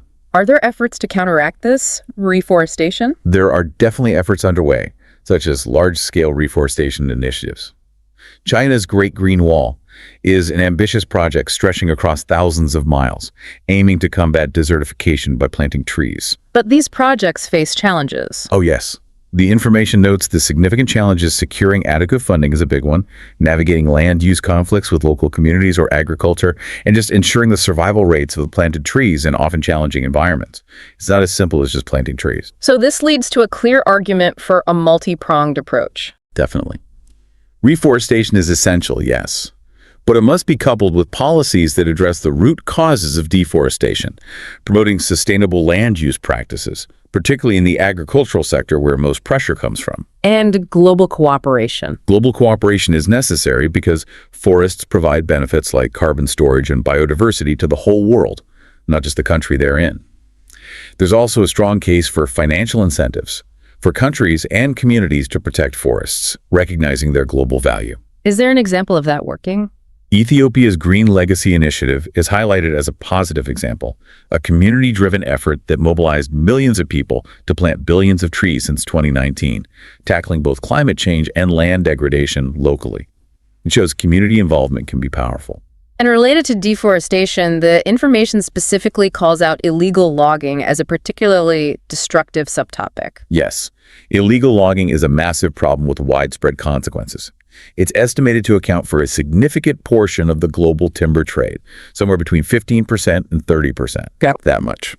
This activity directly fuels deforestation, operates outside of any environmental regulations, and undermines legitimate, sustainable forestry practices and conservation efforts.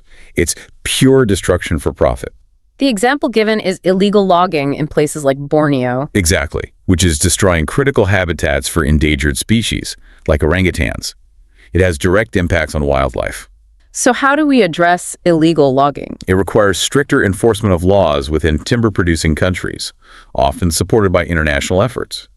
It also needs widespread adoption and support for certification schemes, like those provided by the Forest Stewardship Council, FSC. So consumers can choose better. Precisely. These schemes help consumers and businesses identify wood products that come from sustainably managed and legally harvested forests. The argument is that effectively combating illegal logging requires international trade regulations to prevent illegally sourced timber from entering global markets, coupled with increased consumer awareness and demand for certified sustainable timber. It needs action at both ends. Okay, let's talk about biodiversity loss. The alarming decline in the variety of life on Earth. This seems like an issue that truly brings together all the problems we've discussed so far. You're absolutely right. It's highly interconnected. The primary drivers identified are, well, the things we've been talking about. Habitat destruction largely due to deforestation, urbanization, and agricultural expansion. Pollution, too. Yes, pollution of air, water, and soil directly harms species and ecosystems. Overexploitation, like unsustainable hunting, fishing, and logging, removes species faster than they can reproduce. And climate change itself. And increasingly, climate change itself is a major driver. It's altering habitats, changing temperatures and rainfall patterns, forcing species to move if they can, and leading to shifts in where species can survive. It's an added pressure on top of everything else. But the scale of this loss is really quite shocking. I saw a figure from the WWF. Yes, the Worldwide Fund for Nature report highlighted a 68% decline in global wildlife populations on average since 1970. 68%. In less than a lifetime. It's a devastating drop in the abundance of animals around the world.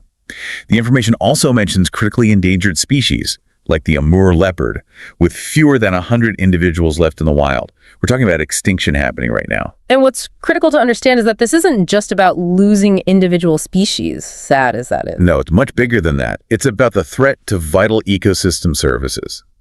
These are the essential functions that healthy ecosystems perform for free, which underpin human well-being and survival. Like what specifically? Think about pollination of crops. Bees and other insects are responsible for pollinating around 75% of the global food crops we rely on. Water purification, soil fertility, flood control, climate regulation. These are all services provided by nature, by biodiversity. And the example of bees. The example of declining bee populations, partly due to pesticide use and habitat loss, directly illustrates how losing a key group of species can threaten something as fundamental as our food security. No bees, less food. It's quite direct. And the impacts extend to cultural and economic spheres, too. Absolutely. Indigenous communities around the world often have deep cultural connections to local biodiversity and rely directly on healthy ecosystems for their food, traditional medicines, and livelihoods. Think of communities in the Amazon. And tourism. Furthermore, the global ecotourism industry, worth over $1 trillion annually, depends heavily on healthy wildlife populations and intact natural landscapes. Kenya's Masai Mara ecosystem, famous for its incredible wildlife spectacles like the Great Migration, is a clear example of how biodiversity directly supports a significant portion of a nation's economy. So conservation efforts are underway globally. Protected areas. Yes, establishing protected areas, national parks, wildlife reserves, and creating wildlife corridors to allow animals to move safely between fragmented habitats are key strategies. They face challenges. Significant challenges, Yeah. including illegal poaching, conflict with human land use, encroaching on reserves, and simply securing sufficient funding to manage and protect these areas effectively. It's a constant battle. This brings us to a powerful argument presented in the material, which is that protecting biodiversity through global conservation efforts is absolutely essential, not just for ethical reasons or saving individual species, but for maintaining ecological stability, which directly underpins economic stability and human survival. They are linked. And addressing this requires tackling the root threats. Exactly. Habitat destruction, pollution, overexploitation, and critically, climate change, which is rapidly altering the conditions species need to survive. Is there a success story mentioned? Costa Rica is highlighted as a successful example. They've designated around 25% of its land area as national parks and protected areas. This has not only preserved incredible biodiversity, but has also significantly boosted its ecotourism industry, demonstrating that conservation can actually go hand in hand with economic benefits. It's not always either. And within the topic of biodiversity loss, the information mentions invasive species as another significant contributing factor. Yes, invasive species, another layer to the problem. How do they get there? These are species that are introduced to a new environment, often unintentionally through global trade or travel, stuck on ships, in cargo, things like that. And in their new home. In their new home, they may lack the natural predators or diseases that kept their populations in check in their native range. This allows them to reproduce rapidly and outcompete or prey on native species, disrupting the entire ecosystem balance. An example. The example of the lionfish in the Caribbean is given. It's a species from the Pacific that is now rapidly spreading and frankly devastating native fish populations on Caribbean reefs because nothing there eats it readily. Can we control them? Control measures exist, like targeted removal programs or sometimes biological controls, but once established, invasive species are often incredibly difficult and expensive to eradicate. Prevention is much better. Which highlights an important argument. that strengthening biosecurity measures at borders and ports is crucial. Preventing the introduction of invasive species in the first place is far more effective and less costly than trying to manage or remove them after they've established populations. It's a vital step in protecting native biodiversity and maintaining ecosystem health. Okay, we've covered a range of interconnected environmental problems. Now let's really focus in on what many consider the defining challenge of our time: climate change itself. The information emphasizes that this is primarily driven by human-induced greenhouse gas emissions. Yes, understanding the causes and consequences of climate change is absolutely fundamental to grasping the scale of the problem we face. So the primary cause? The primary cause, highlighted repeatedly across the sources, is the burning of fossil fuels, coal, oil, and natural gas. For energy transport. Exactly. When we burn these fuels for energy generation, transportation, industrial processes, and heating or cooling our buildings, they release huge amounts of greenhouse gases into the atmosphere. Mainly CO2. Primarily carbon dioxide, yes, but also methane and nitrous oxide. These gases act like a blanket, trapping heat and causing the planet to warm. This is the greenhouse effect, amplified by human activity. But it's not solely about burning fossil fuels, although that is the biggest piece, right? No, you're right. Other significant sources contribute as well. The information mentions livestock farming, particularly cattle. Cow burps, basically. Well, methane from their digestive processes, yes. It accounts for around 14.5% of global greenhouse gas emissions, which is significant. And deforestation we covered. Deforestation, as we discussed, releases stored carbon and reduces the number of trees available to absorb CO2. Industrial processes, like the production of cement used in construction, are also significant sources of CO2. Cement production alone accounts for about 8% of global CO2. Even landfill. Even the decomposition of organic waste in landfills produces methane, another potent greenhouse gas. And the growth of urban areas. The growth of urban areas globally also plays a role, increasing overall energy demand, which is often met by burning fossil fuels, especially in rapidly developing economies where urbanization and industrialization are happening quickly. China, for instance. China, for instance, is currently the largest emitter, accounting for around 27% of global emissions. That reflects its massive population and rapid economic growth built significantly on energy-intensive industries. This brings up a crucial point about equity, highlighted in the information: the distinction between historical and current emissions. Yes, this is really important. Developed nations, like the United States and those in the European Union, are responsible for a disproportionately large share of the greenhouse gases that are already in the atmosphere. Because they industrialized earlier. Exactly. Estimates suggest these countries are responsible for about 50% of the cumulative CO2 emitted since the start of the Industrial Revolution around 1850. They industrialized first, powered by fossil fuels, benefiting economically over centuries. Whereas developing economies. Now, rapidly developing economies like India, while growing contributors, still have much lower per capita emissions than developed nations. But they face significant international pressure to curb their growth and emissions simultaneously, which they see as unfair given the historical context. This disparity leads to a critical argument that while a global transition to renewable energy and reduced emissions is essential for everyone, developed nations have a historical responsibility to lead. Lead how? This means not only making deep cuts to their own emissions, but also providing significant financial and technological support, known as climate finance and technology transfer, to help developing countries transition to cleaner energy and adapt to climate impacts without hindering their necessary development. Is anyone doing this well? Developing countries leading? China's enormous investment in renewable energy capacity is often cited. They added over 400 GW of solar and wind power by 2023, which was more than the rest of the world combined in that year. It's presented as an example of a major developing economy making significant strides in balancing energy needs with emissions reduction efforts, even while still being the largest overall emitter. A specific economic mechanism mentioned in the information to help reduce emissions is carbon pricing. Can you explain that? Yes. Carbon pricing is essentially putting a cost on emitting carbon dioxide. The idea is simple. Make polluting more expensive, thereby incentivizing businesses and individuals to reduce their emissions. How does it work in practice? It can be done through a carbon tax, where a price is applied directly to greenhouse gas emissions, or through a cap-and-trade system. Cap-and-trade. Where a limit or cap is set on the total amount of emissions allowed in a sector or economy, and companies can buy and sell emission permits amongst themselves. If you pollute less, You can sell your spare permits. Is there an example where this has worked? The Canadian province of British Columbia is given as an example. They introduced a carbon tax back in 2008, and studies reportedly showed it led to a 5–15% reduction in emissions per capita compared to other Canadian provinces. Without hurting the economy. Seemingly without negatively impacting overall economic growth. So these examples demonstrate that carbon pricing can be an effective tool for driving down emissions by creating a clear economic incentive. But there are challenges. Oh, yes. The information also points out a significant challenge: political resistance. Industries that are heavy emitters often lobby strongly against carbon pricing policies because they would face increased costs, potentially impacting their profitability. Vested interests pushing back. Exactly.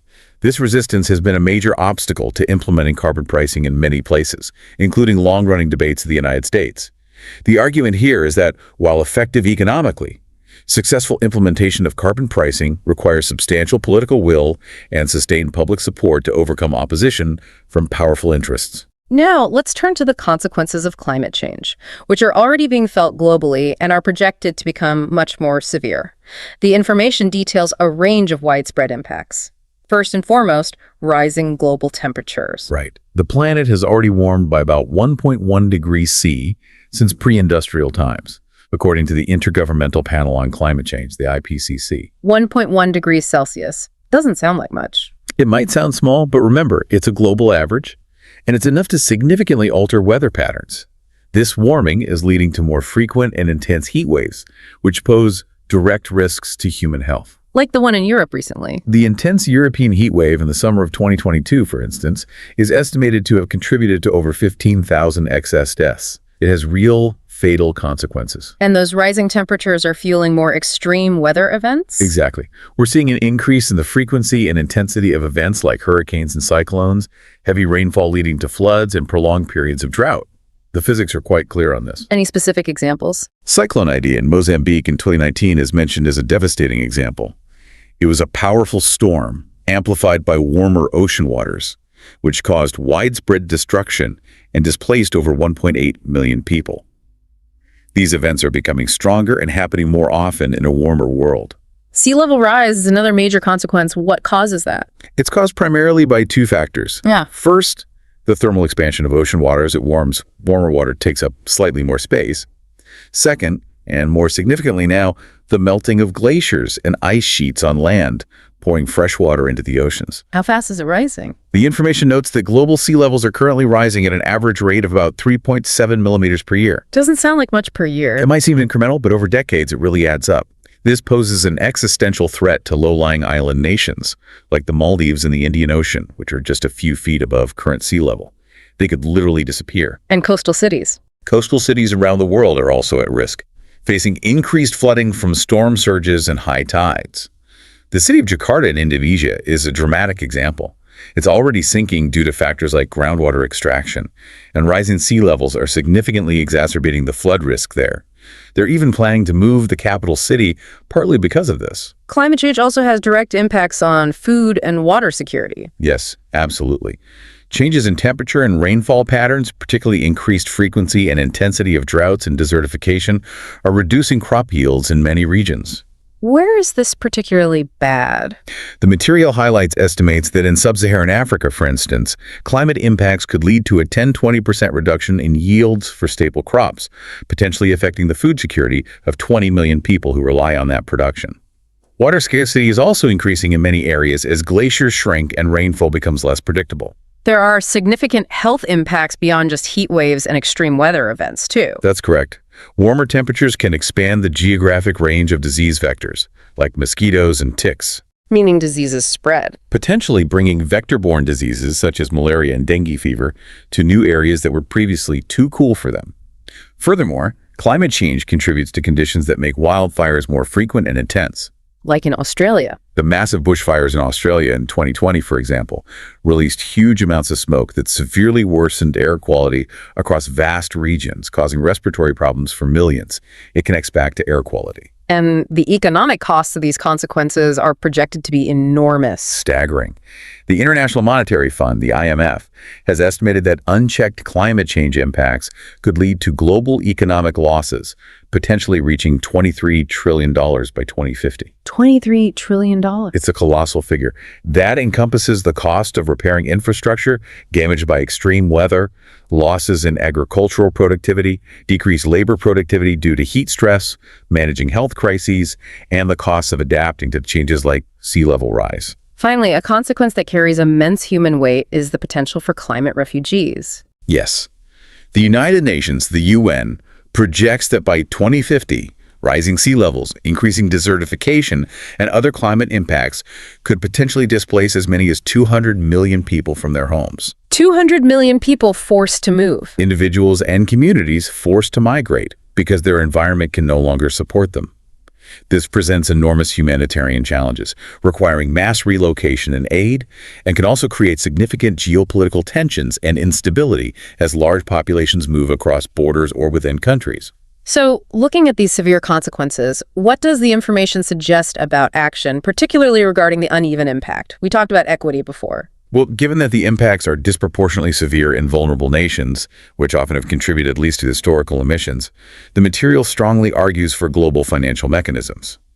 There's a clear need for support structures. Support to do what? To help these nations not only mitigate their own emissions, but crucially, adapt to the changes that are already locked in and manage the humanitarian challenges, including potential resettlement for those displaced by climate impacts. It's about adaptation as much as mitigation for some. Is there an example of adaptation? The Netherlands Room for the River project is given as an example of adaptation in a developed nation. Instead of just building higher dikes, they are strategically creating space for rivers to safely flood during peak flows, acknowledging higher water levels are coming and working with nature, not just against it. So that kind of thinking needs to be global. This kind of proactive adaptation is needed globally, but crucially, with financial support directed to those who need it most but can least afford it. This naturally leads us to the discussion of solutions. The information consistently emphasizes that addressing these intertwined environmental and climate challenges requires a massive combined effort. From individuals, governments, international bodies, everyone working together. Absolutely. There's no single silver bullet. It's a portfolio of actions needed across every sector. And one of the most critical areas for action is transitioning to renewable energy. Fundamental. Replacing fossil fuels with clean sources like solar power, wind power, hydropower, and geothermal energy is presented as absolutely key to reducing greenhouse gas emissions. Are there examples of countries doing well here? The material highlights countries that have made significant progress. Denmark, for instance, gets over 50% of its electricity from wind power already.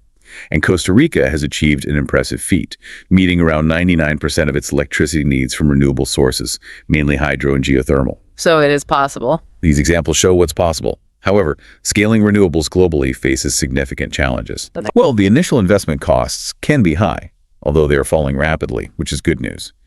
Integrating variable sources like solar and wind, which only generate power when the sun is shining or the wind is blowing into existing power grids, requires costly upgrades and energy storage solutions like batteries. And land use. And large-scale renewable projects like vast solar farms or extensive wind turbine arrays can sometimes lead to land use conflicts or environmental concerns regarding habitat disruption or, say, bird collisions with turbines. These need careful management. So this gives rise to an argument that achieving a widespread shift requires... It requires significant government support, really, in the form of subsidies, favorable policies to encourage investment, alongside massive private sector commitment. It also means carefully planning and managing the deployment of renewable infrastructure to minimize its own environmental footprint. You don't want to solve one problem by creating another. Is there an example of ambitious policy? India's incredibly ambitious target of installing 500 GW of renewable energy capacity by 2030 is cited as an example of a major economy setting a bold policy direction to drive this transition, despite also relying heavily on coal currently. It shows the intent is there. Beyond energy, adopting sustainable practices across various sectors is crucial for reducing environmental impact. Yes. Things like the circular economy concept. Explain that briefly. Moving away from a linear take, make, dispose model where we extract resources, make products, use them briefly, and throw them away to one where materials are reused, repaired, and recycled as much as possible to minimize waste and keep resources in use for longer. And waste to energy. Waste to energy initiatives, where waste that cannot be recycled is burned under controlled conditions to produce electricity, are also mentioned as part of the solution in some places. Examples. Examples include Sweden, which converts an impressive 99% of its household weight into energy, or recycles it, very little goes to landfill. And Japan, known for its high recycling rate, exceeding 80% for municipal waste through meticulous sorting. And sustainable agriculture. Sustainable agriculture is another key area. Practices like agroforestry, integrating trees into farming landscapes, as seen in parts of Brazil, not only diversifying income for farmers and enhance biodiversity, but also improve soil health and help sequester carbon in the trees and soil. So the argument is that shifting to these practices requires... It requires significant investment in infrastructure, like modern recycling facilities and renewable energy grids to power them. And crucially, widespread public education and behavior change. People need to participate. Is there an example of policy driving behavior change?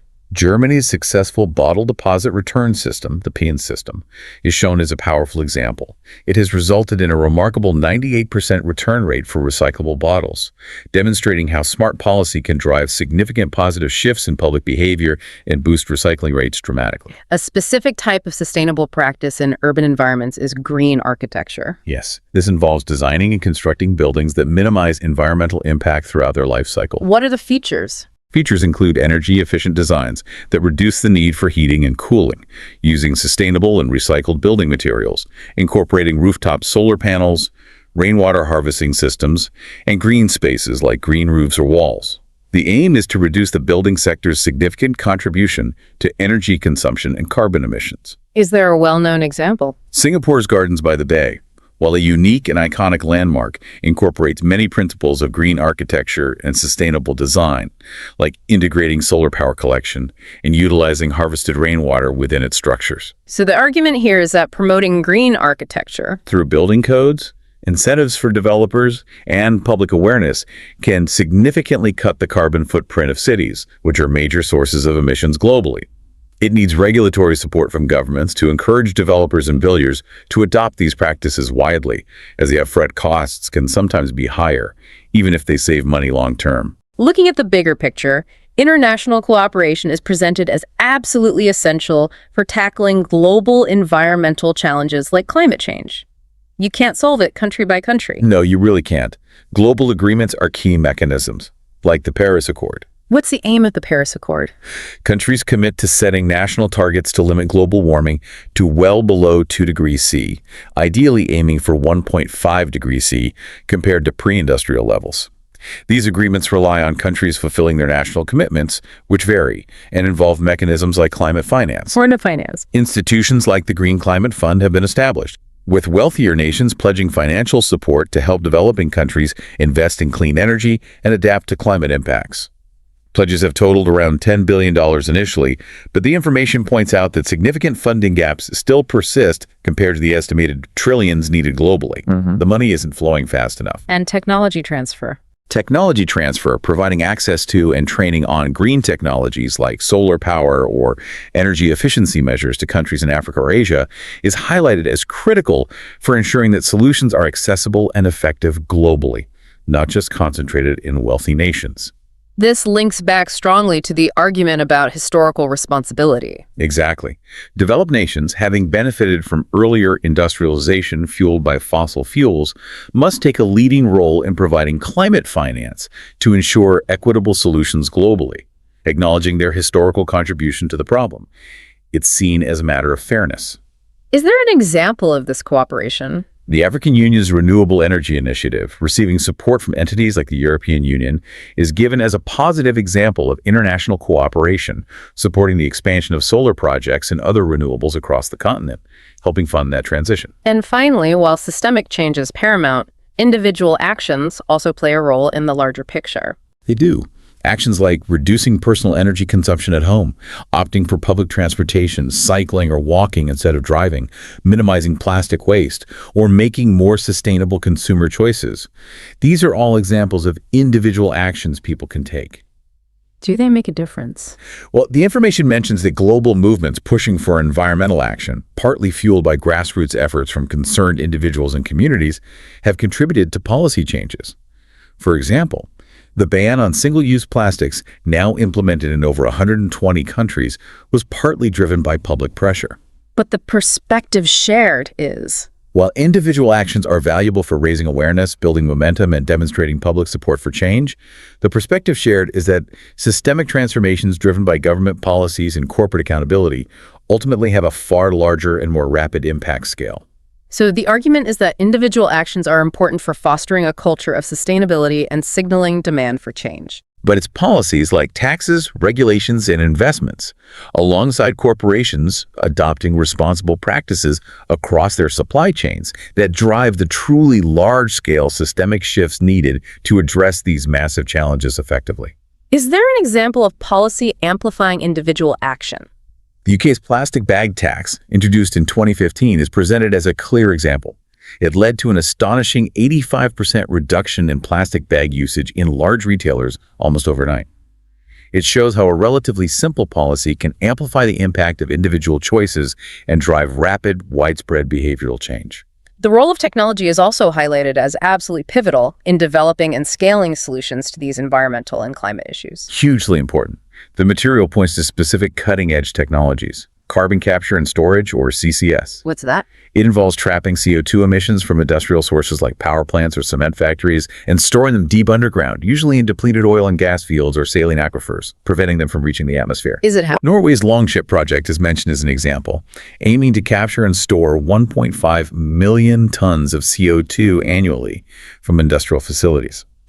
It's still relatively small-scale globally and expensive, but developing. And electric vehicles. Electric vehicles, or EVs, are crucial for decarbonizing transport, replacing gasoline and diesel engines with electric motors powered by batteries, ideally charged with renewable electricity. Who's leading on EVs? Norway has become a world leader here, with EVs accounting for over 80% of new car sales in 2023, driven by significant government incentives like tax breaks and perks like free parking or toll roads. Again, farming. Precision agriculture uses technologies like artificial intelligence, AI, satellite imagery, GPS, and drones to monitor crops, soil conditions, and weather in real time. Okay. This allows farmers to use water, fertilizers, and pesticides much more efficiently, only where and when needed, reducing waste and environmental impact. Examples of that. Smart farms in places like Australia are using AI to optimize irrigation schedules and predict yields, saving resources. So these technologies hold immense promise, but they also come with challenges. Definitely. High costs can be a barrier to widespread adoption,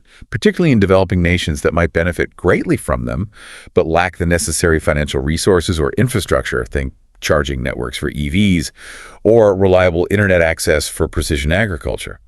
There's often unequal access globally.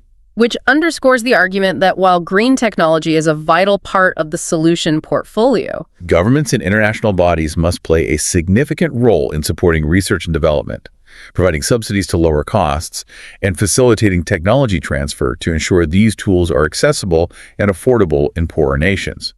You need policy to drive tech adoption fairly. Any other tech examples? Japan's efforts in developing hydrogen fuel technologies are also highlighted. They have over 10,000 hydrogen fuel cell vehicles deployed and are investing in hydrogen fuel stations, showcasing how different technological pathways are being explored beyond just battery electric for transport and energy storage.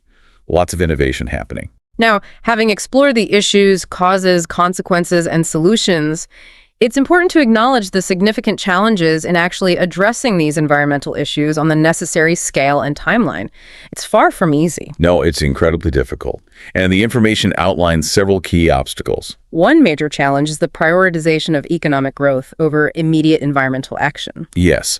For many countries, particularly those with large populations and ongoing development needs, often heavily reliant on existing fossil fuel infrastructure, like coal power plants, the perceived costs of transitioning to cleaner energy or implementing stricter environmental regulations can seem like a barrier to essential economic growth and poverty reduction. It's a tough trade-off, or perceived as one. India's situation? India's reliance on coal, despite its huge renewable energy ambitions, is sometimes cited as an example of this tension between development needs and environmental goals. Political resistance is another enormous hurdle. Huge.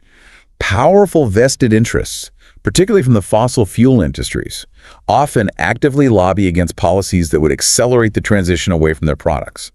Things like carbon taxes or tighter regulations on emissions face strong opposition. We see this in the U.S. Debates around climate policy in the United States have often highlighted the significant influence of such lobbying efforts in slowing down or blocking action. Global inequity is a profound challenge we keep coming back to. It really is.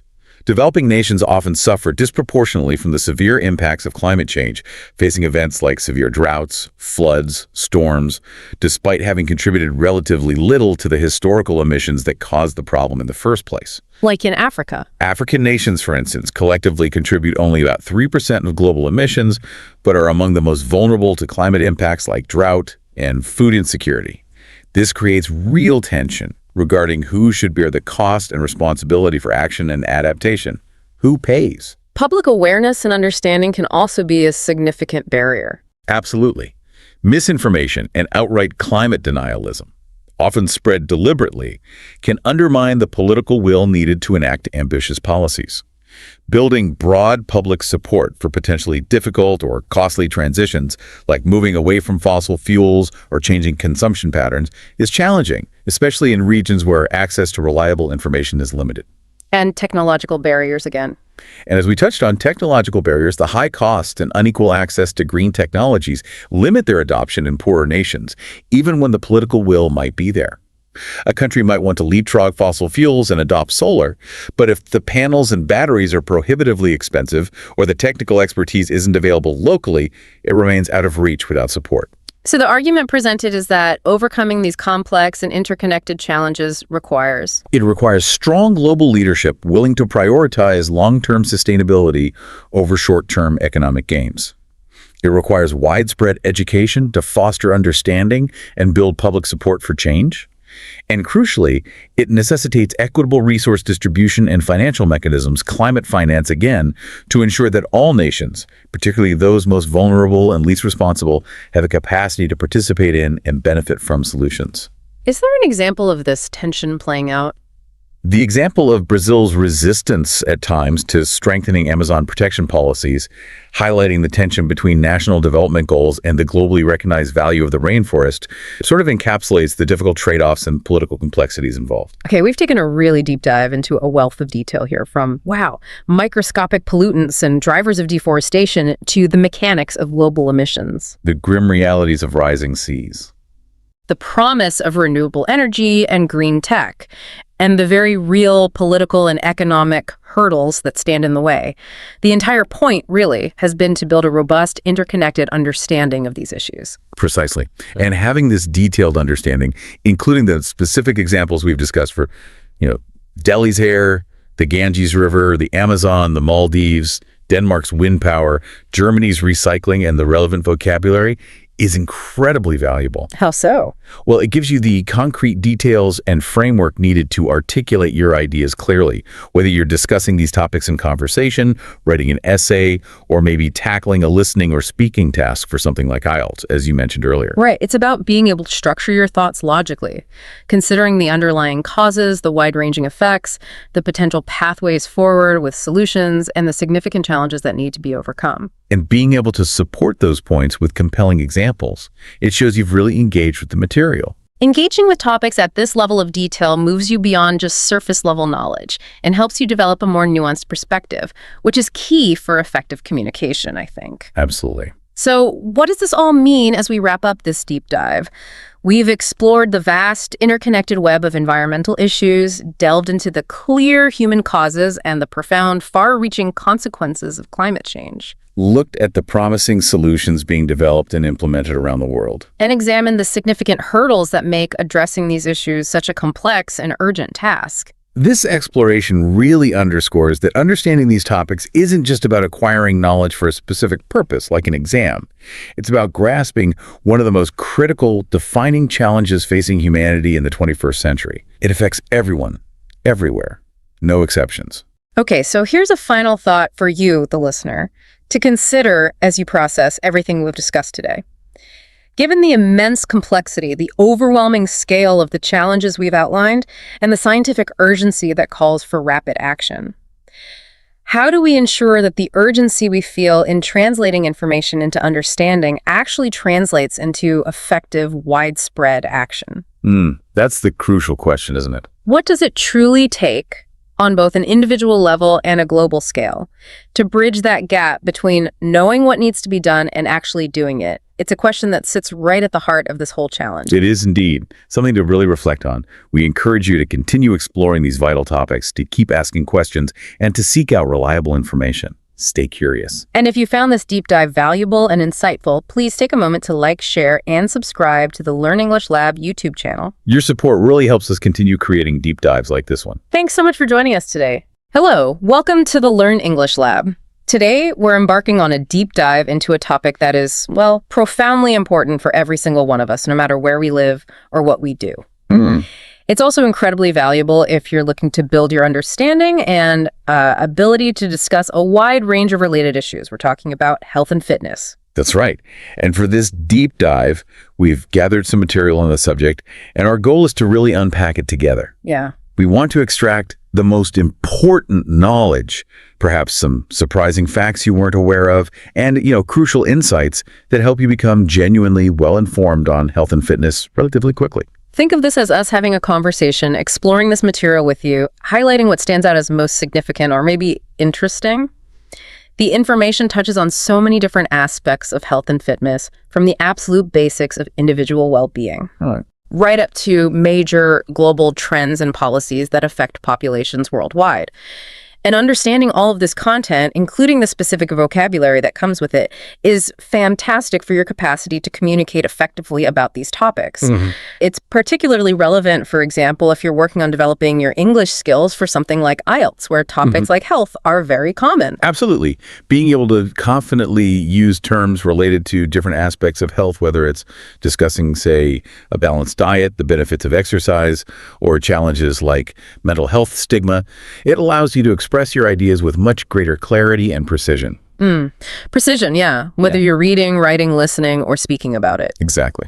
Okay, then, let's get into this material. Where do we begin? Well, the information we have really establishes physical health as the fundamental bedrock of overall well-being. Right, the bedrock. It's described as the state where your body is functioning optimally, free from disease, and capable of handling daily activities with energy and vitality. It's like the essential operating system, isn't it? The foundation that enables everything else. If that physical health isn't robust, it becomes significantly harder to pursue any kind of goal. Whether personal, educational, or professional, you just need that energy and resilience that comes from a healthy body. And the material details quite a few specific benefits that underscore just how foundational this is. For instance, it profoundly enhances cardiovascular function. Cardiovascular function, so the heart and circulatory system. Precisely, the health and efficiency of your heart and blood vessels. And the insights provided give us some really tangible outcomes from improving cardiovascular health. We're talking about a reduced risk of serious issues like heart disease, stroke, and high blood pressure. Correct, and the data points shared are quite compelling. Engaging in even a moderate level of aerobic exercise, something like brisk walking, cycling, or swimming. Just normal stuff, yeah. Yeah, for just 150 minutes each week can lead to a noticeable reduction in blood pressure. The sources note this can mean a drop of 5 to 8 millimillo Chico. mmHg, millimeters of mercury. That's the standard unit for measuring blood pressure. Okay, so that's a very specific, measurable improvement from a relatively modest amount of activity. It is. And beyond that, that same level of moderate activity is linked to a substantial cut in the risk of heart disease by a full 30%. 30%. That's a major impact from something that's quite achievable for most people. Really highlights the power of consistent, moderate effort. Exactly. And beyond the heart, physical health is also vital for your musculoskeletal integrity. Okay. Musculoskeletal, bones and muscles. Yes, the strength and health of your bones and muscles. Which feels directly related to mobility, doesn't it? Just the ability to move around freely and easily in your daily life without pain or restriction. It is. And it's absolutely crucial for preventing conditions like osteoporosis. Right. Where bones get weaker. Exactly, where bones lose density and become fragile, increasing the risk of fractures. The material points out that engaging in weight-bearing exercises, like lifting weights or... Yeah, activities where you work against gravity, like lifting weights, using resistance bands, or even just walking and running, can actively increase bone density year after year. So it's not just about keeping your muscles strong, but reinforcing your actual skeleton. That's right. The data suggests a tangible increase of 1 to 3% annually with consistent weight-bearing activity. It's an active process of building stronger bones. Huh. That's quite interesting. And the sources also mention a boost to the immune system. Yes, that's another significant benefit. Regular physical activity seems to enhance your body's natural defenses. It makes you more resilient, improves its ability to fight off infections. So you're potentially getting sick less often? Is that the idea? That's the idea. Studies mentioned suggest that consistent activity might reduce overall infection rates by maybe as much as 30%. 30% again. Wow. Yeah. Furthermore, the research indicates it can even make vaccinations more effective, strengthening your body's response to them. Okay, so when we talk about the value of physical health, we're not just talking in general terms. We can point to specific improvements like enhanced cardiovascular function, stronger musculoskeletal health, increased bone density, and better immune efficacy. Having that specific vocabulary really helps you articulate these clear, measurable benefits, especially, if you're discussing health topics, perhaps in an exam context or just in general conversation. It really does. Now, while the benefits are clear, the material also highlights some significant contemporary challenges to maintaining good physical health. Oh, absolutely. Modern lifestyles present quite a few obstacles. The dramatic rise of sedentary behavior is a huge one. So many jobs now involve sitting at a desk for hours on end. Yep. We spend so much time looking at screens, and the way many of us live, particularly in urban environments, it just doesn't naturally encourage activity, does it? It really doesn't. And this sedentary behavior, according to the information, is directly contributing to major health issues globally. It's linked to the increase in obesity, the prevalence of type 2 diabetes, and cardiovascular diseases.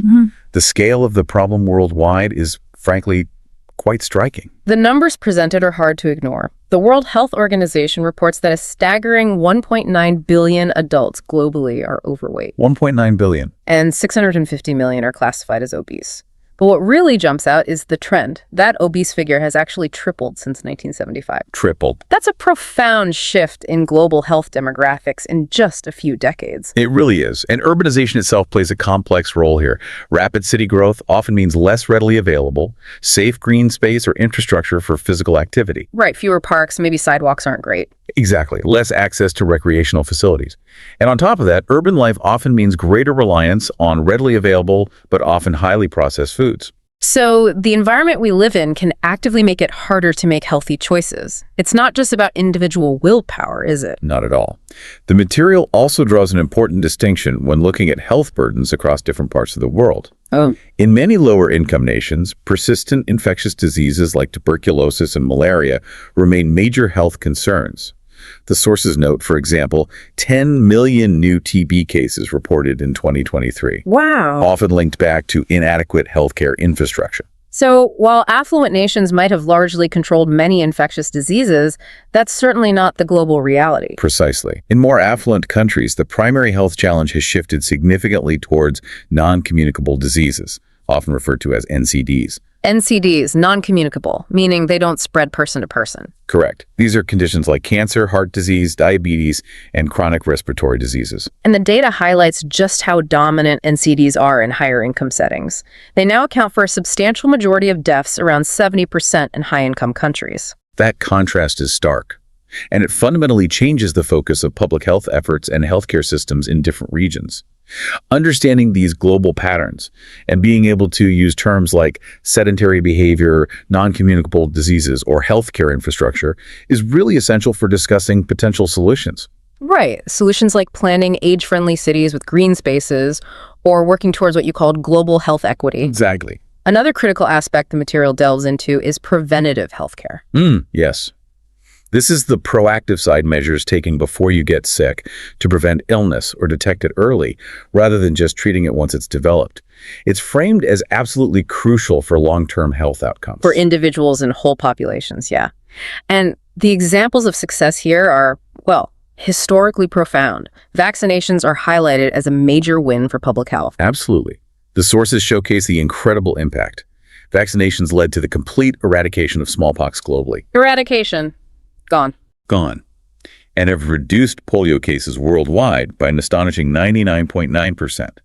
That's the near elimination of a devastating disease through preventive action on a massive scale. That's amazing. Routine health screenings are also a big part of this, aren't they? Things like mammograms for breast cancer or cholesterol tests. Yes, these fall under early detection.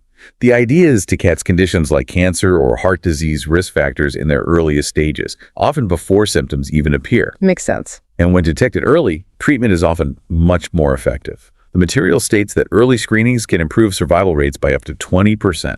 20%. And lifestyle interventions, like programs designed to help people quit smoking or manage their diet, they're preventative too, right? Indeed. They have a significant impact on long-term health. Quitting smoking, as an example given, can reduce the risk of lung cancer by 50% within just 10 years of stopping. 50% in 10 years. That's a powerful illustration of how changing a behavior can fundamentally alter your health trajectory. It really is. But even with these proven benefits, access to preventive services isn't equal everywhere. That's a key point, isn't it? That's a really important point the material emphasizes. In many lower-income regions, there are significant hurdles, shortages of medical facilities, a lack of trained healthcare professionals, logistical challenges, all limiting access to essential vaccinations, screenings, and preventative programs. So discussing public health strategies really requires addressing these disparities, using concepts like preventive interventions, early detection, and critically, health equity, ensuring everyone has a fair opportunity to be as healthy as possible. Precisely. Finally, under the umbrella of physical health, the material covers the management of chronic diseases. Okay, so these are the long-term conditions that aren't necessarily cured but require ongoing care, like diabetes, hypertension, high blood pressure, or asthma. Exactly those. The focus shifts from prevention to management, aiming to maintain quality of life and prevent complications. This often involves tools for self-monitoring. Self-monitoring, like checking your own blood sugar. Yes.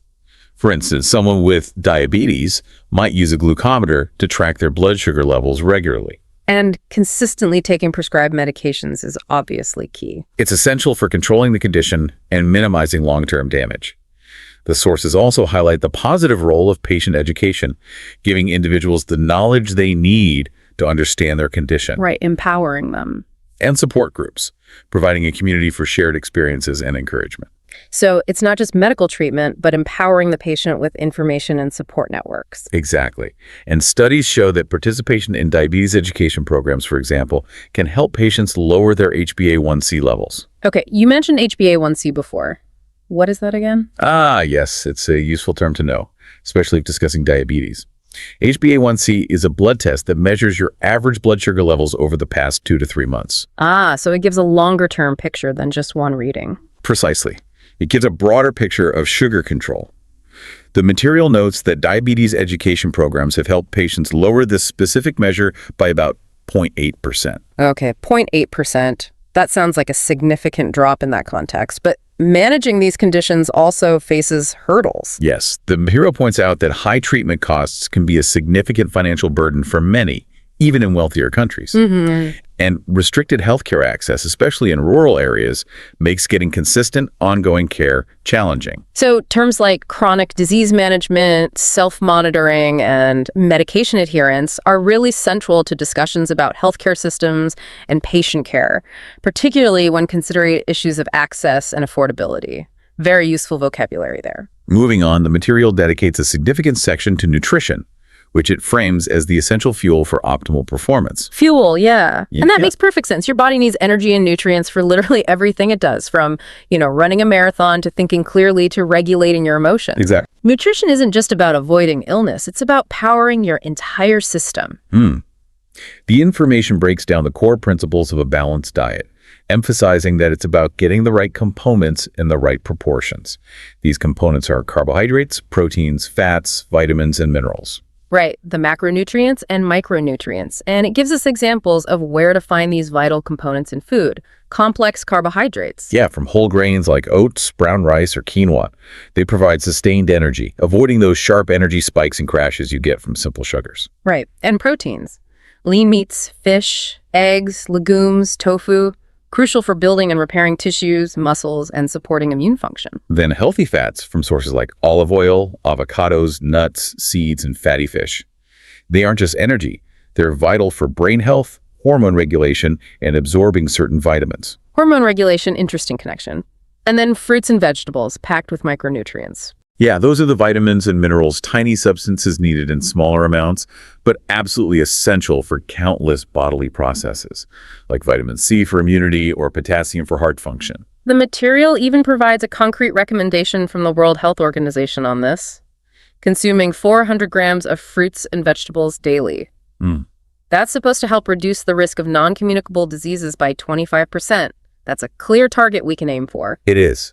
So understanding the role of complex carbohydrates, micronutrients, how hormone regulation is influenced by diet, and the concept of sustained energy are all really useful terms when discussing healthy eating habits and public health guidelines around food. Definitely. The material also touches on the fascinating world of dietary trends and fads. There are so many out there now. There are. There's a huge amount of interest in optimizing health through diet, and this leads to the popularity of various approaches. And some specific examples are mentioned. Veganism, for instance, which excludes all animal products. It's highlighted for potential benefits like lower cholesterol levels and often a smaller environmental footprint compared to diets, including meat. Okay. However, the sources also note the potential risks of certain nutrient deficiencies, particularly pointing out vitamin B12, iron, and omega-3 fatty acids.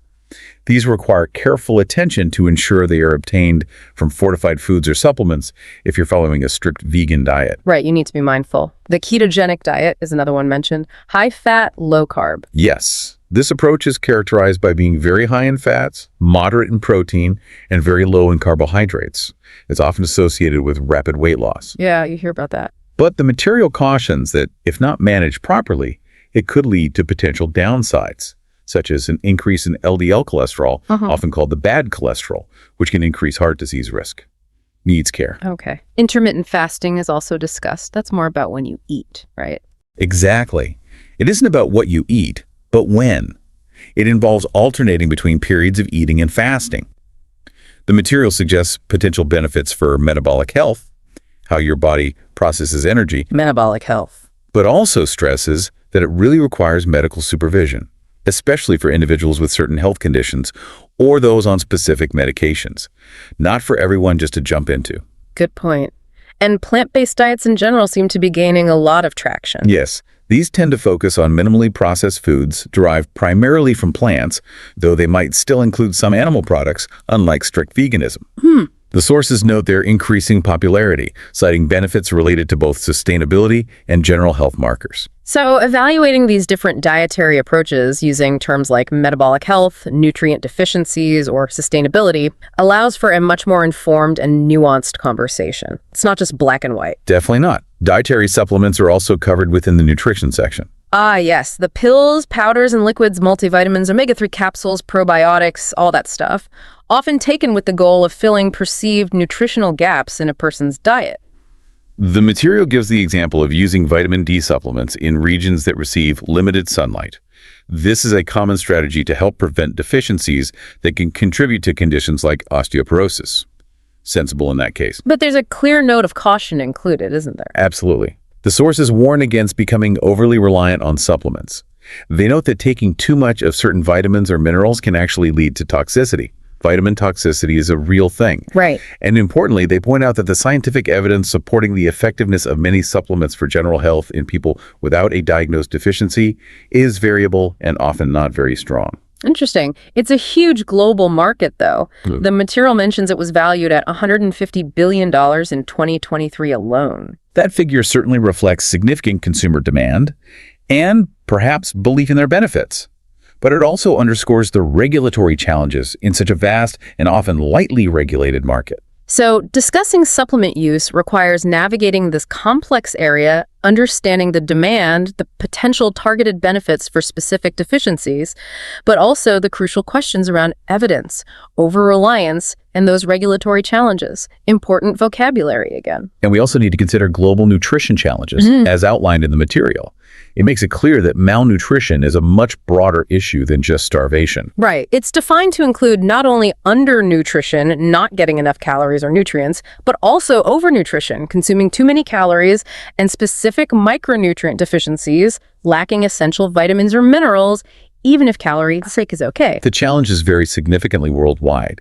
In many lower-income countries, issues like childhood stunting are prevalent. Stunting, meaning impaired growth. Yes, exactly. The material mentions 149 million children are affected, meaning their growth is impaired due to chronic undernutrition. And widespread vitamin A deficiency affects 340 million children, increasing their risk of infections and blindness. Huge numbers. Devastating. Meanwhile, in higher income nations, the major issue is often overconsumption, particularly of processed foods high in sugar, unhealthy fats, and salt. Exactly. This dietary pattern is a primary driver of the global obesity and diabetes epidemic.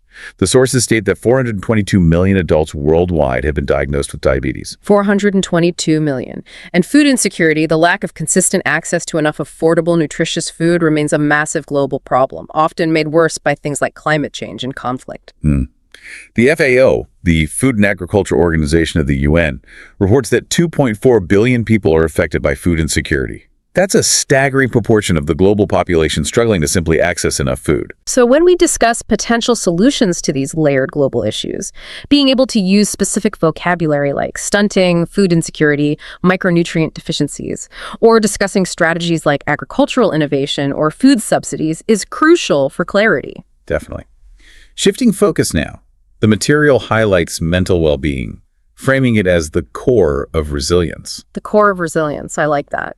This really emphasizes that mental health, how you feel, think, and behave, isn't separate from physical health. It's absolutely central to your overall state of fitness and ability to function well. It plays a direct role in your engagement with physical fitness. Good mental health provides the motivation and energy needed for healthy behaviors like consistently exercising, making nutritious food choices, and maintaining social connections. And on the flip side, if you're struggling with poor mental health like anxiety, depression, or chronic stress, it can manifest physically, can't it? Oh, certainly. Leading to lethargy, making it harder to stick to healthy routines, pushing you towards unhealthy comfort foods, or maybe increasing the likelihood of substance misuse. It's all connected. So what techniques for improvement are mentioned? Well, mindfulness practices are highlighted as particularly effective. Mindfulness, like meditation, yoga, maybe journaling. Exactly, activities like that. The idea is to bring your awareness to the present moment, which can significantly reduce stress and help sharpen your focus. And there's data on this. Yes, so sources offer some interesting data here. A 2023 study found that even just 15 minutes of daily meditation could noticeably lower cortisol levels. That's the body's primary stress hormone, by 25%. 25%. That's a clear physiological impact from a mental practice. Impressive. Cognitive behavioral therapy, often called CBT, is also mentioned as a powerful tool. Right, CBT. That's a type of therapy. Yes, a type of talk therapy that focuses on helping individuals identify and challenge negative thought patterns and behaviors that contribute to distress. The sources note its effectiveness, showing improvement in mood for a substantial portion of patients, around 60% within just 12 weeks of starting therapy. 60% in 12 weeks. That's quite effective. So when we talk about strategies for mental health, terms like mindfulness practices, understanding cortisol levels, learning about cognitive behavioral therapy, and the overall goal of building emotional resilience are really valuable for describing these different approaches. Very much so. And a really critical point the material raises is the issue of mental health stigma. Stigma. This is a significant barrier in many cultures worldwide, isn't it? It refers to those negative attitudes or discrimination against people with mental health conditions. It makes individuals hesitant or unwilling to talk about their struggles or seek the help they desperately need. It really does. The sources mention that in some societies, showing emotional vulnerability can be perceived negatively, perhaps even seen as a weakness, which can be particularly challenging for men due to societal expectations. So what are some of the strategies discussed for reducing this stigma? How do we fight it? Public awareness campaigns are crucial. The material highlights initiatives like Australia's Are You OK campaign. Yeah, I've heard of that. Which encourages people to simply ask their friends and family if they're okay, as a way to open up conversations about mental health. School-based education is also key, normalizing discussions from a young age. And, importantly, ensuring counseling services are easily accessible and affordable helps remove practical barriers once someone decides to seek help. Accessible counseling is vital. And the sheer scale of mental health issues globally really underscores the urgency of tackling this stigma. It does.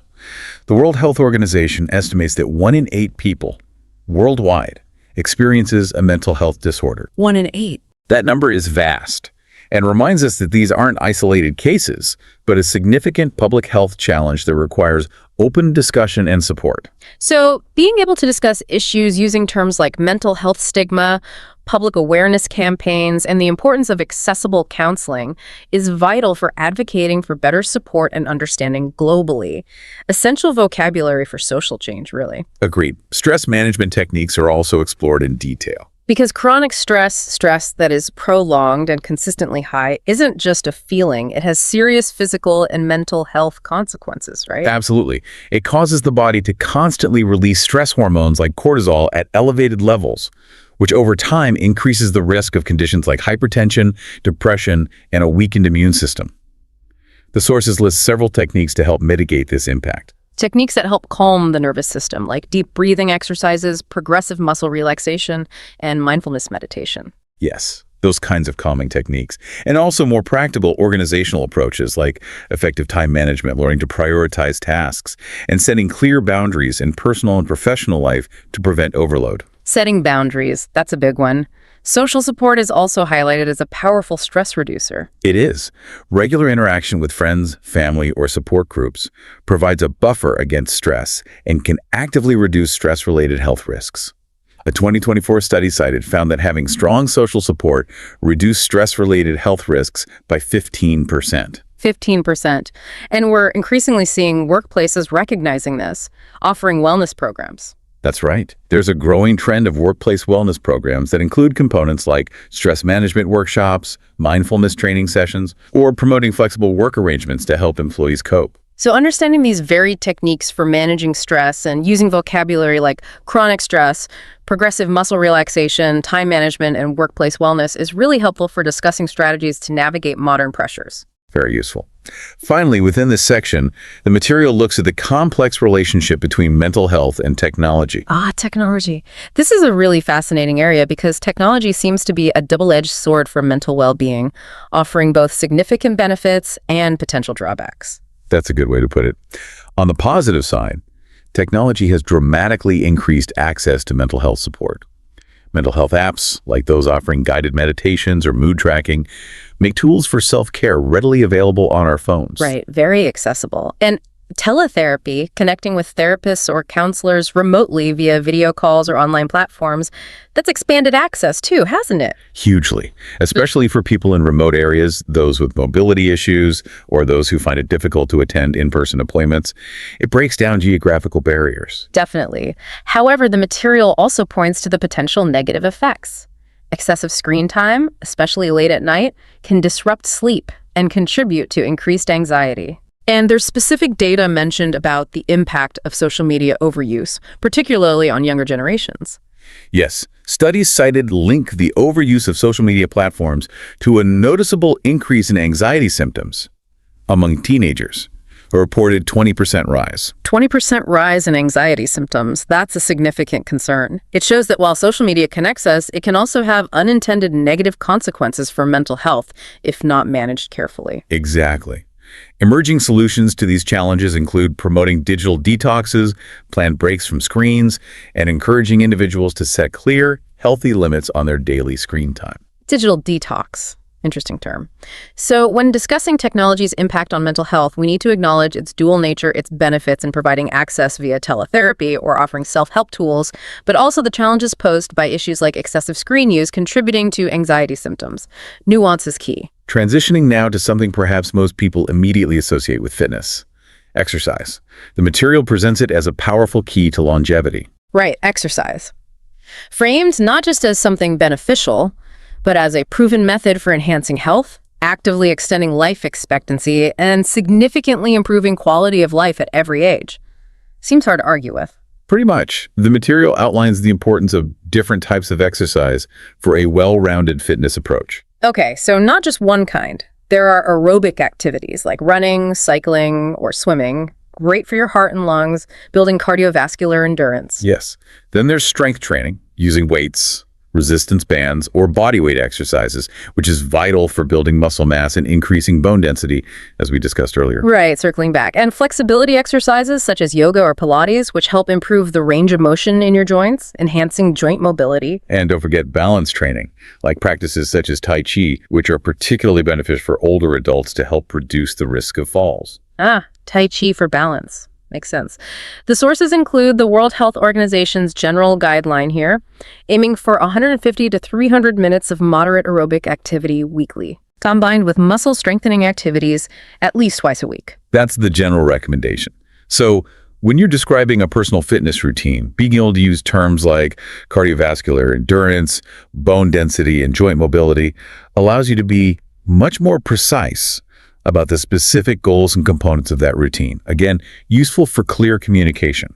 Definitely. The material really emphasizes that exercise offers benefits across all life stages, which is important. It's not just for young athletes. Not at all. For children, it's not just about burning energy. It actively supports physical growth and cognitive development. Cognitive development? How does exercise help with that in kids? Brain function? Well, physical activity increases blood flow to the brain. And research suggests it can improve concentration and executive functions, things like planning and problem solving. The material mentions a 2023 study linking regular exercise in children to a measurable improvement in academic performance. Really? How much? A reported 10% increase. 10%? That's a significant finding. It's not just recess, it's literally brain fuel for learning. Seems like it. For adults, exercise is linked to increased productivity, better mood regulation, and significantly lowering the risk of those non-communicable diseases we discussed earlier. Right. And for older adults, it's vital for maintaining mobility, independence, and cognitive function. It actively helps to prevent muscle and bone loss and potentially lowers the risk of conditions like dementia. The data points to a significant impact here. Regular exercise is associated with a 30% lower risk of developing dementia. 30% lower risk of dementia. That's huge. And there's a really important social dimension to exercise too, isn't there? Absolutely. Participating in group exercise activities, whether it's a sports team, a dance class, or a walking club, fosters social connections. This is incredibly important for overall well-being and is a powerful way to combat loneliness. Yeah, getting out and doing something active with others. So discussing how exercise benefits individuals differently depending on their age, and being able to talk about things like cognitive development in children, productivity in adults, maintaining mobility in seniors, and fostering social connections adds real depth to the conversation. It does. Despite the clear and numerous benefits, the material also addresses the common barriers to exercise that many people face. Ah, yes, the obstacles. Feeling like you don't have enough time, struggling with motivation, or simply not having access to places or facilities to be active. We all know those. We do. And environmental and socioeconomic factors also play a major role. For example, urban areas might lack safe, well-maintained parks or green spaces. Rural regions might have resource shortages, meaning no nearby gyms or community centers. And the cost of gym memberships or sports leagues can be a significant socioeconomic factor, preventing lower-income individuals or families from participating. Right, cost is a big one. So it's not always just personal choice. The environment you live in and your economic situation can be major determinants of how active you can be. What are some potential solutions mentioned? The sources highlight initiatives like developing free community fitness programs, organizing group walks, or outdoor exercise classes in public spaces, encouraging workplaces to provide on-site gyms or promote physical activity breaks, and the growth of online platforms has been significant. The online workout platforms saw a huge surge, didn't they? Especially recently. They did. The material notes their popularity grew by a remarkable 40% between 2020 and 2023. 40%. Suggesting that for many people, the accessibility and flexibility of online options helped overcome some of those traditional barriers like time or location. That figure points to technology being a part of the solution for some. So when discussing policies or initiatives to encourage more physical activity, understanding and addressing socioeconomic factors and promoting options like community fitness and online platforms is key. Definitely. The material also explores alternative fitness approaches, acknowledging that one size doesn't fit all when it comes to exercise. Right. Finding different methods that appeal to diverse interests and needs makes sense. Precisely. Examples include high-intensity interval training, often called HIUA. This involves short bursts of very intense exercise followed by brief recovery periods. It's highlighted as being time efficient for achieving fitness gains. HIIT, yeah. Get a lot done quickly. What else? Dance-based workouts like Zumba or other forms of dance fitness, which combine cardiovascular activity with fun and often social interaction. Good combo. And outdoor adventure sports like rock climbing, hiking, or kayaking, which not only provide physical exercise, but can also enhance mental resilience and connect people with nature. Mental resilience through physical challenge. Interesting. These different methods are valuable because they broaden the accessibility of exercise and make it more appealing to a wider range of people who might not enjoy traditional gym workouts or team sports. Exactly. And being able to discuss these alternatives using terms like high-intensity interval training, cardiovascular activity, and mental resilience allows you to describe the specific benefits they offer. Moving now towards wrapping up the individual aspects of health, the material looks at lifestyle habits, presenting them as fundamental to building a healthy foundation. Right. This section emphasizes that our daily routines and ongoing choices, beyond just diet and exercise, have a profound and cumulative influence on our health over time. This includes things like sleep patterns, how effectively we manage stress, the strength of our social connections, and finding a balance between work and personal life. The importance of sleep is highlighted right at the beginning of this section, something many of us struggle with. Indeed. The sources stress that getting enough sleep, typically recommended as 7 to 9 hours per night for adults, is absolutely vital.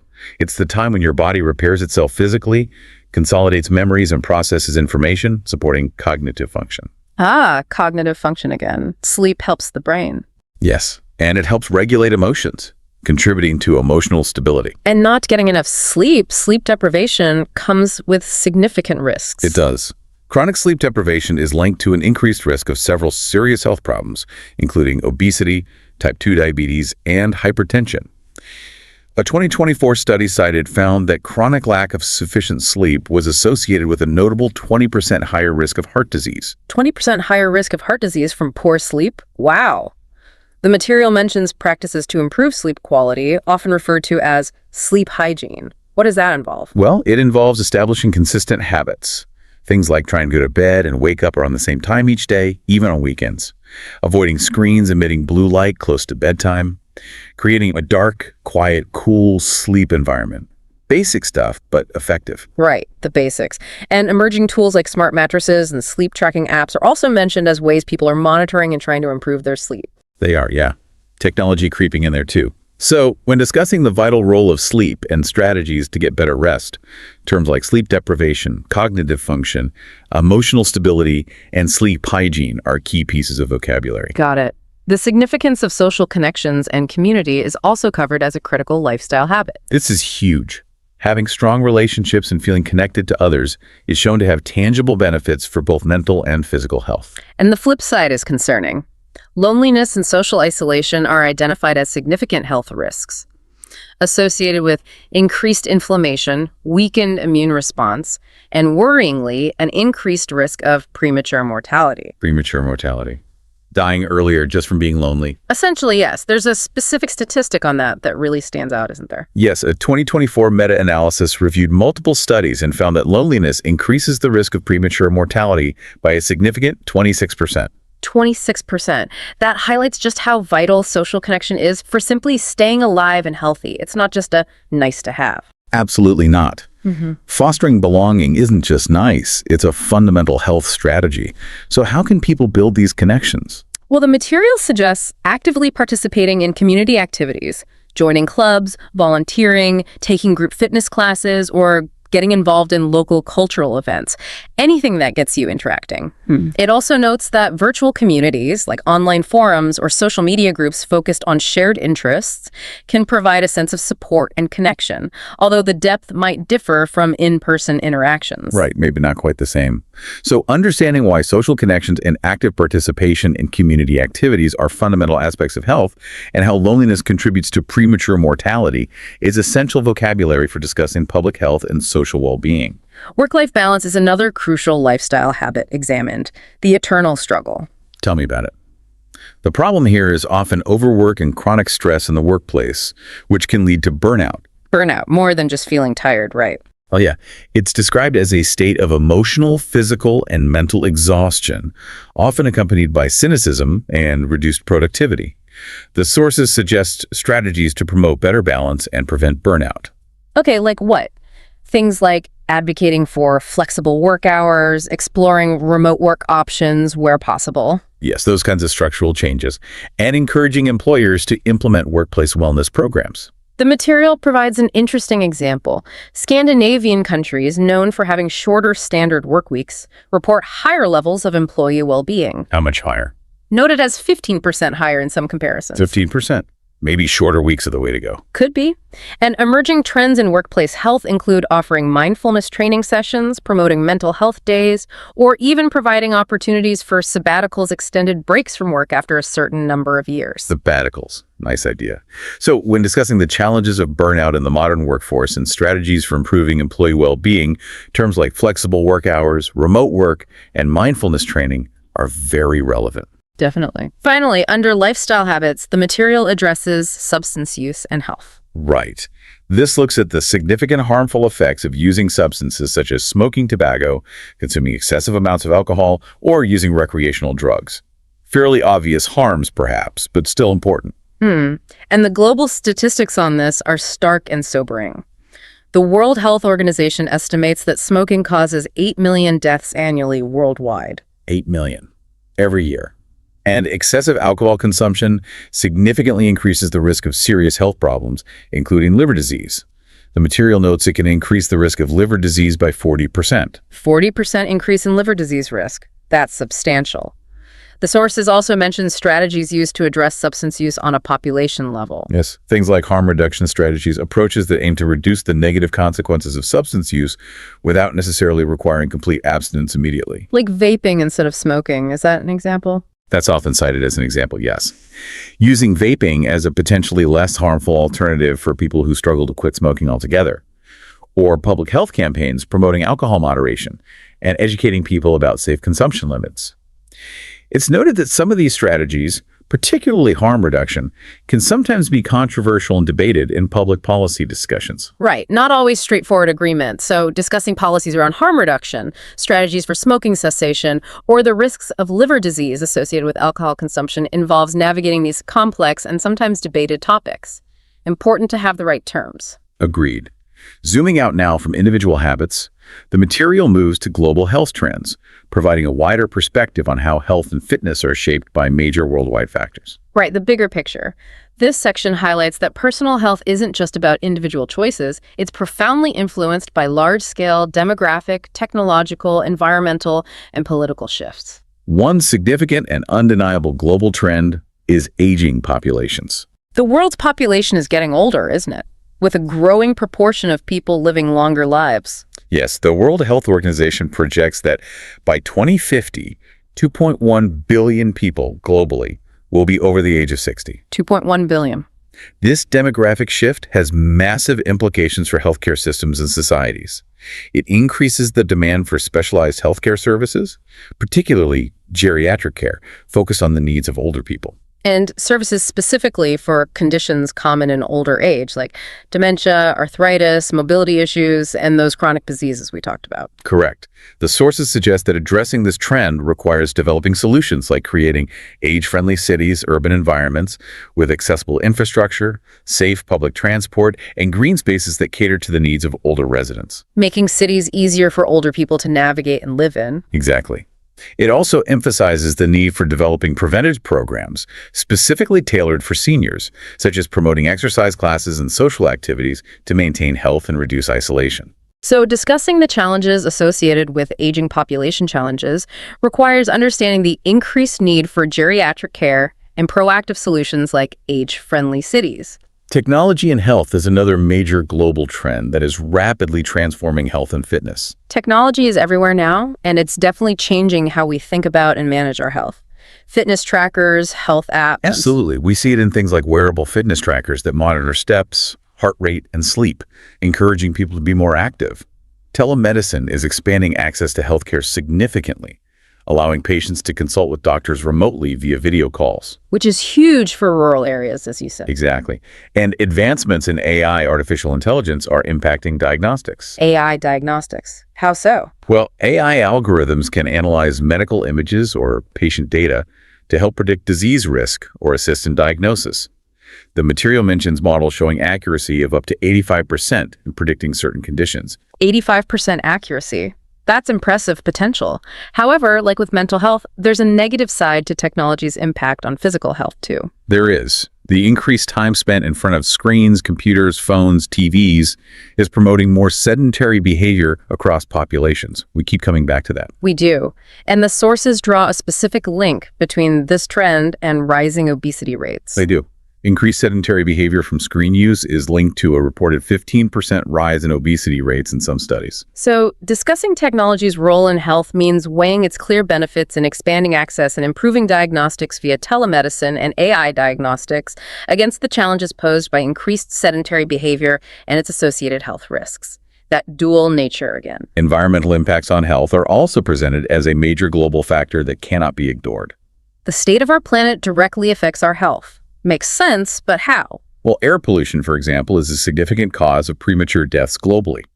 The World Health Organization estimates it causes 7 million premature deaths annually. 7 million. Worsening respiratory and heart conditions. And climate change has broader, devastating health implications, presumably. It does. Changes in temperature, rainfall patterns, and extreme weather events disrupt essential resources like food security and water security, impacting billions of people worldwide and increasing the spread of certain infectious diseases. That's alarming. What are some potential solutions mentioned? Mitigation strategies? The material highlights the importance of sustainable practices, transitioning to renewable energy sources to reduce pollution, engaging in reforestation efforts to improve air quality in ecosystems, and promoting urban green spaces within cities. Green spaces, they help with air quality and give places for activity, right? And improve mental well-being, too. So, discussing the critical link between the environment and health requires vocabulary like air pollution, climate change, food security, and sustainable practices. Got it. Finally, the sources touch upon global health policy. Right. This is about how decisions made by governments and international organizations at a national or global level shape the health of entire populations. Big picture policy. Policies like implementing universal healthcare systems, which aim to provide healthcare access to all citizens, regardless of their ability to pay. Yes, or enacting strong regulations like bans on tobacco advertising and increasing tobacco taxes. These can have a profound influence on public health outcomes. And there are compelling examples given of this working. Yes. Countries with universal healthcare coverage have often seen measurable improvements in health indicators, such as reductions in mortality rates. The material mentions a 10% reduction in mortality in Canada, which has universal coverage. Okay, and tobacco taxes? Policies targeting substance use, like tobacco taxes, have proven effective in reducing smoking rates. Australia, for instance, has seen a 20% cut in smoking rates since 2000, partly attributed to high tobacco taxes and strong anti-smoking campaigns. So policy really can make a difference, but implementing these policies effectively varies greatly around the world, I imagine. It does. Challenges include political will, economic constraints, and particularly in lower-income nations, significant funding shortages and limitations in healthcare infrastructure can make effective policy implementation very difficult. Right. So debating the effectiveness and challenges of different global health policy approaches involves understanding concepts like universal healthcare, tobacco taxes, and the practical complexities of policy implementation. Exactly. So to bring everything together, the material emphasizes that understanding health and fitness isn't just about focusing on your personal well-being, though that's obviously important. It serves as a crucial lens through which you can understand and discuss a vast array of complex global issues. Yeah, like poverty, inequality, environmental challenges, technological advancements. It connects to so much. It really does. Absolutely. It's about gaining the necessary vocabulary and the conceptual framework to really engage with this universally important subject. The specific terms we've explored throughout this deep dive: cardiovascular function, non-communicable diseases, mental health stigma, sedentary behavior, fuel insecurity, telemedicine, climate change. These are not just academic terms, they are powerful tools. Tools for articulating complex ideas. Yeah, for understanding reports and discussions on global issues and engaging in meaningful conversations about health and its many interconnected factors. Essential for anyone wanting to discuss world issues or, again, for learners needing this kind of language. And understanding these different facets, physical health, nutrition, mental well-being, exercise, lifestyle habits, and global trends, provides a clear way to structure your thoughts. It helps you build well-supported arguments when discussing related topics. It gives you a framework for organizing information. And ultimately, these are real-world issues that impact everyone, everywhere. Having this knowledge, drawn from the material we've looked at, provides you with a really valuable perspective on yourself, your community, and the world. It equips you to understand not just how to potentially improve your own health, but also to understand and discuss the significant health challenges and opportunities facing communities and populations around the globe. So we've journeyed from the fundamental building blocks of individual physical well-being, explored the fuel provided by nutrition, understood the strength that comes from mental resilience, delved into the power of exercise, examined the profound impact of daily lifestyle habits, and expanded our view to encompass the broader global trends and policies shaping health worldwide. It's quite a landscape. It is indeed a complex, interconnected, and deeply important topic. It truly is. And it leaves us with a lot to consider, doesn't it? Maybe a final thought. Given the increasing influence of global factors like technology and environmental change, how much will our personal health and fitness in the future depend solely on individual choices versus the collective actions and policies of societies and governments? Where do you see that balance shifting? That's a really potent question, and one that will likely become even more central in the coming years, I suspect. Food for thought. We hope this deep dive into health and fitness has been valuable for you, providing you with insights and vocabulary to think and talk about this vital subject more effectively. Thank you for joining us on this exploration. Like, share, and subscribe to this YouTube channel.